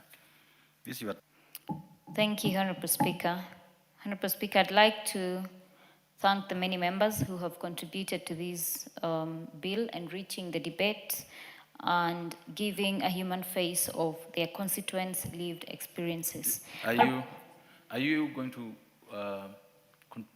donate any minutes to Honorable Nyakundi and Kiara? Yes. Please, Yes, that's I what will. you should do first before you go do what you're doing. Okay. Honorable Speaker, I'll donate 1.5 minutes to each of them, but I'll try ensure that I'm brief so that they Excuse can me. contribute. They contribute first, then you reply. Okay. Yeah, so you get to take your seat, then we go to hear the Honorable Kiara first, then Honorable Nyakundi. Thank you, Honorable Speaker. Honorable Speaker, I want to laud my very young sister, Honorable Jerry, for bringing in this amendment bill 2024. And Honorable Speaker, on the onset, I want to say this bill is long overdue. Honorable Speaker, the citizens of this country participated and overwhelmingly voted for the Constitution of Kenya 2010, which guarantees the right to the highest attainable standards of health. Honorable Speaker, when all this is defined, we know which includes emergency treatment. And Honorable Speaker, emergency treatment means something that has happened abruptly without your knowledge. It just comes. Honorable Speaker, I want to say this is something that should be accorded to our citizens without any hesitation. Honorable Speaker, I want to say the burying of the dead, burying of bodies, it is African. And in the African context, Honorable Speaker, we want to say dead bodies are treated as very sacred. Every family wants to be given their person to go and bury, Honorable Speaker.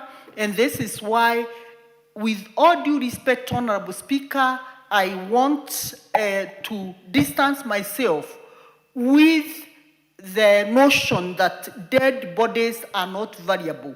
We are Africans and we know the attachment of us and those who have left us. So, Honorable Speaker, to avert more torture and torment, we must all look for a way of ensuring that the hospitals can be able to release the dead bodies to their families to go and put a closure to that chapter, Honorable Speaker. Thank you, Honorable Speaker, and I support my sister, Honorable Jerry Maina. Congratulations. The Honorable Nyakundi. Thank you, Honorable Speaker. First of all, let me take this opportunity to thank Honorable Jerry Maina for bringing this amendment bill 2024, because this is one of the most important bills that I've seen in this House, and it is time overdue because, yes, we know a lot has been done in the health sector in terms of bringing up the SHA and the numbers that are there, about 29 million, employing of the CHPs and employing of the universal healthcare workers, which is a good thing. But still, most of these hospitals don't adhere to the emergency cases that come up day to day in these hospitals. Most of them assume and ask for money before treating a patient.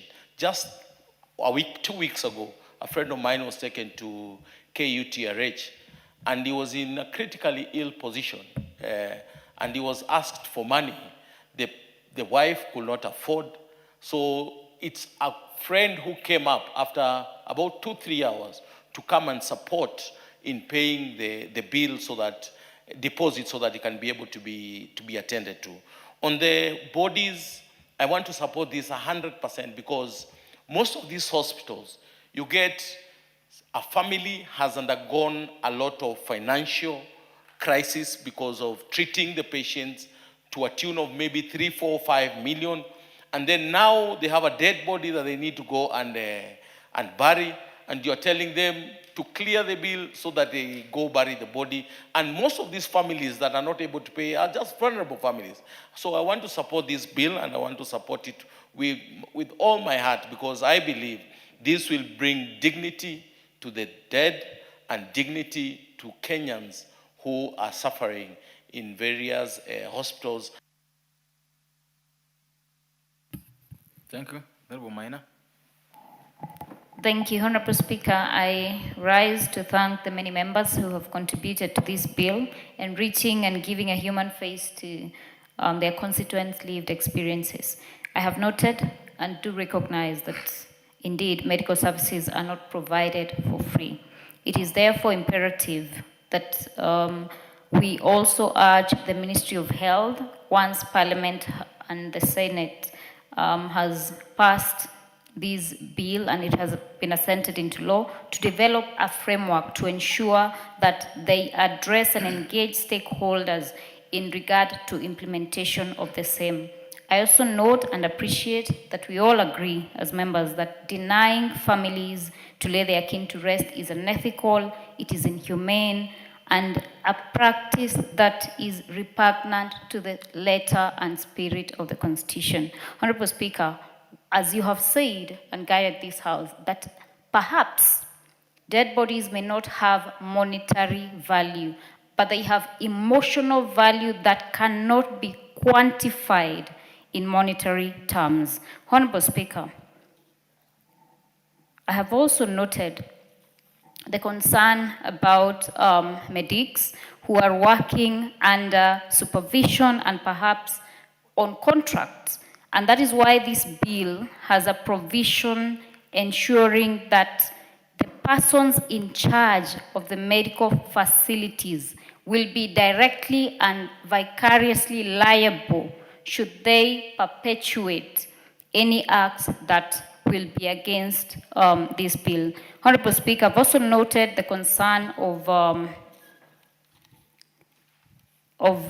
a member of parliament who's just spoken, Honorable Oundo, who has indeed said that we are not addressing the integral issues that are bedeviling the health facilities in Kenya.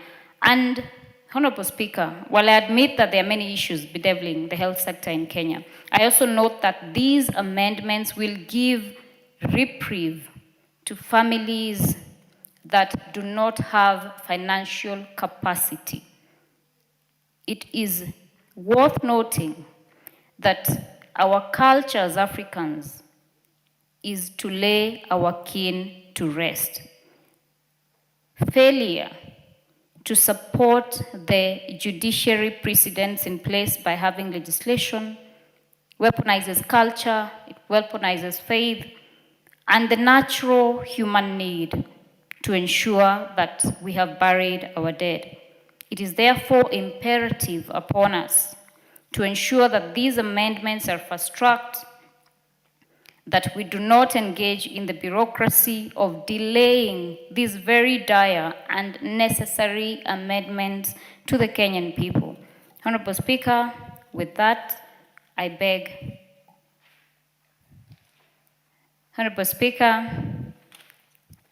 I also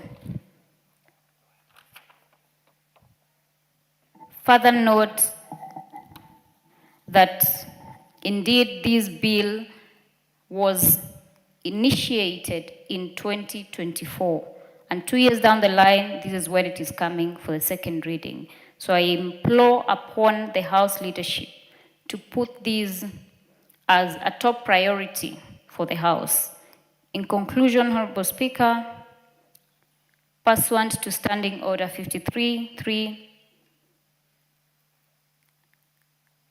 I beg that the putting of question on the second reading of the bill be deferred, and I hereby reply. Thank you, Honorable Speaker. Thank you, and well said, and congratulations. So, as requested, the decision on the second reading of this bill will be done next time when we quote. So we move to the next order. Order number 17, the Teachers Service Commission Amendment Bill, National Assembly Bill number 27 of 2024, second reading. Harrow in the house. So we stand over it generally and go to the next order. Order number 18, the Industrial Training Amendment Bill, National Assembly Bill number 50 of 2024, second reading. The Honorable Joshua Oron, I hope you're ready to move this for second reading. Go ahead. Thank you, Honorable Speaker.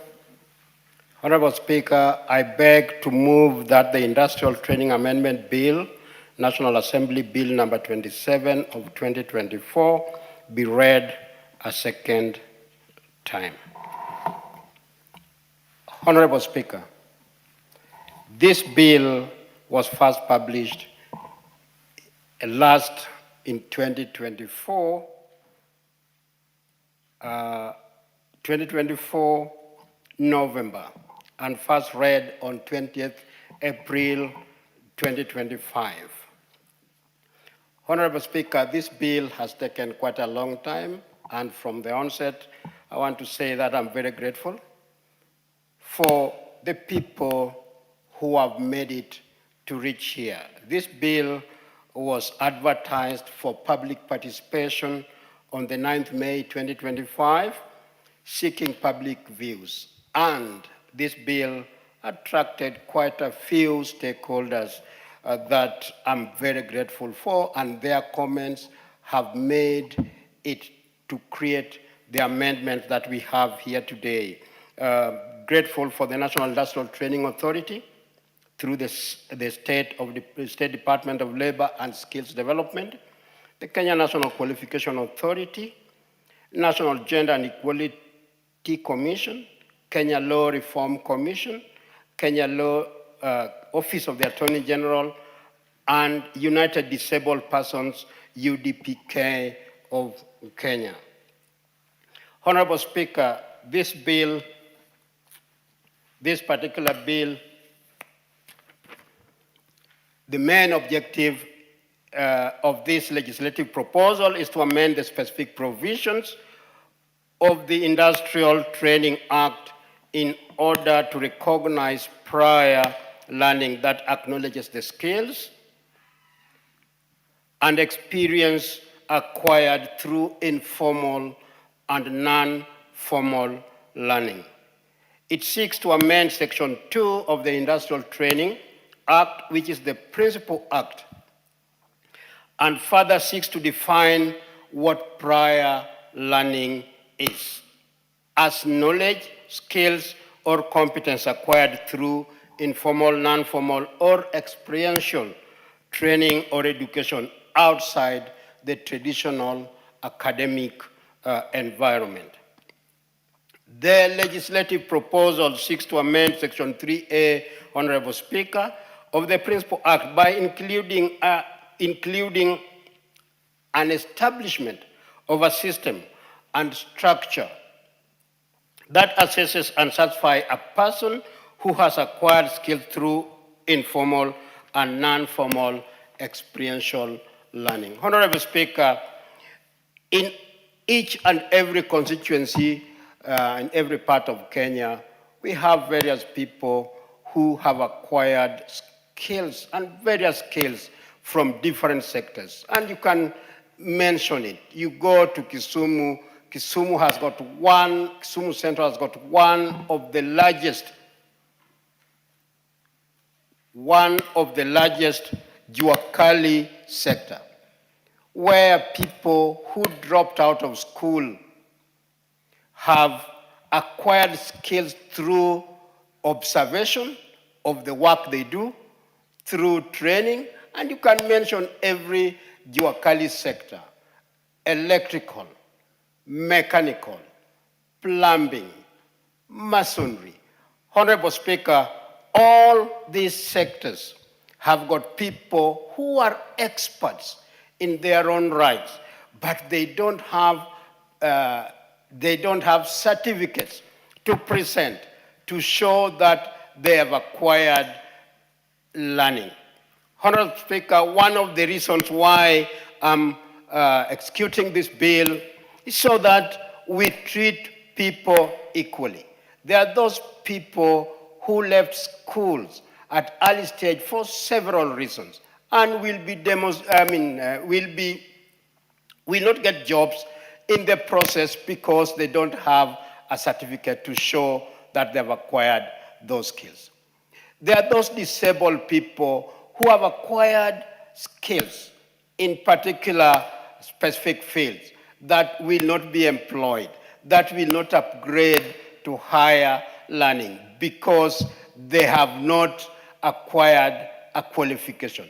This bill therefore seeks to increase equality, especially to those members of the society that dropped out of school, so that their chances of employment can increase. This bill increases the opportunity for those people who have toiled throughout their life from the time they left school to be able to have an opportunity for employment. This bill has been supported by many Kenyans because it speaks to the bottom-up approach of the Kenya Kwanza government, because we have people down there who have acquired skills in various sectors. And I mentioned a few sectors. Even if you go into food and beverage, there are those men and women who are so skilled in cooking. They won't be employed in any hotel because they don't have a qualification. There are those carpenters who what they have is an overall. That's all they have to show for what they have done. They don't have a qualification. This particular bill, therefore, Honorable Speaker, seek to formalize those skills, especially allowing those people not to go back to school, but to be assessed in the environment where they work.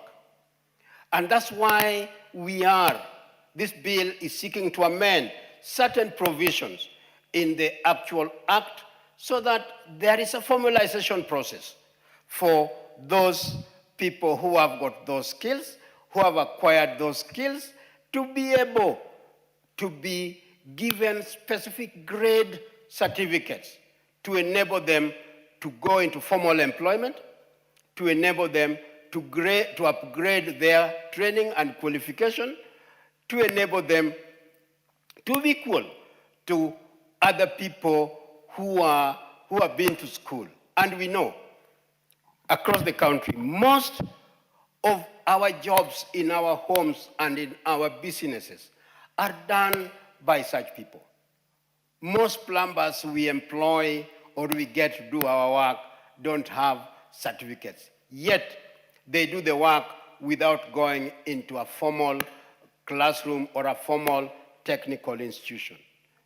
The masons that we employ temporarily are those people who have been trained on the job, and they know all the measurements of building, of the bricks, or of the block. The people who repair our vehicles, the mechanics who do the wiring in our vehicles, majority of them have learned their skills on the job. The most important thing, Honorable Speaker, on this bill is that this bill recognizes that skill. That person can compete with the rest of the world once certificated, once given a certificate to show that they have the skills to do the work, that they can compete with the rest of us, the rest of the world that have gone to technical institutions. Honorable Speaker, this bill is an equalizer for many people who have not been to school. This bill is an equalizer for some of the people who dropped out of school for many reasons, because of the background where they come from. So this is a bill that gives many Kenyans a second chance to be able to acquire a qualification, to be able to formalize their skills, to be able to upgrade to higher education, to be able to get into formal employment, because we are also a certificate society where people who are potential employers will ask you where you read. By bringing this bill and engraving it into the law, it allows those people who have acquired those skills, who have acquired those certificates, who have acquired those qualifications to be formally recognized. Honorable Speaker, this bill also seeks to amend Section 5 of the Principal Act to include the establishment of a system and processes for the recognition and assessment of prior learning as one of the functions of the National Industrial Training Board. It recognizes the fact that people who work in formal, informal, and non-formal learning sectors gain psychomotor skills, knowledge, and expertise through practice, and they should be given recognition for their acquired skills.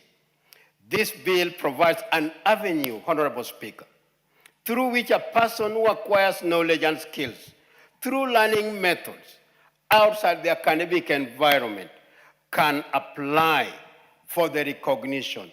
And the beauty about this bill, Honorable Speaker, is that it allows the person who is applying to continue working within the environment where they work, assessed with the tools that they use for daily work, and also certificated in the environment where they are very comfortable in working. So, for example, Honorable Speaker, a mechanic working in a Juakali, this bill makes a provision for that person to be assessed on the engine that he or she repairs for a daily living. It allows the person, a mason who is building, to be assessed doing the work that he or she is paid to do on the job, thus cutting off the time that they will spend in the classroom, cutting off the time that they will spend traveling, yet they may not even have the resources to enable them to pay the fee for that training, pay the fee for that certification, pay the transport to go to that institution where they will be formally assessed. And I want to stress that this bill removes the inequality in education. This bill brings people who have been disadvantaged over the years to a certain level, Honorable Speaker.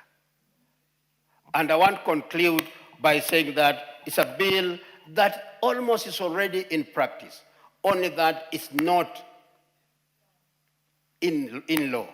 And this will make it easier for the industrial training, will make it for institutional activity, will make it easier for other institutions offering technical courses to assess those who already have skills in their own work environment. Thank you, Honorable Speaker.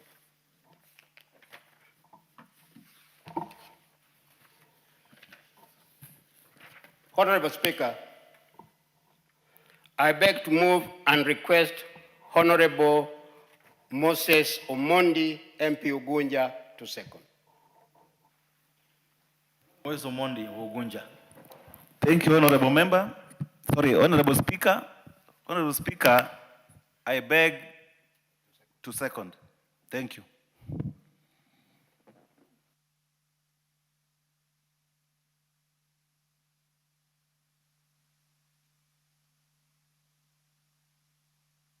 Honorable Lekuton, approach the chair. Honorable Lekuton, approach the chair.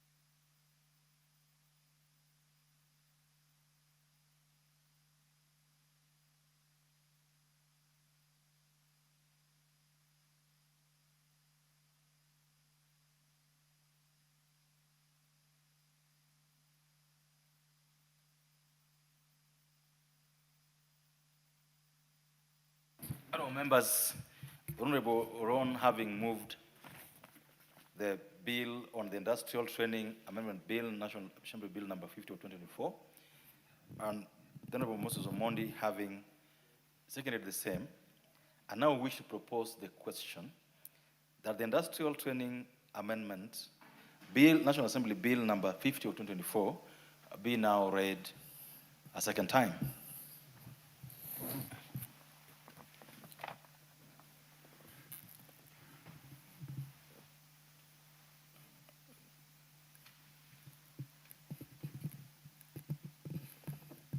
The Honorable Lekuton, you want to contribute or you have a matter you want to raise on this issue?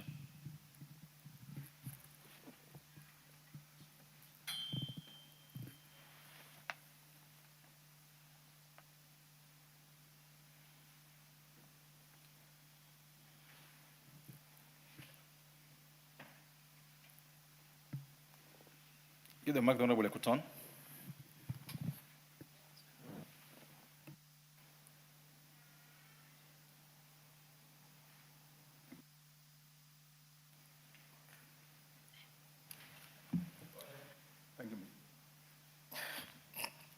Thank you, Mr. Speaker. Standing order number 35, I rise on standing order number 35 that I'd like to notify the House and the Speaker that we have no quorum. Mr. Speaker, sir.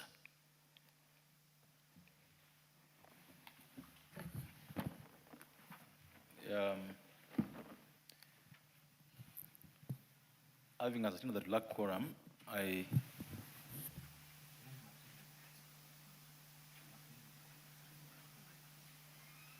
order the quorum bell be rung for the next 5 minutes.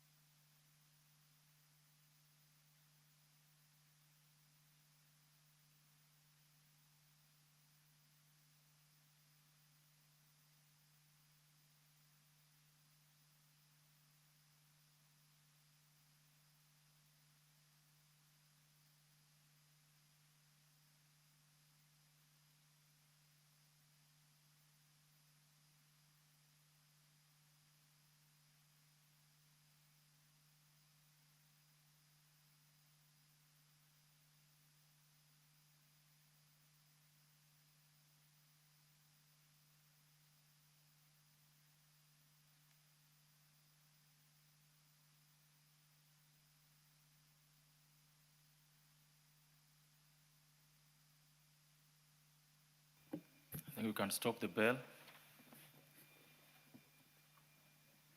And before we move to the ossuary, I wish to just remind members that at the retreat members had in Naivasha in late January, it was agreed that the Cabinet Secretary for Interior and National Administration shall appear before the House in Speaker's Kamkunji to brief members on the state of national security. To this end, and in line with the Speaker's communication of 10th February 2026, the Honorable Speaker invites all members of the National Assembly to the Kamkunji tomorrow, Thursday, 12th February 2026, in the National Assembly Chamber, Main Parliament Buildings at 10 a.m. Members are reminded to keep time. And time now being 7:38 p.m., this House stands adjourned until tomorrow, Thursday, the 12th of February 2026 at 2:30 p.m.